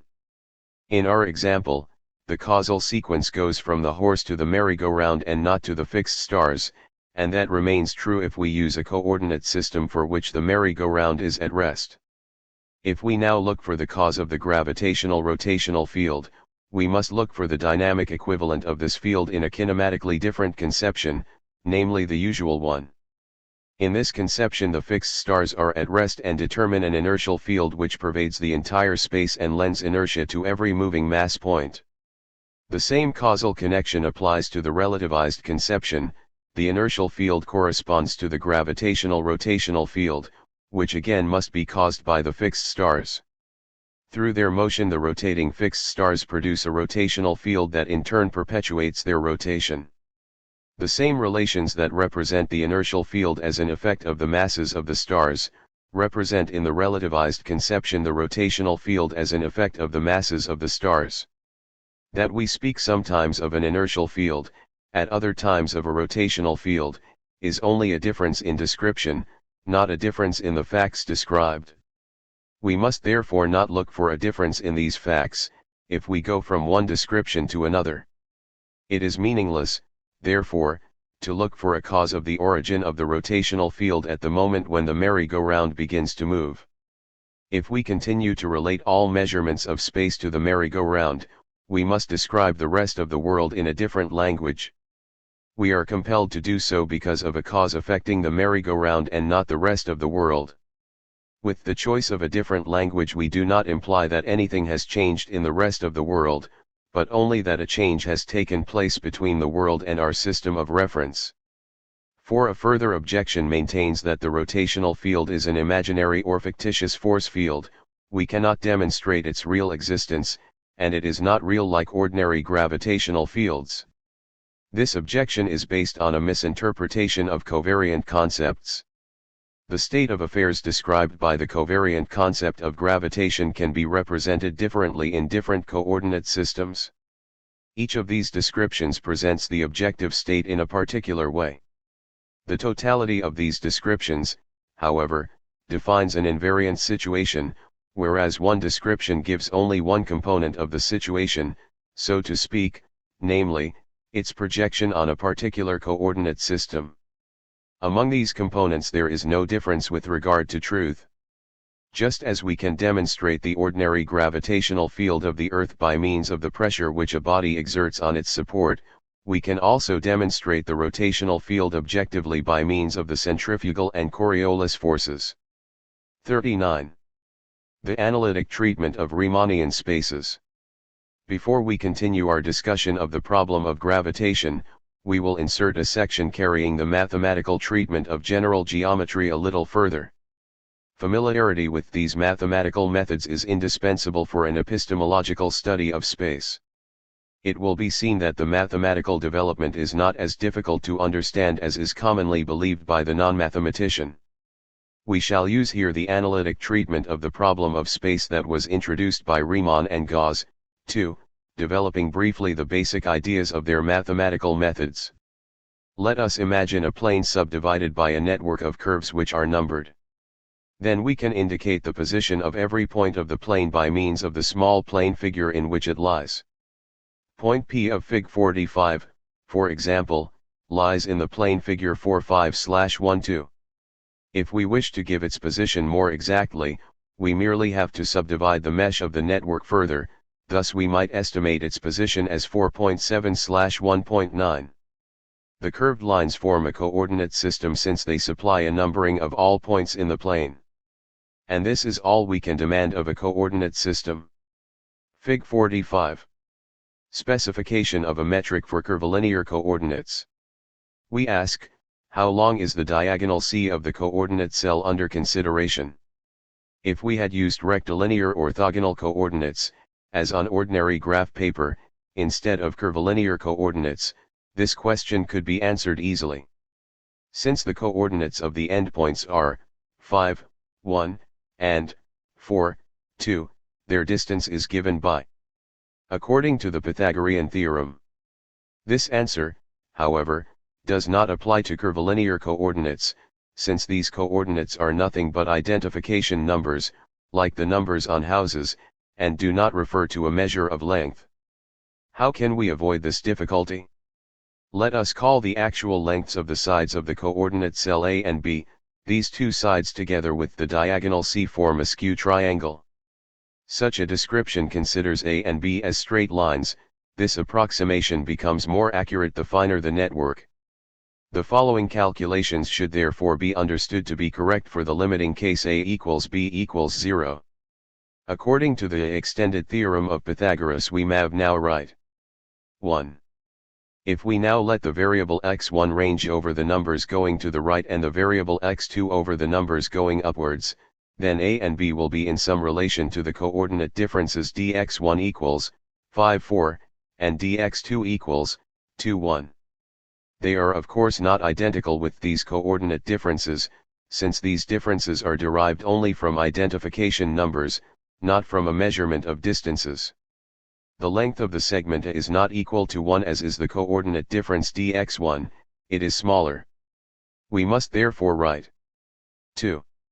Where alpha and beta are factors. Substituting according to 2, in 1, we obtain 3. In which alpha, beta, and cos phi are numbers that are characteristic for the cell containing P. In different cells of the network these numbers would have different values, while the expression 3 would remain the same. We must therefore consider these numbers as functions of the position. Using the abbreviation 4. And replacing C2 by ds2, we may write 3 in the generalized fundamental metrical form. 5. If we let mu and v take on the values 1 and 2 independently of each other, we have 4 terms, which together with 4, give us expression 3. Therefore, 5 is a sum 97 consisting of 4 terms. The expression ds is commonly referred to as the line element of the plane. The numbers g mu nu indicate how, at a given place, the length of the line element is to be calculated from the coordinate differentials. Since the g mu nu are functions of the position, they are to be written as g mu nu, x1, x2. These functions determine the metric. If the g mu nu are given for every point of the plane, we can calculate the length delta s for any curvilinear or straight line segment, if we know the coordinates of all the points through which the line passes.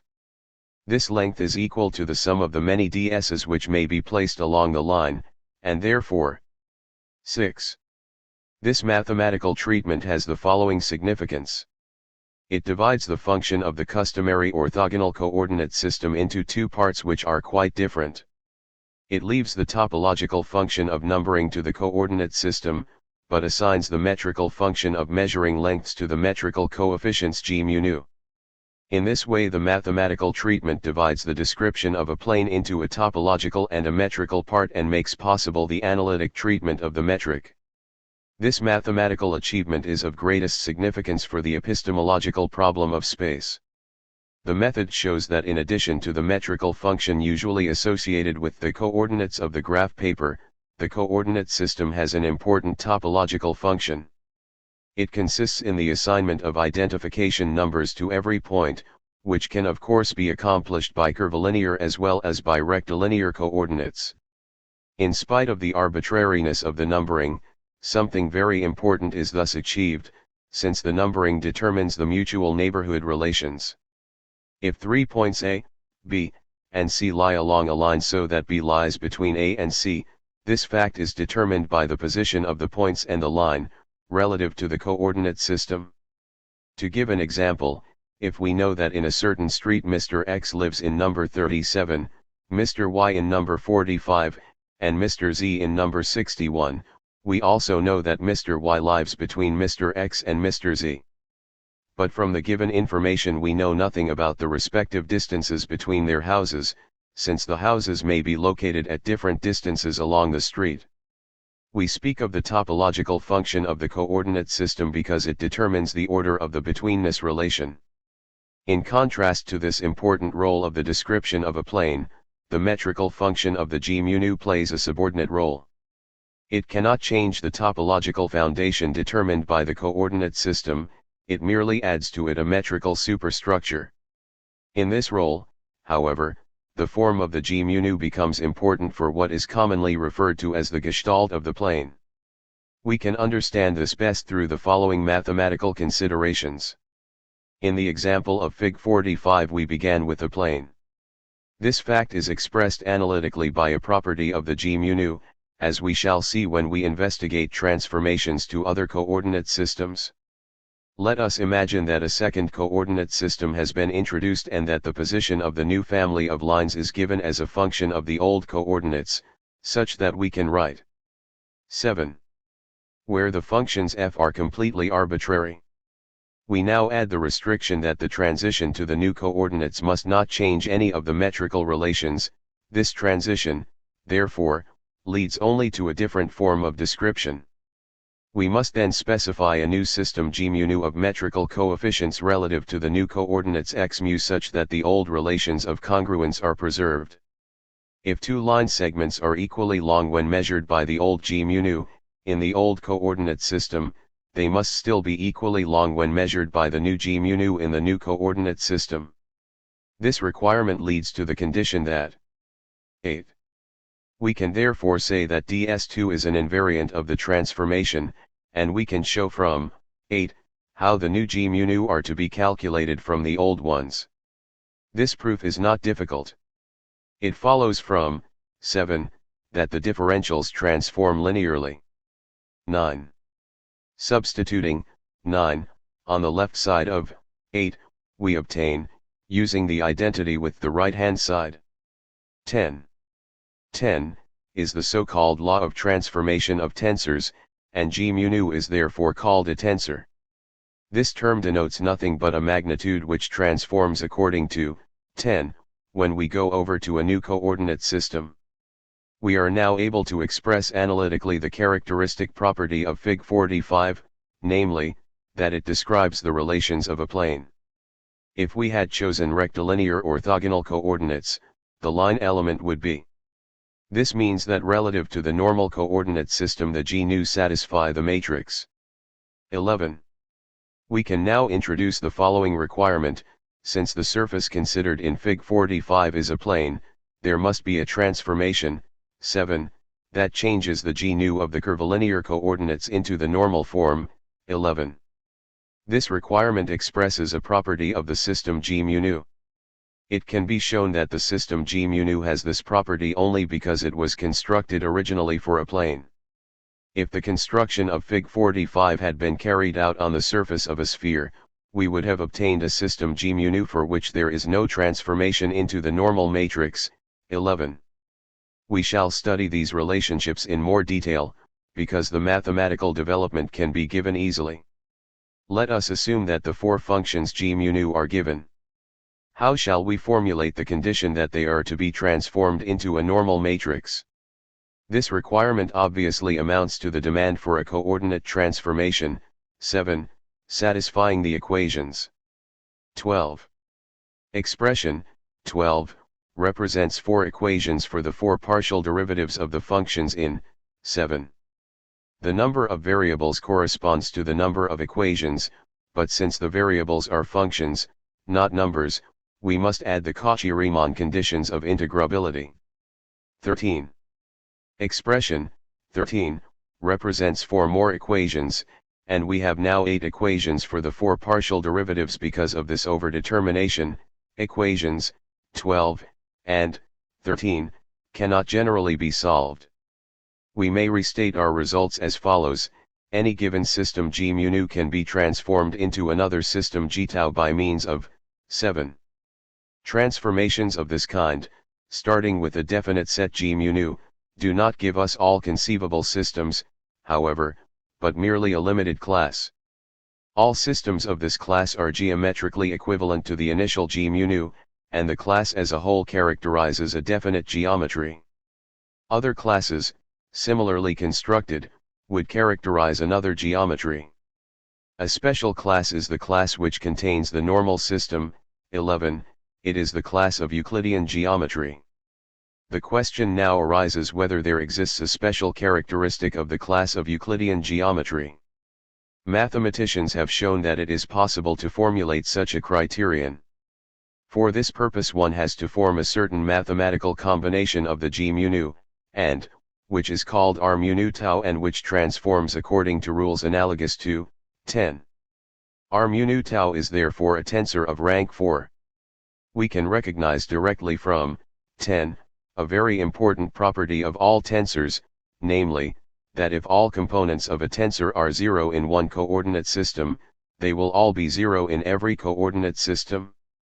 This result follows immediately because all terms disappear in the summation of expression, 10. Since it can be shown that R mu nu tau vanishes for the normal system, it follows that every system of the Euclidean class is characterized by the condition. 14. R mu nu tau is called the Riemannian curvature tensor. It is a measure of curvature. 98. One thing can easily be shown: if we restrict ourselves to the requirement that the G mu nu shall assume the normal form, 11, for one single point, this requirement can always be satisfied by a suitable choice of the coordinate system. The integrability conditions disappear for this limited requirement, since in this case it is no longer the functions but their numerical values at a specific point, which are subject to conditions, 12. Thus there exists no longer an overdetermination. However, the normal system cannot be realized for all points by means of the same transformation. If we extend a coordinate system that satisfies the conditions for one point, generally it will not satisfy these conditions for the other points. In the general case, the system of the g mu nu can therefore be transformed only in infinitesimal domains into form, 11, of the system of the plane. In this way we formulate analytically the property of curved surfaces, namely, that their infinitesimal elements can be treated as planes, just as an infinitesimal element of a curve can be conceived as a straight line. The shape of curved structures differs from the shape of straight structures only in large dimensions, while their infinitesimal elements have the same form. This intuitively evident rule finds its corresponding expression in the analytic representation of the shape of the surface. Conversely, the formulation of geometry with the aid of metrical functions g mu nu may be characterized as the extension of the concept of geometry to such cases in which Euclidean geometry holds only in infinitesimal domains. Because of this analytic treatment, it is now relatively easy to extend our considerations to three-dimensional space or even to a manifold of an arbitrary number of dimensions. For 3 dimensions, we only have to vary the index, in our previous formulae, from 1 to 3 in order to achieve an analytic treatment of space. We owe this method to the genius of Riemann, who generalized the Gaussian treatment of surfaces. We may refer here to 2 for greater detail. The occurrence of the normal form of the g mu nu in the infinitesimal domain means, for the three-dimensional case, that every Riemannian space is Euclidean in infinitesimal domains. Curved space is thus composed of plane differential elements, just like curved surfaces. To deal with the four-dimensional space-time manifold we require a minor change, since its metric is of the indefinite type, as we have shown in 28 and 29. The normal form of the g mu nu then becomes 15. However, this makes hardly any difference in the analytic treatment. The values in infinitesimal domains now assume, of course, the indefinite form, 15. We can comprise all these formulae by one expression, varying the index from 1 to 4. 16. 17. 18. 19. How are we to ascertain the metric of the four-dimensional space-time manifold by means of physical measurements? For this purpose we need a coordinate system, i.e., all point events must be numbered. The 10 metrical functions g mu nu relative to this coordinate system. We must now consider this problem from the physical point of view. For the time being we shall not study the first of these 2 tasks, but shall simply assume that such a numbering is given. Pursuing the second task, however, we shall be led into the theory of gravitation. 40. Gravitation and geometry. We ended our discussion of the problem of gravitation in 37 with the statement that the special theory of relativity can apply only in infinitesimal domains. We have previously characterized the space-time relations of the special theory of relativity by the fact that the geometry defined by clocks, measuring rods, and light assumes the indefinite type metric in the special form of 1, 29. In the general case this geometry holds only in infinitesimal domains. A more general geometry, of the kind developed in the previous section and characterized by a system of g mu nu, holds for gravitational fields. In order to carry through this idea, let us recall the example of the curved surface. If human beings live on a curved surface the geometry of which they want to determine, they must first introduce a system of coordinates. Their choice of a coordinate system is not limited by restrictions of a metrical kind. Let us imagine that they carry around infinitesimal measuring rods which they use to define the relation of congruence on the entire surface. If they place a unit rod at a point P, then its ends will determine a certain coordinate difference dx mu. If they now combine the dx mu according to the special formula, dx12 plus dx22 equals ds2, then the resulting ds2 is by no means equal to 1. They would first have to introduce correction factors g mu nu, such that 1 becomes equal to 1. This is very easily accomplished. Many different choices of the numerical factors lead to this result. If we require, however, that ds2 be equal to 1 for the same g mu nu and any direction of the rod rotated in P, the g mu nu will be determined uniquely. We might imagine that the g mu nu are found by experiment. The numbers g mu nu of the individual points can then be combined into functions. It is easily recognized that this procedure results in an overdetermination. If the rod is placed in the direction of the line x2 equals constant, then dx2 equals 0 and 1 reduces to g11 dx12. Since this expression is to be equal to 1, it will determine g11. In the corresponding fashion we find g22, by placing the rod in the direction of line x1 equals const. If we add one slanted direction, this experiment will determine g12 equals g21. It must therefore be an axiom, i.e., a matter of truth or falsehood, that the g mu nu thus obtained will satisfy the condition ds2 equals 1 for all positions of the unit rod. This axiom must of course be considered an empirical law. If it were not confirmed, we would be left with two alternatives. The first of these makes use of the fact that the axiom is satisfied only in infinitesimal domains and that therefore every procedure using finite rods is liable to contain an error. We would assume, therefore, that the unit rod was not chosen sufficiently small and would claim that the axiom would be satisfied if the rod were shortened. The g mu nu would then have to be treated within the original point region, not as constants, but as functions of the position, and the original length of the rod would be calculated not as ds, but as indefinite integral ds. Whether this assumption is correct can be decided, since it is possible to test whether the hypothesis is better satisfied as the rod becomes shorter. We shall then infer inductively whether the axiom can be maintained in the limiting case. If it should turn out that the described method is inadequate, a second alternative would be left. We would have to repeat the above process with line elements of higher order, since line elements of second order did not accomplish the task. We might start first with line elements of the fourth order. 2. We would thus have a greater number of metrical coefficients available and we could adjust them to a greater number of conditions. The higher the order of the line element, the more adaptable it will be to the actual conditions in nature. The fact that line elements of the second order prove to be sufficient indicates a property of reality.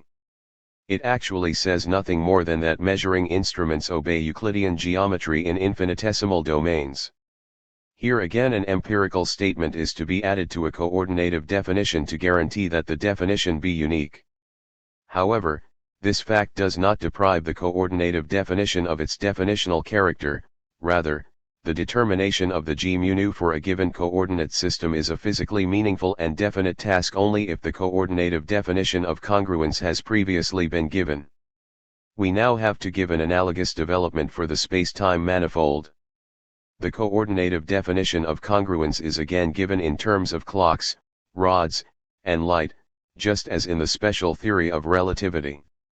The interval ds2, realized by these measuring instruments, will be defined as the unit, and after a coordinate system has been chosen, the corresponding g mu nu are calculated.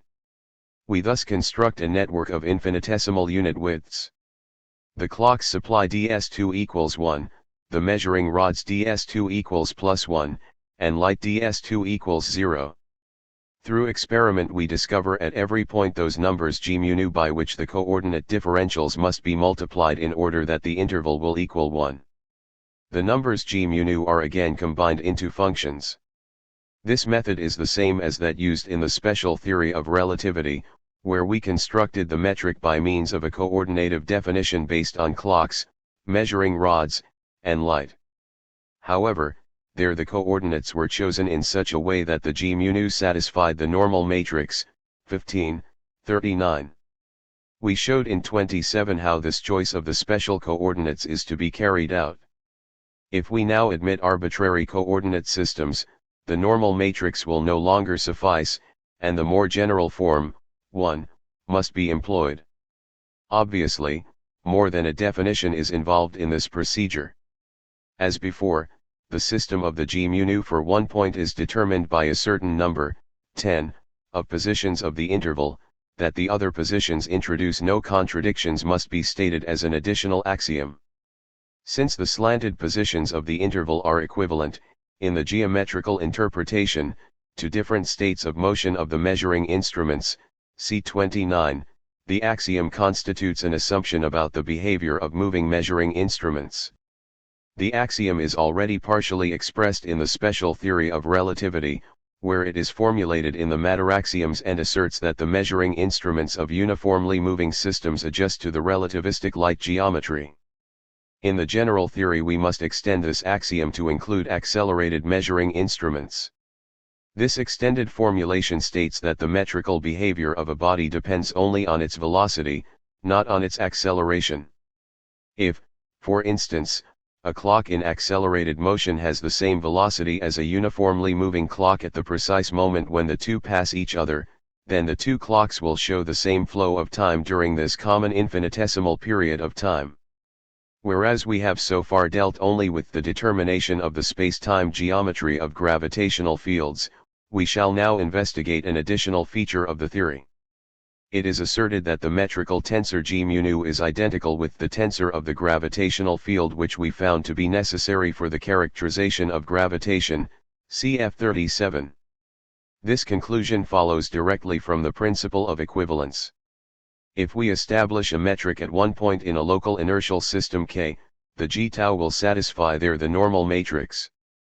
If we now describe the same local world region from an accelerated system K, the g mu of the system can no longer satisfy the normal matrix, since they will result from the g tau by a transformation which does not belong to the Lorentz transformations and which will therefore destroy the orthogonal form, 1,29, of the line element. The g mu will therefore characterize the state of acceleration of K. If they characterize the state of acceleration of K, however, they must also characterize the gravitational field which exists for K because of the principle of equivalence. The metrical tensor must therefore also be the gravitational tensor. We may clarify this relation in the following manner. If we go from an inertial system to an accelerated system by means of the transformation, 1739, the coefficients of the equation of the transformation will contain the acceleration a. This magnitude enters through the into the g mu, and the g mu contain therefore the acceleration of the chosen coordinate system.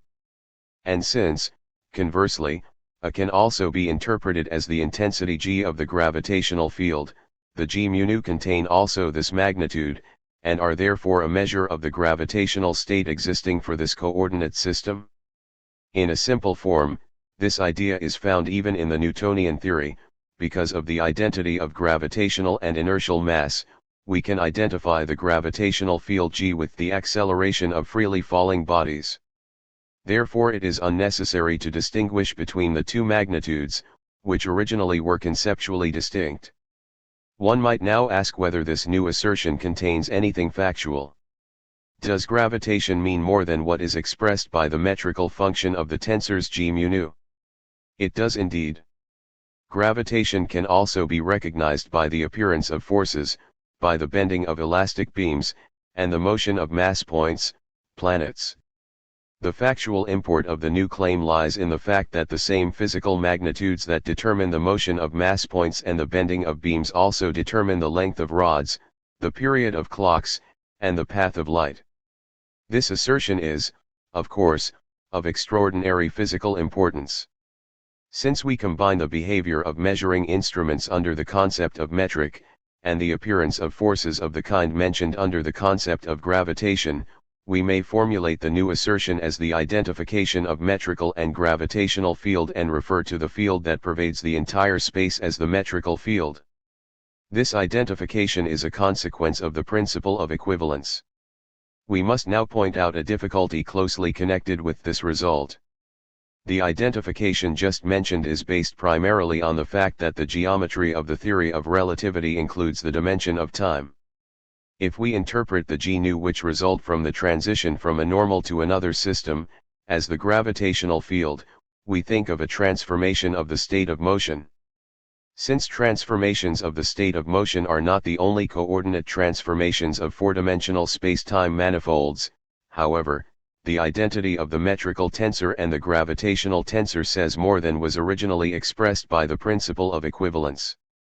Even purely spatial coordinate transformations must now be interpreted as transformations to new gravitational fields. If we change to three-dimensional polar coordinates, for example, while the time coordinate remains unchanged, the g nu will assume a form different from 1539.99. For these coordinates there must therefore exist a gravitational field. Pure time transformations which leave the space coordinates unchanged and therefore do not constitute a change in the state of motion but stand for a redefinition of simultaneity. Example: the definition of simultaneity given by 1 in 27 will also cause a deviation of the g nu from the normal form and produce a gravitational field. Through the identification of the g nu system with the gravitational field, the concept of gravitation receives another, though inessential, extension which goes even beyond the introduction of dynamic gravitational fields. But in virtue of this comprehensiveness, the concept of gravitation becomes accessible to the mathematical treatment by means of Riemannian geometry. If we wish to avoid this all too general concept of gravitation, we may use the concept of the metrical field. All g sigma tau systems derived from a g nu system by means of coordinate transformations are merely different resolutions of the same tensor into different sets of components. This tensor, the metrical field, is therefore independent of specific coordinate systems. If we now identify the gravitational field with the metrical field g, polar coordinates and systems that have a differently defined simultaneity will have the same gravitational fields as the system from which they resulted through transformation. We can thus retain the intuitively plausible property of the gravitational field, namely, its independence of such coordinate transformations. This statement means, of course, that we will also have to accept the consequence that transformations of the state of motion will not change the gravitational field either, since they too leave the metrical field invariant. All these difficulties can be avoided if we remember that the earlier concept of gravitation is now divided into two separate concepts. One of these is the metrical field, which has taken over from the earlier concept of gravitation the property of being independent of the coordinate system. The other is the actual system of components of the metrical field, which has taken over the remaining properties of the earlier concept of gravitation and which is therefore commonly referred to as the gravitational field. We should not be surprised to find that this narrower concept of gravitation refers to fields that cannot properly be subsumed under the earlier concept of gravitation. We have to pursue our analysis further. Since we are able to show that the metrical field of space is at once a manifestation of gravitation, there arises the possibility of asking for a cause of the metrical field. It has not been customary to ask this question, because the geometry of space has commonly been accepted as a fact requiring no causal explanation. A cause of gravitation was known, however. Ever since Newton, gravitation has been looked upon as the effect of masses. To this conception was added Mach's idea that the masses are also the cause of inertia. If gravitation and inertia are now combined to form the field g nu, one must conclude that the cause of the field g nu, and therefore also the cause of geometry, is to be found in the distribution of masses, and that there must be a law of nature stating how the g nu field is related to the distribution of matter. In classical mechanics this law is given by Newton's equation 3. Or the corresponding differential law 4. The so-called Poisson equation. It states how the matter P determines the gravitational field phi. In Einstein's theory of gravitation, the tensor field g nu takes the place of the scalar field phi, and instead of the scalar mass P we have the matter tensor T nu, which represents the density of mass as well as the internal tension of matter. Guided by this analogy, Einstein guessed, so to speak, at the new law 5. On the left-hand side of 5, we find a complicated function of the g nu, which is abbreviated by the symbols r nu and r, kappa is a constant. This law implies, 4, it states how the gravitational state g nu is to be calculated from the distribution of matter T nu. Since g nu, however, also represents the metrical tensor in contrast to the classical gravitational function phi, 5, states something essentially new compared to, for it states how the geometry of the universe is determined by the distribution of matter. Einstein's field equations assert therefore a new law of nature, the existence of which was not suspected before. Equation 5 represents the most fundamental idea of Einstein's theory of gravitation in the physical as well as the philosophical sense. Let us first study its physical significance. Equation 5 is the key to the previously mentioned relativity effects, the bending of light and the retardation of clocks in a gravitational field. Since the behavior of clocks and light is determined by the g-nu, and since t-nu represents the masses of the stars, these effects can now be calculated rigorously from 5. The considerations outlined in 36, based on the Newtonian theory of gravitation, can at best be approximations. Furthermore, expression 5 implies a change in the physical content of the law of gravitation. It differs from 4, even if we consider the g-nu only as gravitational functions. This is evident, since in 5, the gravitational field at each point is characterized by 10 parameters, whereas in 4, only by one relation. 5 can therefore contain the Newtonian gravitational field phi only as an approximation. It can indeed be shown that this approximation is realized when all components of g-nu, with the exception of g44, approximate the normal form, in which case g44 equals phi. If we were to calculate from 5 a purely gravitational process, example the motion of a mass point around a mass center, the result would differ slightly from that calculated from 4. Einstein's planetary motion is therefore different from that of Newton. It asserts a slight rotation of the elliptic orbit in addition to the elliptic motion. This consequence is strikingly confirmed by the advance of the perihelion of the planet Mercury, a phenomenon that has been known for a long time. Let us now turn to the question of what is new in the identification of gravitation and metric from the philosophical point of view. It has occasionally been said that this conception deprives gravitation of its physical character and that gravitation therefore becomes geometry. We shall now investigate whether this conclusion is justified. We have learned in 6 about the difference between universal and differential forces. These concepts have a bearing upon this problem because we find that gravitation is a universal force. It does indeed affect all bodies in the same manner. This is the physical significance of the equality of gravitational and inertial mass. If gravitational and inertial mass were not equal, we would not be able to look upon the paths of freely falling mass points as four-dimensional geodesics, since different geometries would result for the various materials of the mass points.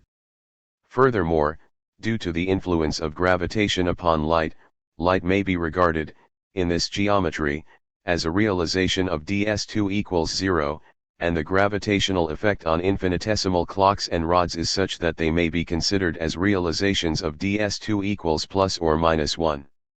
This universal effect of gravitation on all kinds of measuring instruments defines therefore a single geometry. In this respect we may say that gravitation is geometrized. We do not speak of a change produced by the gravitational field in the measuring instruments, but regard the measuring instruments as free from deforming forces in spite of the gravitational effects. However, we have seen that for geometry, as for all other phenomena, we must pose the question of causation. Even if we do not introduce a force to explain the deviation of a measuring instrument from some normal geometry, we must still invoke a force as a cause for the fact that there is a general correspondence of all measuring instruments. We have expressed this idea in 31 by means of the concept of adjustment. In this sense we must ascribe to the gravitational field the physical reality of a force field. We regard this force field as the cause of geometry itself, not as the cause of the disturbance of geometrical relations. We can even demonstrate physically the existence of this force field, since the gravitational field is measured by the same measuring instruments as those used for geometry. These measuring instruments are at once indicators of the gravitational field. We are therefore reversing the actual relationship if we speak of a reduction of mechanics to geometry. It is not the theory of gravitation that becomes geometry, but it is geometry that becomes an expression of the gravitational field. The theory of relativity did not convert a part of physics into geometry. On the contrary, even more physics is involved in geometry than was suggested by the empirical theory of physical geometry. The geometry of the universe is not only a fact that can be ascertained empirically, but also a fact to be explained by the effects of forces. In addition to the problem of the measurement of physical space, known since Gauss, Riemann, and Helmholtz, Einstein introduced the problem of a scientific explanation of physical geometry, which finds its mathematical solution in the gravitational field equations. According to Einstein's theory, we may consider the effect of gravitational fields on measuring instruments to be of the same type as all known effects of forces. This conception stands in contrast to the view which interprets the geometrization of physics as an exclusion of forces from the explanation of planetary motion. This view is based on the laws of motion of a mass point. In classical mechanics, these laws state that a force-free point travels in a straight line. Einstein substitutes the straightest line for a straight line. Since, however, the characterization of the gravitational field is contained in geometry, these laws include even the case when the point is subject to gravitational forces. Planetary motion and the motion of a force-free point are thus combined into a single law, which states that a mass point moves along the geodesic. This result suggests a purely geometrical conception of gravitational motion. Accordingly, the planet does not follow its curved path because it is acted upon by a force, but because the space-time manifold leaves it, so to speak, no alternative path. Its motion resembles that of a sphere rolling on an irregular surface along some definite curves. This view is correct, inasmuch as we have to consider, in accord with the principle of action by contact, the planetary action to be caused by the state of the metrical field in the immediate neighborhood of the planet, thus relinquishing the Newtonian concept of action at a distance, which moves the planet around the sun as though by a string. On the other hand, not only is the metrical field determined 100 by distant masses through a genuine physical process of causal propagation, but the effect of the metrical field itself on the planet may be interpreted as a genuine physical force guiding it on its path. A causal determination of the orbit by the nature of space is not compatible with our customary physical concepts. If a sphere rolls on a material plane, it is only a schematization to say that the geometry of the plane influences the path of the sphere. We know that a more detailed investigation would reveal the presence of molecular force fields, which affect the molecules on the surface of the sphere and thus force it into a definite path. Geometrical effects reduce, therefore, even in classical physics, to dynamic effects. Even in empty Euclidean space, in which a mass point travels in a straight line according to the law of inertia, we must not think of this path as an effect of the geometry that permits the mass point to travel on the shortest path.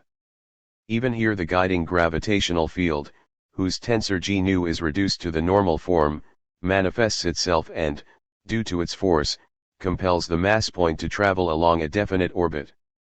The combination of gravitation and geometry therefore does not force us to renounce dynamical conceptions, but teaches us that such conceptions are applicable even to those cases treated previously in a purely geometric fashion. It is no longer possible to assume a geometry of space independent of physical realities. Geometric measurement is a handling of indicators, therefore, the metric of the indicators is at once the measure of the field that determines their adjustment. 41. Space and time in special gravitational fields. We shall now give a more detailed description of the geometry of the gravitational field. For this purpose we refer to 27, where we characterized gravitation-free space by certain specializing axioms that permitted the choice of selected coordinate systems. It turns out that the construction in 27, which starts with the elementary concept of time order and leads to the complete metric, is of fundamental importance. The levels of this construction are levels of increasing generalization of the gravitational field if we proceed in the opposite direction and gradually omit the specializing axioms. The space-time properties of the gravitational field at each level are thus given by those axioms which are still satisfied on that level. The first step toward this generalization consists in the omission of axiom V101, which postulates the possibility of the choice of a coordinate system with Euclidean light geometry. The space characterized by the remaining four axioms, I4, corresponds to the space of the static gravitational field. Again, as in the case of the gravitation-free space, we must add the condition that it must be possible to connect the space points of the coordinate system by rigid rods. The light axioms alone will again be insufficient to give an exhaustive determination of the state of motion. In the language of the Riemannian geometry, the static gravitational field is characterized by the fact that the g nu no longer assume the normal form g nu, 15, 38, but are still of a rather simple kind because they are given by functions of the space coordinates alone, independent of time, with the additional condition that the g alpha 4, alpha equals 1, 2, 3, vanish. In such a gravitational field, space and time still have very simple properties, like those of the gravitation-free case, except that the space geometry is non-Euclidean. Time, on the other hand, retains the special property that Einstein's definition of simultaneity, 2, 19, with, leads to a symmetrical and transitive synchronization, as we showed in 27 prior to the introduction of axiom V. We may therefore understand by the time of a static gravitational field the same as we did by the time of an inertial system. A difference exists only in that transported clocks deviate not only relative to the simultaneity of the system but also relative to the unit of time transmitted by the light signal. The unit of time can therefore no longer be transported, yet the difference between the transported unit and the projected unit depends only on position and not on the path of transport. This statement is a consequence of the fact that the clock indicates the interval, which reduces to 1. For a clock at rest. If G44 is different at the 2 points P and P, then the corresponding dx4 must also be different, since the unit clock supplies the same ds. If we now call dx4 the unit of the coordinate time at P, and dx4 the time unit at P which was transmitted by means of light signals from P according to 1:27, we then have 2. This formulation is a rigorous derivation of the retardation of clocks in gravitational fields, the redshift, which was mentioned briefly in 36. It states merely that the unit of the time coordinate cannot be transported. The measure of a time interval at P is not given by dx4, however, but by dx4, and since this measure is everywhere realized by clocks, the measure of a time interval is obviously transportable. This peculiarity is more clearly characterized in a different fashion. One might try to define a time coordinate such that equal measures of time would correspond everywhere to equal dx4, i.e., G44 would become equal to 1. Though we can at first combine this rule for the measure of time with an arbitrary definition of simultaneity which satisfies the inequality for epsilon given in 3:19, simultaneity would gradually shift in such a manner that later this inequality would be violated and events would be simultaneous that are not indeterminate as to their time order. The time thus introduced would therefore violate the basic topological requirement of time measurement. We may therefore say that it is impossible to define in a gravitational field a time coordinate that corresponds everywhere directly to the measure of time. Let us now proceed to measurements of space. Spatial congruence is given by the characteristic length of rigid rods. Since the events that are simultaneous at both ends of the rod in the sense of the natural length are also simultaneous in the sense of the coordinate time in a static gravitational field, we have for the characteristic length dx4 equals 0, and ds2 reduces to 3. This means that spatial congruence is defined directly by the rigid rod. Two rods equal in length when compared at one place are also called equally long when located at different places. As in the case of the time unit of the clock, this definition of congruence applies only to the measure of the segment determined by the rods, while the respective spatial coordinate differentials dx alpha, alpha equals 1, 2, 3, are everywhere different. It is impossible, therefore, to construct a spatial coordinate system that eliminates this difference between the rod and the coordinate differentials throughout. Space measurements and time measurements behave therefore in a parallel fashion. Measuring instruments still supply the measure of length, but they can no longer be used to define a uniform coordinate system. In gravitation-free fields the two concepts coincide. There, clocks and rods supply a measure as well as a normal coordinate system. In the gravitational field we can no longer construct a normal coordinate system. Instead, the measuring instruments supply the g-nu that correspond to the chosen coordinate system. These relations have a peculiar consequence regarding the velocity of light. Let us imagine the Michelson experiment, see Fig 29, to be performed in a gravitational field, with the arms of the apparatus extended so far that they go beyond the region in which the special theory of relativity applies with a sufficient degree of approximation.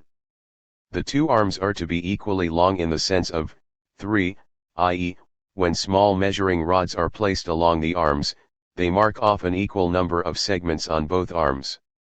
It can be shown that then the round-trip times of the light signals along the two arms become unequal, thus 4. Therefore the matter geometrical equality of distances no longer coincides with the light geometrical equality. The two expressions in 4 would be equal only if the arms of the Michelson apparatus became infinitesimal. In gravitational fields, the velocity of light is no longer constant, and light no longer travels along the shortest path in space. In a static gravitational field, however, the velocity of light is still independent of both time and the direction in which a given distance is traveled. We cannot say, of course, that the light geometrical definition of the equality of length, 10(27), which would make the velocity of light constant even in this case, is incorrect.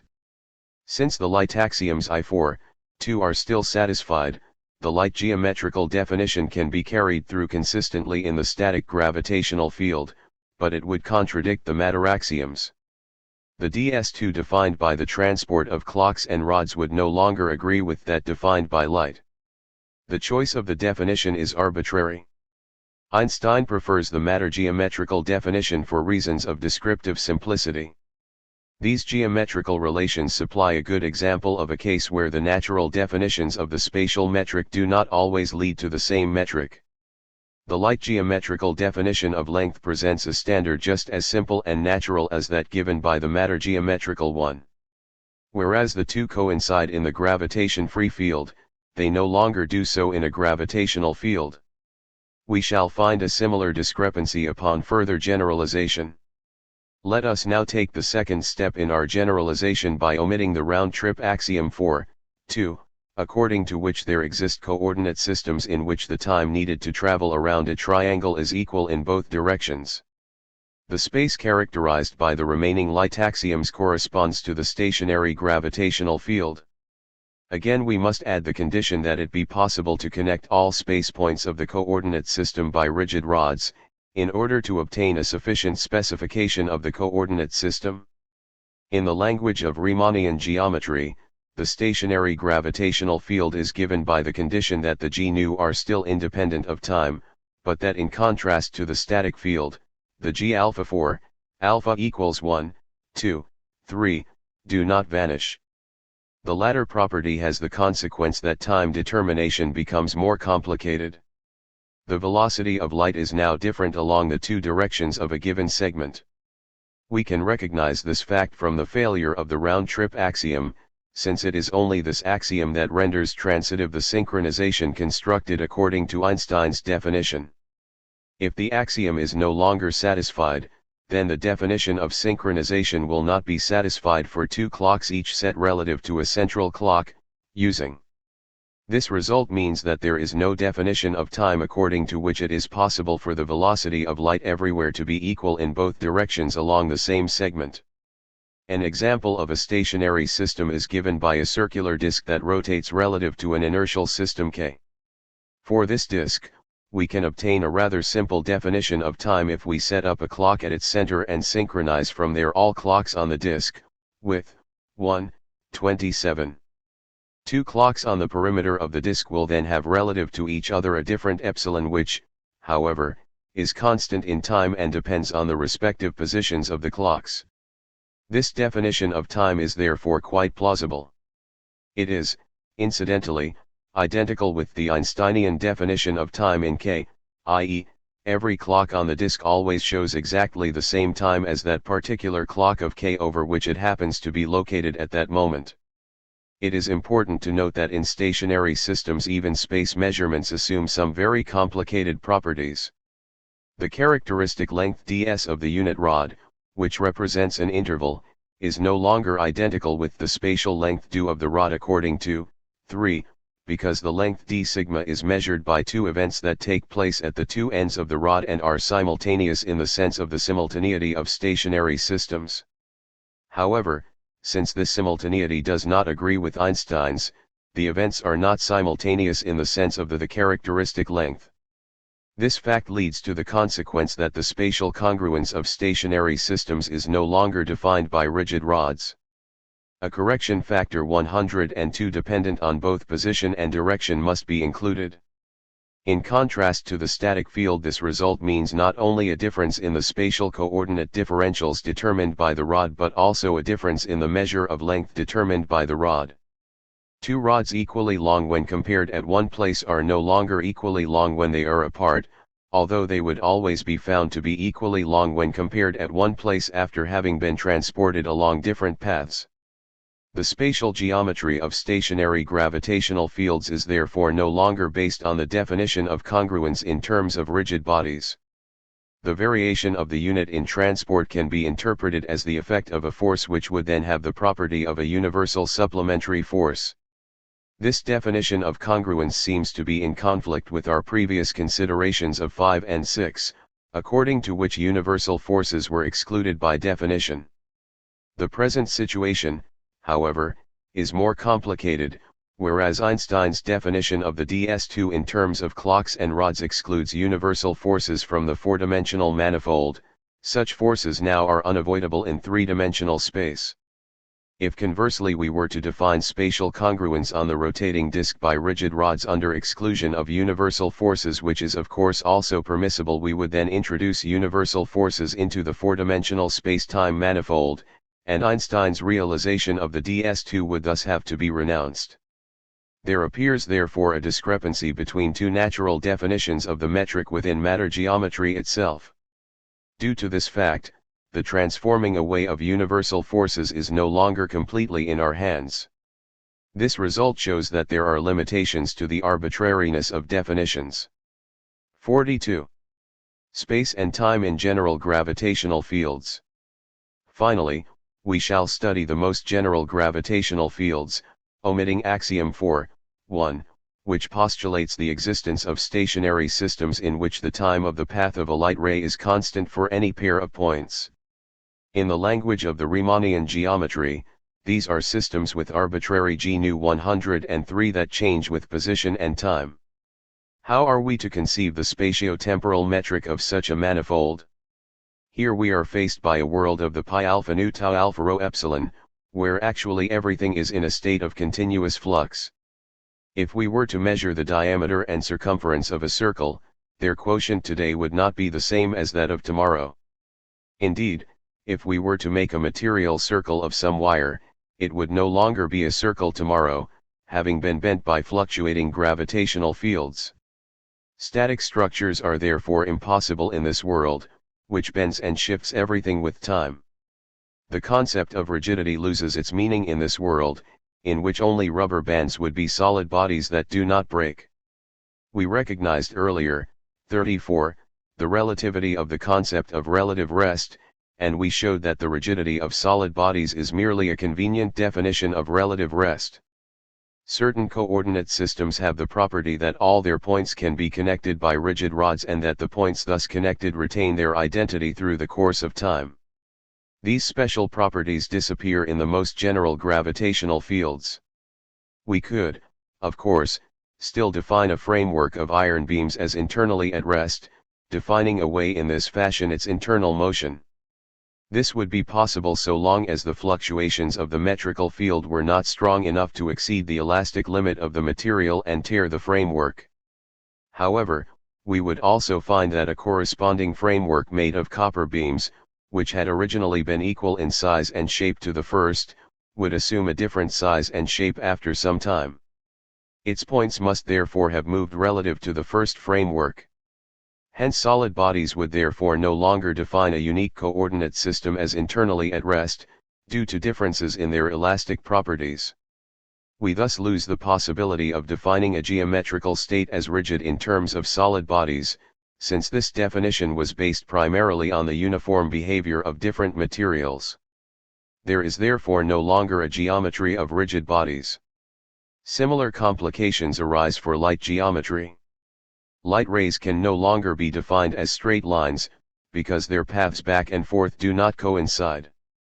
A straight line from A to B would be different from the straight line from B to A. Even the points through which the light ray travels in one direction from A to B will vary with time. Light also loses its uniqueness with respect to time, since there is no longer a specific definition of simultaneity on the basis of which the velocity of light is constant. In whatever manner we set our clocks, not only will the velocity of light generally be different at different points, but it will also have different values for different line elements through the same point, and even these values are subject to change in the course of time. There is therefore no light geometry in these most general gravitational fields. It seems reasonable to ask whether there is anything left which might be called geometry. If there are no rigid bodies, then our previous definition of physical geometry, as the system of the relations of rigid bodies, loses its applicability, and if there is no light geometry either, then light cannot take the place of the rigid body in the coordinative definition of geometry. The coupling of geometry and gravitation that follows from the theory of relativity has therefore a peculiar consequence. Its greatest success consisted in its explanation of geometry, in which it revealed the behavior of measuring instruments as an effect of a gravitational field. But this conception subjects geometry to the variability of gravitational phenomena, and geometry loses its definiteness in fields in which the adjustment of measuring instruments is not uniform. Is it reasonable, then, to speak of a geometry in such gravitational fields? Let us first see how a physicist solves the problem. He makes use of the applicability of the special theory of relativity to infinitesimal domains. In small regions, which incidentally are quite large with respect to the human organism, since deviations from the geometry of the special theory of relativity appear only in astronomical dimensions, he can determine the metrical relations with sufficient accuracy according to the methods of the special theory of relativity. He can use the light geometry, and he will find a sufficient number of rigid bodies. He can avail himself of these bodies if he assumes that the axioms are satisfied for limited regions of space only, and, since the g-nu are regarded as variable in time, if he limits himself to small time intervals. He would therefore consider only large-scale phenomena as fluctuating. He might now determine even a large-scale metric by treating the fluctuating phenomena in such a fashion that the metric corresponds everywhere, in infinitesimal domains, to that of the special theory of relativity. He would therefore describe the path of light rays and the motion of the planets in terms of correction factors, such that in turn these physical processes would define a metric corresponding everywhere in infinitesimal domains to the special theory of relativity. This method yields a physical geometry for large dimensions, which, of course, does not contain direct realizations of the geometrical elements. It would be defined by indirect connection to physical reality. We can thus impose upon this flowing world a conceptual system that makes the chaos appear as an ordered flow. Geometry would then be that conceptual framework which brings order into the chaos. This definition of physical geometry is, of course, very abstract. It is constructed by reference to infinitesimal domains, and we must admit that the concepts of space and time seem to be meaningful only for these domains. Its space-time determinations would therefore not express the relations of the behavior of large physical objects, but merely describe the behavior of these physical objects relative to infinitesimal measuring instruments. This conception leads to a considerable limitation of the original meaning of the concept of geometry. We must therefore ask whether it is perhaps possible to establish between large-scale structures in such a world relations that might be regarded as geometrical. This possibility is suggested by the idea that the relation to infinitesimal measuring instruments will entail certain relations between the large-scale structures themselves. We therefore must try to discover these large-scale relations. The task can indeed be carried out.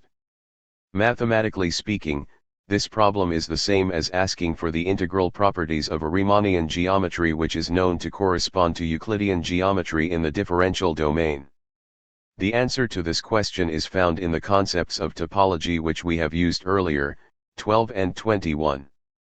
Although the metric of Riemannian spaces is completely arbitrary, their topology is quite definite, inasmuch as the basic topological properties are common to all Riemannian spaces. There may be some variations, of course, in the topological form, which may be that of a sphere, a torus, an open space, etc.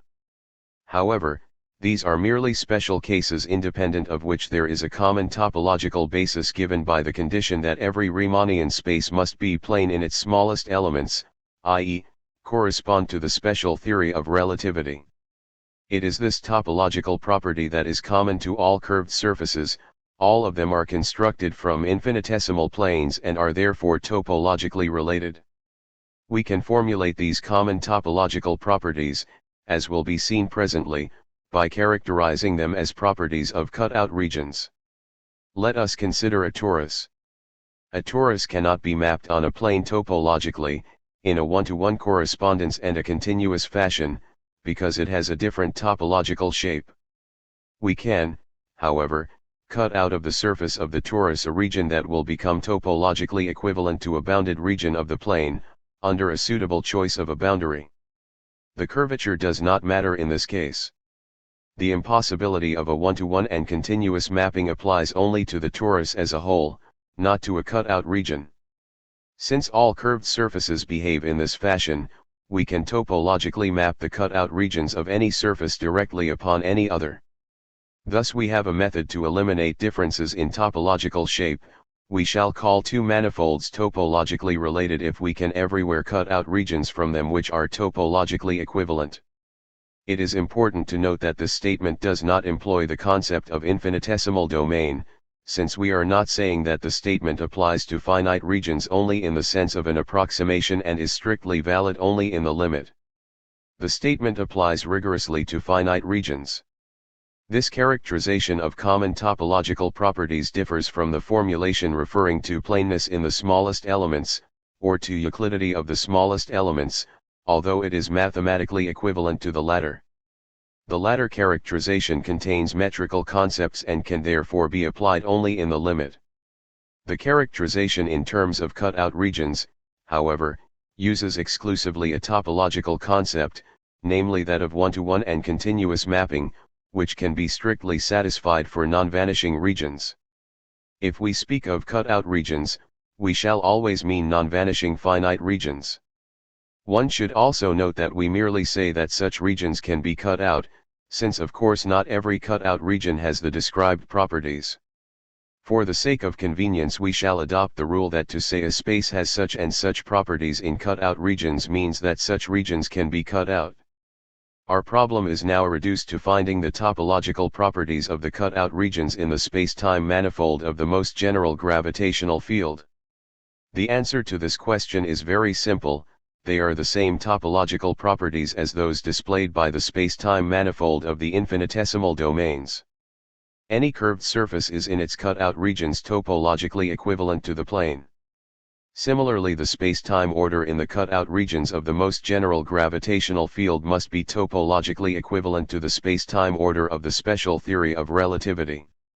This is the key that opens the door to the characterization of the geometry of the gravitational field. We have already discussed the topological properties of the space-time order in our analysis of the special theory of relativity. We found there that the concept of time order is of primary importance and that it can be reduced to the concept of the causal chain. The causal chain proved to be the basic topological element of time order. The concepts earlier, later, and simultaneous revealed themselves as ordering concepts by means of which we were able to characterize the most general properties of causal structure. Continued investigation showed furthermore that even spatial order can be based on the causal chain. We found there that the definition of spatial distance, 27, amounts to saying that a space point is farther away when the causal propagation takes more time to reach it. When we used these concepts in the light geometry for the definition of the spatial metric, we first laid down their topological basis in the form of a special coordinative definition. It was the concept of spatial betweenness which was thus supplied by the causal propagation. There can be no doubt that this conception reveals the basic meaning of the topology of space. It contains the answer to the question what is actually meant by the order of spatially adjacent regions. That we call Sirius very distant and the Sun relatively close means nothing other than that a causal chain originating with us will reach Sirius much later than the Sun. The light year of the astronomer, which was originally introduced as a matter of expedience, corresponds to the logical archetype of all measurements of length. Time, and through it causality, supplies the measure and the order of space, not time order alone, but the combined space-time order reveals itself as the ordering schema governing causal chains and thus as the expression of the causal structure of the universe. The system of causal ordering relations, independent of any metric, presents therefore the most general type of physical geometry, namely the type realized by large objects even in the most general gravitational fields. If rigidity and uniformity were to disappear, the causal chain would still remain as a type of order. The causal chain is the real process that constitutes the immediate physical correlate of the purely ordering geometry of Riemannian spaces. Although everything is in continuous flux, there is a structure discernible in this flux. It is striated and can be resolved into chains that define a strict topological order. The analysis of the concepts of space and time, which was carried through by the theory of relativity and which has culminated in the denial of any metrical importance of geometry, has clarified the cognitive significance of the concepts of space and time. The order of causal chains is ultimately reflected in all space-time determinations. The causal theory of space and time, to which we were led by the epistemological study of the foundations of space-time theory, constitutes the foundation also of the relativistic theory of gravitation. Only this theory can reveal the physical structure into which space-time order relations can be embedded even when all of the metrical properties of the space-time continuum are destroyed by gravitational fields. While we thus see in the causal theory of space and time the philosophical result of the theory of relativity, we wish to point out that this idea of a causal space-time order was conceived long before the advent of the theory of relativity.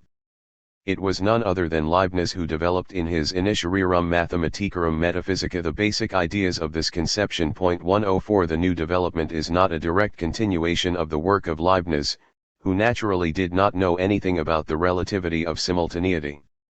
The author's development 105 of the causal theory of space and time was undertaken without knowledge of the corresponding work of Leibniz. It is the more remarkable that Leibniz, this genuine philosopher, was able to understand the nature of scientific knowledge to such an extent that, 200 years later, a new development of physics and an analysis of its philosophic foundations confirmed his views. See the most general properties of space and time. 43. The singular nature of time. We shall now proceed to develop more precisely certain conclusions derivable from the causal theory of space and time that express very general properties of spatio-temporal order. A mathematical formulation will again provide us with a convenient approach to this problem. The fundamental topological properties of the special theory of relativity are expressed in the fundamental form of the metric, namely in its indefinite character and in its four-dimensionality. We shall discuss both of these factors in our presentation, devoting the present section to the indefinite character of the metric. The indefinite character of the fundamental metrical form expresses the singular nature of time. We have pointed out, however, in 29 that this characterization does not give us an exhaustive description of the nature of time. It expresses a distinction between space and time, but does not give us a complete comprehension of the peculiar characteristics of time. An additional essential property of time is its directionality. This specific feature is based on the fact that time and time alone is the dimension of the causal chains upon which we have based our theory of space and time. Time is the direction of the grain of the manifold along which the causal chains extend, whereas space reflects only the neighborhood relations between the coexisting causal chains. The direction of the causal chains is also the direction of the world lines of objects which remain identical with themselves and which therefore represent special cases of causal chains. These lines exhibit most clearly the singular character of time. The atoms of a material rod located next to each other on a space-like world line are said to be different from one another. They are, of course, linked by dynamic bonds, but these forces merely combine them into a complex without destroying their individuality. The points of a time-like world line, in contrast, are referred to as states of the same object. The atom of yesterday and the atom of today are identical, whereas the atom at the left end of the rod is different from the atom at the right end. We may denote this kind of identity by the term genidentity, introduced by K. Lewin. 106. Let us take, for example, a structure as complicated as the human organism. Mr. A of yesterday and Mr. A of today are identical, but not Mr. A and Mr. B. If this decisive difference did not exist between space and time, we could consider the continuation of yesterday's Mr. A to be today's, or even yesterday's, Mr. B, and we could construct the world line of a human being running through several different individuals. The theory of genidentity has received quite a blow from the criticism of the concept of substance, which was brought about by a reconsideration of the ether theory. Accordingly, it is no longer necessary to consider the world lines of a material field as striated in a definite direction. The choice of the grain includes a certain amount of arbitrariness. If the state of a field is graphically represented in the customary fashion, as in Fig. 46, then the vertical lines as well as the dotted slanted lines may be considered as the world lines of the individual field particles. Particle A1 may thus be considered as genidentical with A2, A3, as well as with B2, C3, D4. Nature does not supply a unique rule in this case. Einstein saw in this fact the collapse of the old concept of substance. 107 This means only, and that is how it is formulated by Einstein, that there are material fields in which this arbitrariness exists. Einstein thus wishes to characterize the metrical field that propagates gravitational forces.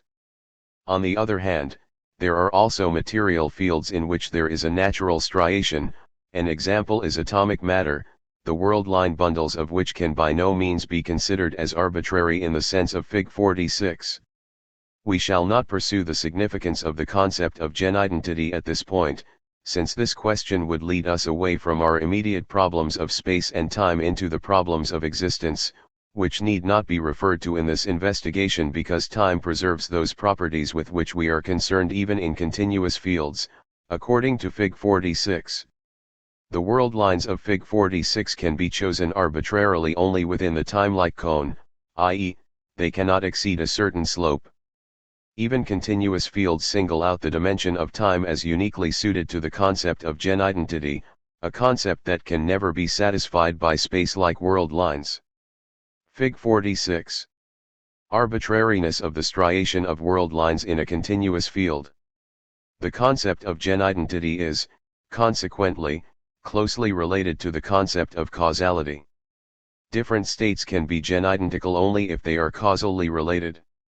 This conception agrees with our definition of causal connection, which considers the causal chain a signal, i.e., the transmission of a mark. To speak of a recognition of the same mark implies a striation of the space-time manifold. Not all world lines can be interpreted as lines of the progress of a mark. At the same time, however, our characterization of causality by means of the mark principle is sufficiently broad to include the arbitrariness in the choice of the lines of genidentity diagrammed in Fig. 46. If we now ask how the topological properties of time are to be characterized in more detail, we may point to 21 and 22 which contain the answer to this question. The laws formulated there as axioms of time order and time comparison contain those properties of time order that survive even in the most general gravitational fields. The fundamental concepts earlier, later, indeterminate as to time order are therefore left unaffected by the relativistic analysis of the concepts of space and time. These fundamental concepts constitute the core of the physical order of time. We notice that the intuitive basis of time order has been retained. The relativistic theory of gravitation does not destroy the intuitive character of time.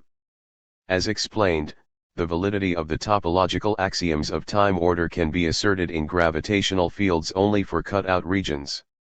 The structure of the world as a whole cannot be determined so long as the validity of special relativity in the infinitesimal is the only mathematical basis assumed. The holistic properties are not determined. If the description is restricted to infinitesimal regions, the topological character of the universe remains an open question. In particular, the possibility remains that for the universe as a whole the axiom of the non-existence of closed causal chains, p. 139, may fail. Mathematically speaking, it is possible to conceive a world in which the special theory of relativity applies in infinitesimal domains without exception, yet in which causal chains may be closed in the world as a whole. Fig. 47. A two-dimensional world, without singularities, containing closed timelines. To understand this result, let us consider a graphical representation of a two-dimensional world, with one space and one time coordinate, drawn on the surface of a cylinder, Fig. 47. The time coordinate corresponds to a line encircling the cylinder, while the space coordinate corresponds to a line going to infinity in both directions, parallel to the axis of the cylinder. Such a manifold has no curvature and satisfies the special theory of relativity in every respect in finite cut-out regions. Only as a whole it has the peculiarity that time lines may be closed. A light signal L will travel like a spiral to infinity, yet it may be reflected, at S, so as to return to its starting point. This simple model demonstrates strictly that closed time-like world lines can exist in a world in which the special theory of relativity holds without singularities. Our proof is based on the idea that the Minkowskian geometrical representation of the indefinite metric accomplishes a one-to-one coordination between the definite and the indefinite metric, and that a surface possible in a definite space will correspondingly lead to a coordinated surface in the indefinite space. This proof answers one of the questions posed in A. 48. The proof of the satisfaction of axiom I(1) in real systems, A. p. 148, is thus shown to be invalid by this model.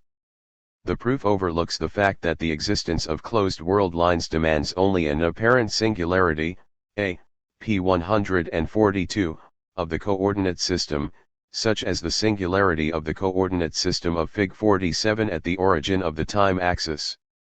We described earlier, p. 141, the peculiar experiences that would result from the existence of closed causal chains. The general theory of relativity envisages such experiences as possible provided that no law regarding the order of space and time is recognized other than the special theory of relativity in infinitesimal domains. It may be advisable to consider this law insufficient and to exclude topological structures like that of Fig. 47 by a special axiom. At present, the evidence indicates that the time order is not closed. These results exhaust the contribution of the theory of relativity to the problem of time. The theory of relativity has demonstrated the connection between the concepts of time and of causality and has led to the formulation of the general axioms of the order of time. A further penetration into the nature of time will be possible only if we subject the concept of causality to a more detailed analysis. This topic will have to be discussed in another publication. 108. 44. The number of dimensions of space. Let us now turn to the second of the above-mentioned basic properties of the fundamental metrical form. Its indefinite character is expressed by the uniqueness of time. Now we shall investigate the significance of the number of its dimensions. Since one dimension is distinguished from the others by virtue of the uniqueness of time, we can restrict our investigation to the three dimensions of space. Various views have been expressed with regard to this question. It has been answered mostly in a subjective sense. The three-dimensionality of space has often been looked upon as a function of the human perceptual apparatus, which can visualize spatial relations only in this fashion. Poincaré tried to find a physiological foundation for this number. According to him, two of the dimensions are due to the retinal image, the third to the effort of accommodation which must be made, and to a sense of the convergence of the two eyes. 109. Even if this physiological explanation were tenable, it completely overlooks the fact that the number 3 of dimensions represents primarily a fact concerning the objective world, and that the function of the visual apparatus is due to a developmental adaptation to the physical environment. This conception is supported by our account of physical geometry. In the present section we shall deal with the objective significance of the three-dimensionality of space. We have previously shown, 12, that the topological properties of space are more directly determined by objective facts than its metrical properties. We showed that the redefinition of a geometry into a different topological type leads to causal anomalies. The same consequence applies to the number of dimensions, which is also a topological property. Two manifolds of different dimensionality can never be mapped upon one another in a continuous one-to-one transformation. The introduction of a different number of dimensions into physical space by means of a transformation which is just as possible as the introduction of a different geometry would destroy all existing causal laws. It is the characteristic of three-dimensionality that it and only it leads to continuous causal laws for physical reality. This empirical result describes a property of reality and constitutes the objective meaning of the statement that space has three dimensions. We saw earlier that measurements of space are reducible to measurements of time, and that in the most general gravitational fields, where no geometry of rigid bodies exists, the order of space can be defined only as the structure of causal chains. Now we can come to a deeper understanding of the connection between the dimensionality of space and the concept of causality. In 27 we formulated definition 10, according to which a spatial distance is measured by the time a light ray requires to traverse it. If we now ignore the measure supplied by this definition, it will reduce to the more precise form of definition E, p. 169, of the concept between, whose properties are determined especially by axiom G. It has the same meaning as the principle of action by contact. Causal effects cannot reach distant points of space without having previously passed through the intermediate points. Through the above definition of between, the principle of action by contact becomes the more fundamental principle of spatial order. The neighborhood relations of space are to be chosen in such a way that the principle of action by contact is satisfied. This principle expresses the prescription which our concept of causality yields for the topology of space. This rule determines the dimensionality of space, as will be shown by the following consideration. First, it must be taken as an empirical fact that there is at least one dimensionality satisfying the principle of action by contact.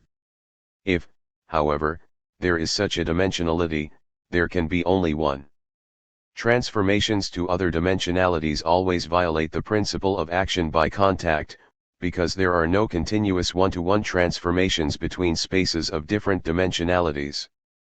This result is the basis for the determination of the number of dimensions. Let us now pursue this idea in more detail by means of a very simple example. There are instances in physics where we work with spaces of a higher dimensionality, namely, whenever we use a so-called parameter space.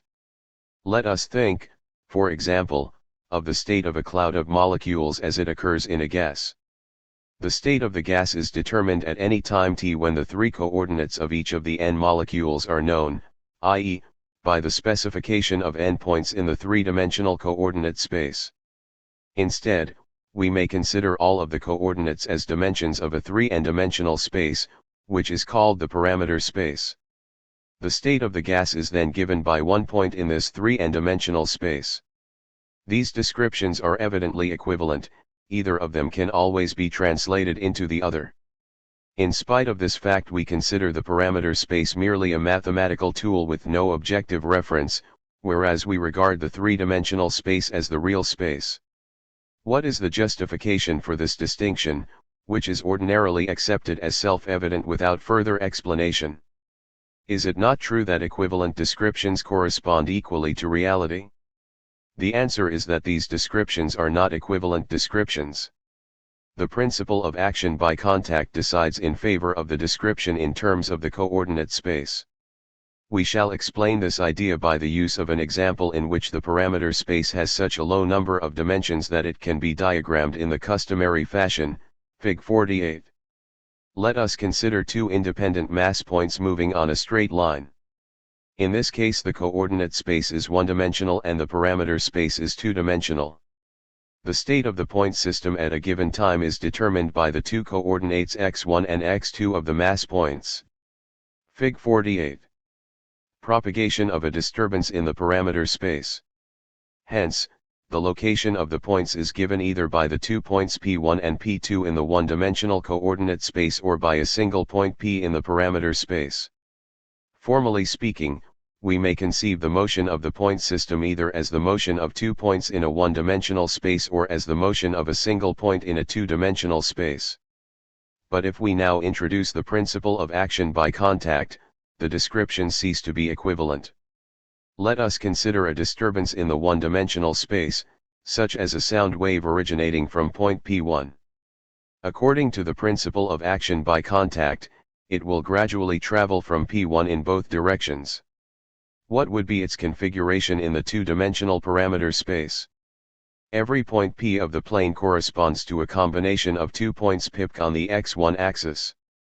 All combinations P1 pk lie on the straight line P1p. Since the disturbance acts at P1, it must therefore affect all points on the line P1p simultaneously, and the propagation of the disturbance will be represented by a lateral shift of the line P1p in the direction of the arrow. At the same time, however, there must also occur a horizontal, symmetrically located, disturbance front, since P2 will also be disturbed as soon as it approaches the area of the disturbance. Whereas the disturbance spreads from a center in the coordinate space, it does not have a central point in the parameter space, but affects immediately two intersecting straight lines. This fact shows that the real space in this example is one-dimensional. Only in the one-dimensional space can the principle of action by contact be maintained, while in the two-dimensional space infinite velocities of propagation exist along the intersecting straight lines. Besides this interpretation, there exists another in which we do not speak of infinite speeds of propagation along the straight line, but of a pre-established harmony. Whenever a disturbance originates in a point on one of the straight lines, it originates at the same time also in all of its other points, because there is a corresponding cause for the disturbance at every point. These two interpretations are equivalent and constitute the same violation of the principle of causality. The satisfaction of the principle of action by contact excludes, therefore, pre-established harmony. See also p65. We must now formulate this analysis in more detail. The transition from the coordinate space to the parameter space involves a certain arbitrariness, and we must now specify the presupposition according to which the point disturbance in the coordinate space is transformed into a line disturbance in the parameter space. If P1 lies within the region of the disturbance, its path will be deflected. Consequently, the path of the combination point P will also be deflected. And it is irrelevant in this case whether P2 is affected by the disturbance. If we now require that a deflection of P can occur only if P lies within the domain of disturbance in the parameter space, it follows necessarily that the disturbance in the parameter space must occur along a line and cannot be restricted to the immediate neighborhood of a point. This disturbance has a second peculiarity. At first it has no effect on the state of motion of P2 since it affects only P1. In the two-dimensional parameter space, it can therefore affect the point P of the system only in a certain limited fashion, namely, the disturbance can change only the x1 coordinate and not the x2 coordinate of P. If PP is a segment of the undisturbed path of P, and PP is the corresponding segment of the disturbed path, then the points P and P lying on the same horizontal line must correspond to simultaneous events. The path of P receives from the linear disturbance only a sideward bulge perpendicular to the front of the disturbance. The central disturbance spreading in all directions in the coordinate space will be linear and will spread unidirectionally in the parameter space. If, on the other hand, the process of the disturbance were centrally oriented in the two-dimensional space, it would not be oriented in the same way in the one-dimensional space. If we consider a disturbance spreading centrally from P, it will be represented in the one-dimensional space by two disturbances which affect P1 and P2 simultaneously and spread centrally from each of these points. Between these two disturbances there would exist an action at a distance, If the point P1 should enter one of the regions of disturbance, it would be disturbed only if simultaneously the distant point P2 were located in the other region of disturbance. Point 110. A central action by contact in the parameter space would therefore lead to an action at a distance in the coordinate space. In this case we would say that the two-dimensional space is the real one, while the one-dimensional space is merely a mathematical tool. As was pointed out before, the described difference in the causal propagation of the two spaces is based on the fact that no continuous one-to-one transformation is possible between spaces of different dimensionalities. There can only be a transformation that changes the elements of the space, i.e., a point in the two-dimensional space corresponds to a combination of points in the one-dimensional space, and a point in the one-dimensional space corresponds to a straight line, or a pair of intersecting straight lines, in the two-dimensional space. An extension of these considerations to higher numbers of dimensions is easily accomplished. If the coordinate space is three-dimensional, and the parameter space n-dimensional, n3, then a disturbance in the coordinate space which obeys the principle of action by contact is represented in the parameter space by intersecting hyperplanes moving sideward, which can again be disturbed only in a limited fashion and which will cover, in the course of time, a cylindrical region having a three-dimensional cross-section. A centrosymmetric disturbance in the coordinate space corresponds therefore to a group of cylindrical and unidirectional disturbances in the parameter space. Conversely, a centrosymmetric disturbance in the parameter space would be equivalent in the coordinate space to a number of separate disturbances connected at a distance. Let us now imagine schematically that an observer wants to determine experimentally the dimensionality of space. He will try to combine the parameters of the observed events into one space and test whether the principle of action by contact is satisfied in this manifold. If it is not, he will try a different combination of parameters, i.e., a different dimensionality of the parameter space, testing thus various parameter spaces until he finds one that has the desired property. This space he will call the coordinate space. If we consider the coordinate space as a special case of a parameter space, we may formulate the results of our considerations as follows. The principle of action by contact can be satisfied only for a single choice of the dimensionality of the parameter space. That particular parameter space in which it is satisfied is called the coordinate space or real space. This formulation expresses the requirements on which the coordinative definition of the topological space is based. The topology is therefore basically subject to the same qualifications as the metric. Without a coordinative definition it is not determined, and therefore we cannot regard it as an absolute datum. The metric of a space becomes an empirical fact only after the postulate of the disappearance of universal forces is introduced. Similarly, the topology of space becomes an empirical fact only if we add the postulate of the principle of action by contact. This idea was first considered in 12, where we dealt with the topological character of space and recognized that it is determined only if we add the postulate of the disappearance of causal anomalies. This result fits into our present more general requirement, according to which not only the topological character but also the neighborhood relations are determined only if the postulate of action by contact is assumed. A recognition of the arbitrary components in the various descriptions clarifies the objective nature of topology. That the requirement of the principle of action by contact can be satisfied at all, and in particular, that it is satisfied in a Riemannian space of three dimensions, is a physical fact not dependent on arbitrary definitions. The statement that physical space has three dimensions has therefore the same objective character as, for instance, the statement that there are three physical states of matter, the solid, liquid, and gaseous state. It describes a fundamental fact of the objective world. Just as in the case of the metric, one can proceed, after recognizing that the three-dimensionality is a physical fact, to the question of its explanation, i.e., one can now search for a cause of the three-dimensionality of space. One might try, for instance, to regard the three-dimensionality as a consequence of certain conditions of equilibrium of matter. This conception would be justified if the three-dimensional order of matter could be shown to be the only stable order. Any such proof presupposes certain laws of nature which can be formulated independently of the dimensionality of space. Such a proof might read, if space has n dimensions, and it is a general law of nature that the attraction between masses varies inversely with the n1 th power of their distance, then the dimensionality of space must be n equals 3, since otherwise the motion of the planets and also the arrangement of the masses of the stars would not be stable. Of course, this idea cannot be carried over into Einsteinian geometry, where the Newtonian force of attraction no longer plays a primary role and occurs only as an approximate solution.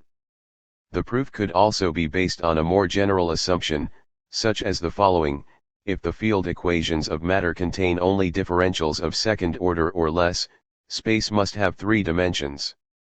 We mention these examples, which of course are not intended to represent confirmed laws of nature, nor laws for whose future confirmation we see any chance, merely in order to express the basic idea of such an explanation of the dimensionality of space. This explanation, like any other explanation, can consist only in a combination of 2 natural phenomena into one, i.e., in the derivation of one from the other. The 3-dimensionality would thus be recognized as a logical consequence of certain fundamental properties of matter, which in turn would have to be accepted as ultimate facts. Any other attempt at explanation would be vain. The 3-dimensionality of space cannot be maintained as an absolute necessity, it is a physical fact like any other, and therefore subject to the same kind of explanation. Though some attempts have been made to treat the problem from this point of view, as for instance by H. Whale 111 and P. Ehrenfest 112, they have thus far not led to success. We shall now turn briefly to the question of the visualization of spaces of higher dimensionality. There can be no doubt that in a world of a higher dimensionality the human power of imagination would adapt itself to its environment and that man would have a visual picture of this space analogous to his present 3-dimensional visualizations. When we try to imagine such a picture according to the rule given by Helmholtz, p. 63, namely, by describing experiences in a 4-dimensional space, i.e., a 5-dimensional space-time manifold, we meet with certain difficulties. In such a space even the human body would be 4-dimensional, and its perceptual apparatus would be very different. Instead of the 2-dimensional retina of the eye, there would be a 3-dimensional retina. Whereas the visual experience of the 3rd dimension, the depth, is now achieved primarily by the combined effect of the 2 eyes and is therefore qualitatively different from the experience of the other 2 dimensions, the 3-dimensional experiences in a 4-dimensional space would be as immediate as 2-dimensional experiences in our 3-dimensional space. The combined effect of the 2 3-dimensional pictures on the retina would supply us with the visual experience of the 4-dimensional space. If we try to imagine such experiences in terms of our present sensations, we shall find that there are certain limitations. The new perceptual experience we wish to describe would have new sense qualities that do not exist under the conditions with which we are familiar. We can therefore indicate only indirectly what kind of experiences would result in such a world.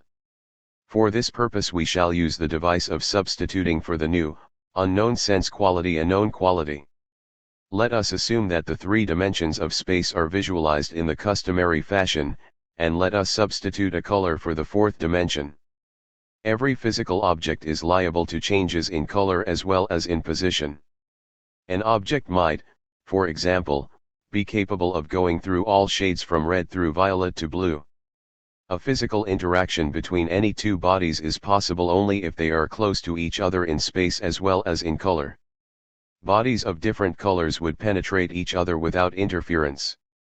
In this fashion we have now coordinated to every point of the 3-dimensional space the 1-dimensional continuous manifold of color from red through violet to blue. Hence the combined manifold of these states is 4-dimensional. This manifold constitutes a space in the proper sense because the principle of action by contact is satisfied. All properties of a 4-dimensional space may now be inferred from this illustration. The collision of 2 billiard balls, for instance, would occur as follows: the 2 balls approach the same 3-dimensional point, while at the same time their colors become more and more alike. Only if they are close not only in space, but also in color, will there be the sound of a collision.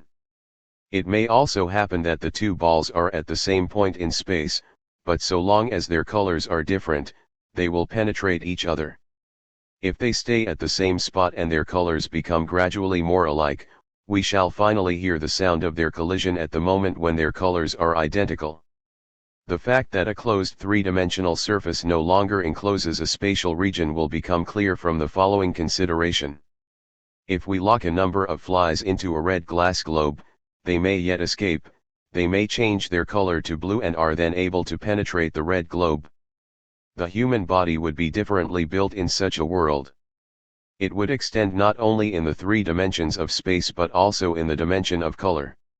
It would consist of similar bodies which penetrate one another and are somewhat different in respect to color, thus filling in continuous variation a small interval of color.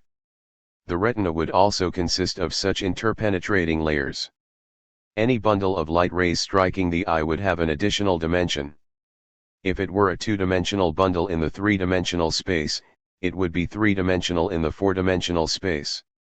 We must here imagine that every light ray is capable of assuming every color. From a red point in space, a red ray will go to a red point of the retina. The same point of the retina is penetrated completely by a blue ray traveling from a corresponding blue point in space to the corresponding blue point of the retina.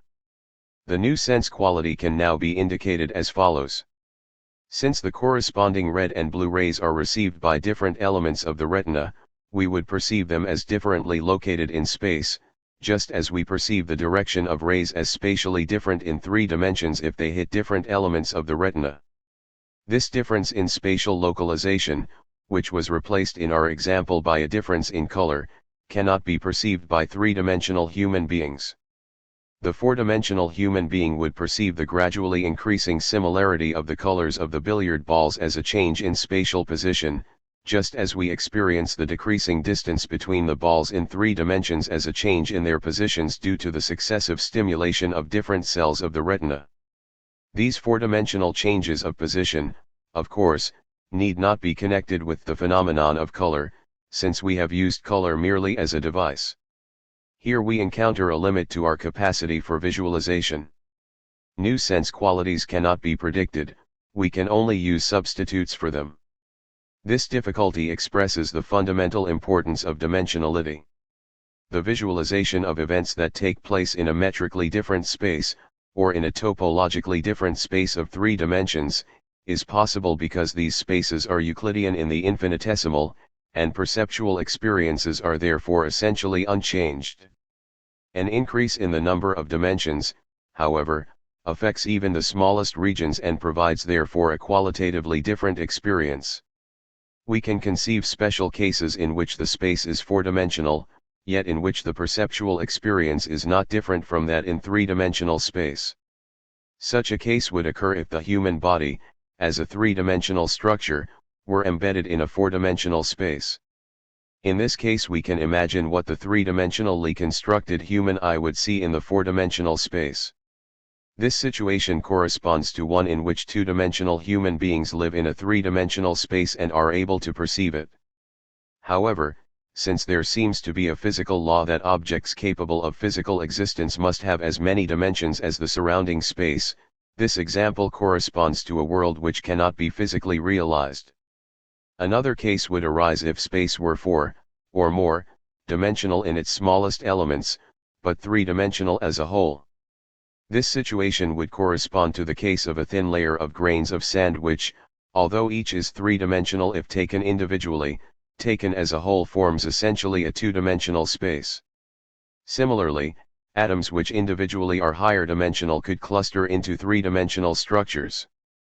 In such a world, a macroscopic structure would have only the degrees of freedom of the three dimensions of space, while an atom would have many more degrees of freedom.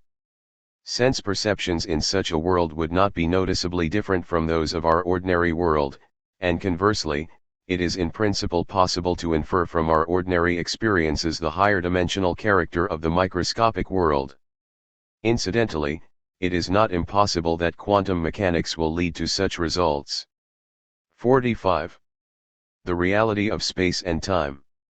Statements about the topological properties turn out to be the most reliable ones we can make about the order of space and time, they apply even to the most general gravitational fields. We said in 39 that the Gauss-Riemann separation of coordinate system and metric leaves to the coordinate system the function of characterizing the topological properties of a space. We may therefore regard the following statement as the most general assertion about space-time order: everywhere and at all times there exists a space-time coordinate system. This result implies the topological distinguishability of space and time. In a space-time coordinate system, one of the dimensions is to be considered as time and the three others as space. The division into time-like and space-like directions is accomplished by the world lines of light. In Fig 49 the dividing lines are drawn, in Fig 49a for the special theory of relativity, in Fig 49b for the general theory of relativity. The second diagram differs considerably from the first in its metric, while it is topologically equivalent to it.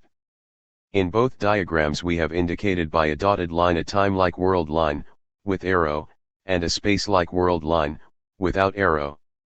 It can easily be seen how the angular regions traversed by these lines can be characterized topologically with reference to the arrows of the world lines of light. Time-like world lines pass through the angular region between those branches of the lines that have arrows, while space-like world lines pass through the angular region between one branch with an arrow and one without an arrow. If we were to draw in the same manner a set of time-like and a set of space-like world lines, they would represent a space-time coordinate system, a real system. It is of course not necessary to describe a manifold of the type of Fig 49 by such a coordinate system.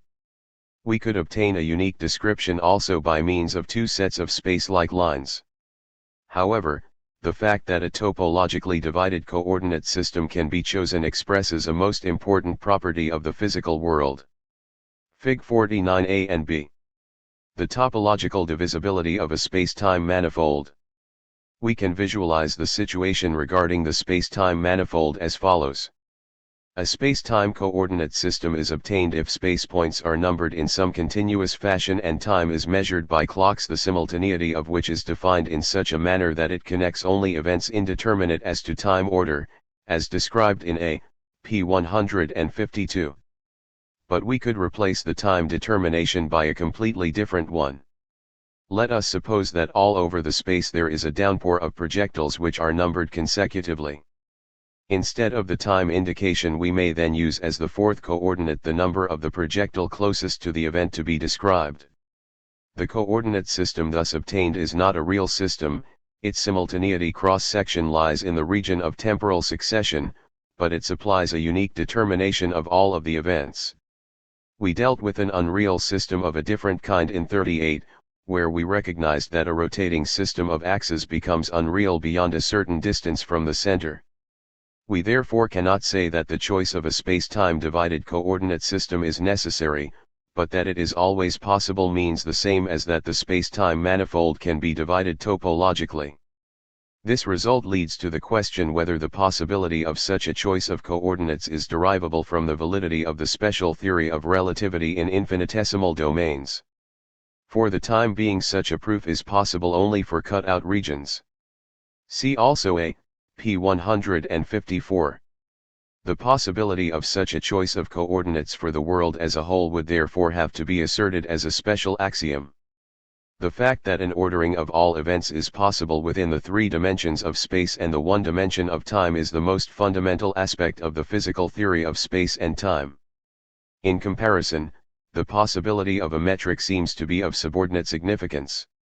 It is only the metric, however, which, in the general theory of relativity has been recognized as an effect of the gravitational field. The essence of space-time order, its topology, remains an ultimate fact of nature, unaffected by these considerations. We must therefore content ourselves with the statement that an ordering in terms of space-time coordinates is possible. The explanation of topology would still be incomplete even if we were to find the explanation of three-dimensionality discussed in the previous section. The three-dimensionality represents one of the topological properties of space and time, and any explanation would have to start with the assumption that some continuous order of space and time exists. Other attempts have been made to explain the topology of space and time. The coordinate system assigns to the system of coincidences, of point events, a mutual order that is independent of any metric. This order of coincidences must therefore be understood as an ultimate fact. The attempt has been made to justify this order as necessary. It has been regarded as a function of the human perceptual apparatus rather than of the objective world. Accordingly, it has been claimed that sense perceptions supply directly only coincidences, and that the ultimate element of space-time order is determined by the character of our sense perceptions. In this connection, appeal is made to the experimental methods of the physicist, in which coincidences of dials and pointers play an important role. This view is untenable. First of all, it is obvious that we cannot regard the order of coincidences as immediately given, since the subjective order of perceptions does not necessarily correspond to the objective order of external events. It can serve only as the basis of a complicated procedure by which the objective order is inferred. This difference is due to the fact that perceptions form a one-dimensional chain, while objective point events belong to a four-dimensional manifold. We must therefore introduce rules for the construction of the objective order. Such rules have been formulated in the topological coordinative definitions. It is a serious mistake to identify a coincidence, in the sense of a point event of the space-time order, with a coincidence in the sense of a sense experience. 113 The latter is subjective coincidence, in which sense perceptions are blended. For instance, the experience of sound can be blended with the impression of light. The former, on the other hand, is objective coincidence, in which physical things, such as atoms, billiard balls, or light rays collide, and which can take place even when no observer is present. The space-time order deals only with objective coincidences, and we go outside the realm of its problems in asking how the system of objective coincidences is related to the corresponding subjective system. The analysis of this question belongs to that part of epistemology that explains the connection between objective reality, on the one hand, and consciousness and perception on the other. Let us say here only that any statement about objective coincidences has the same epistemological status as any other statement concerning a physical fact. It is therefore not possible to reduce the topology of space and time to subjective grounds springing from the nature of the observer. On the contrary, we must specify the principles according to which an objective coincidence is to be ascertained.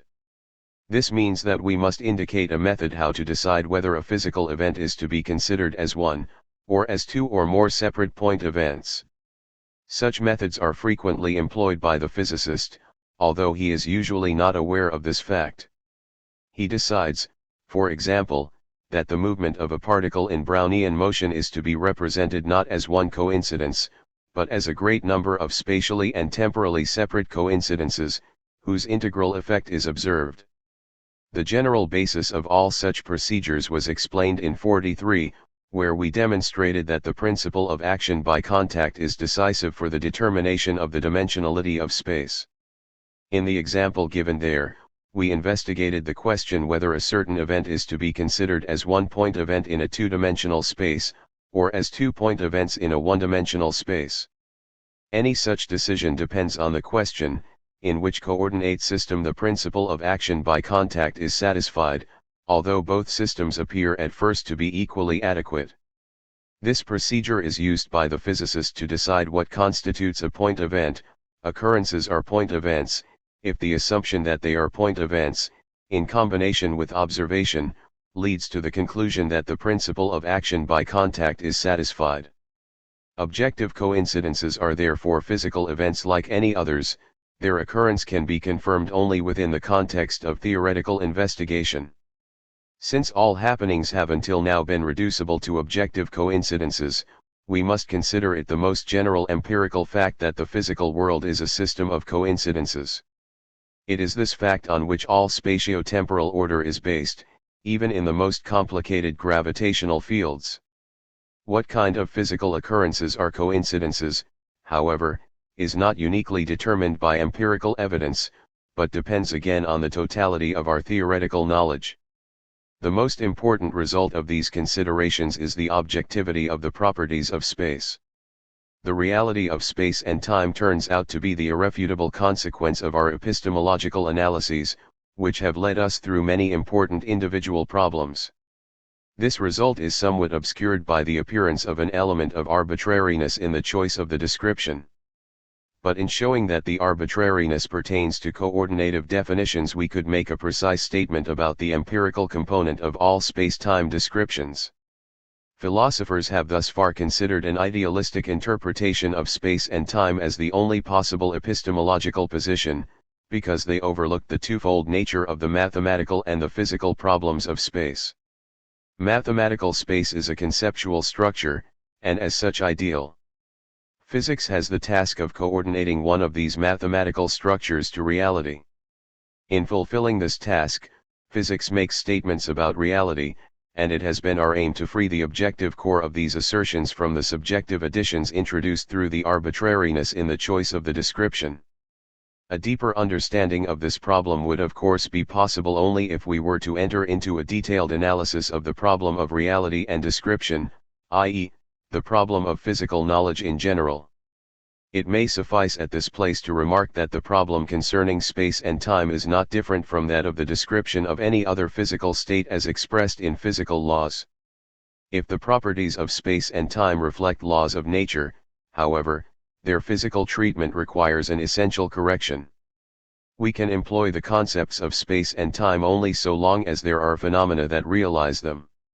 At present, the existence of such phenomena has been confirmed only for the macro-cosm.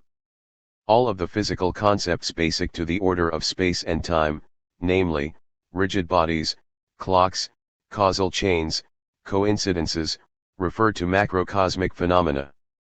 We cannot be sure that they can be extended to the microcosm, i.e., the world of the interior of the atom.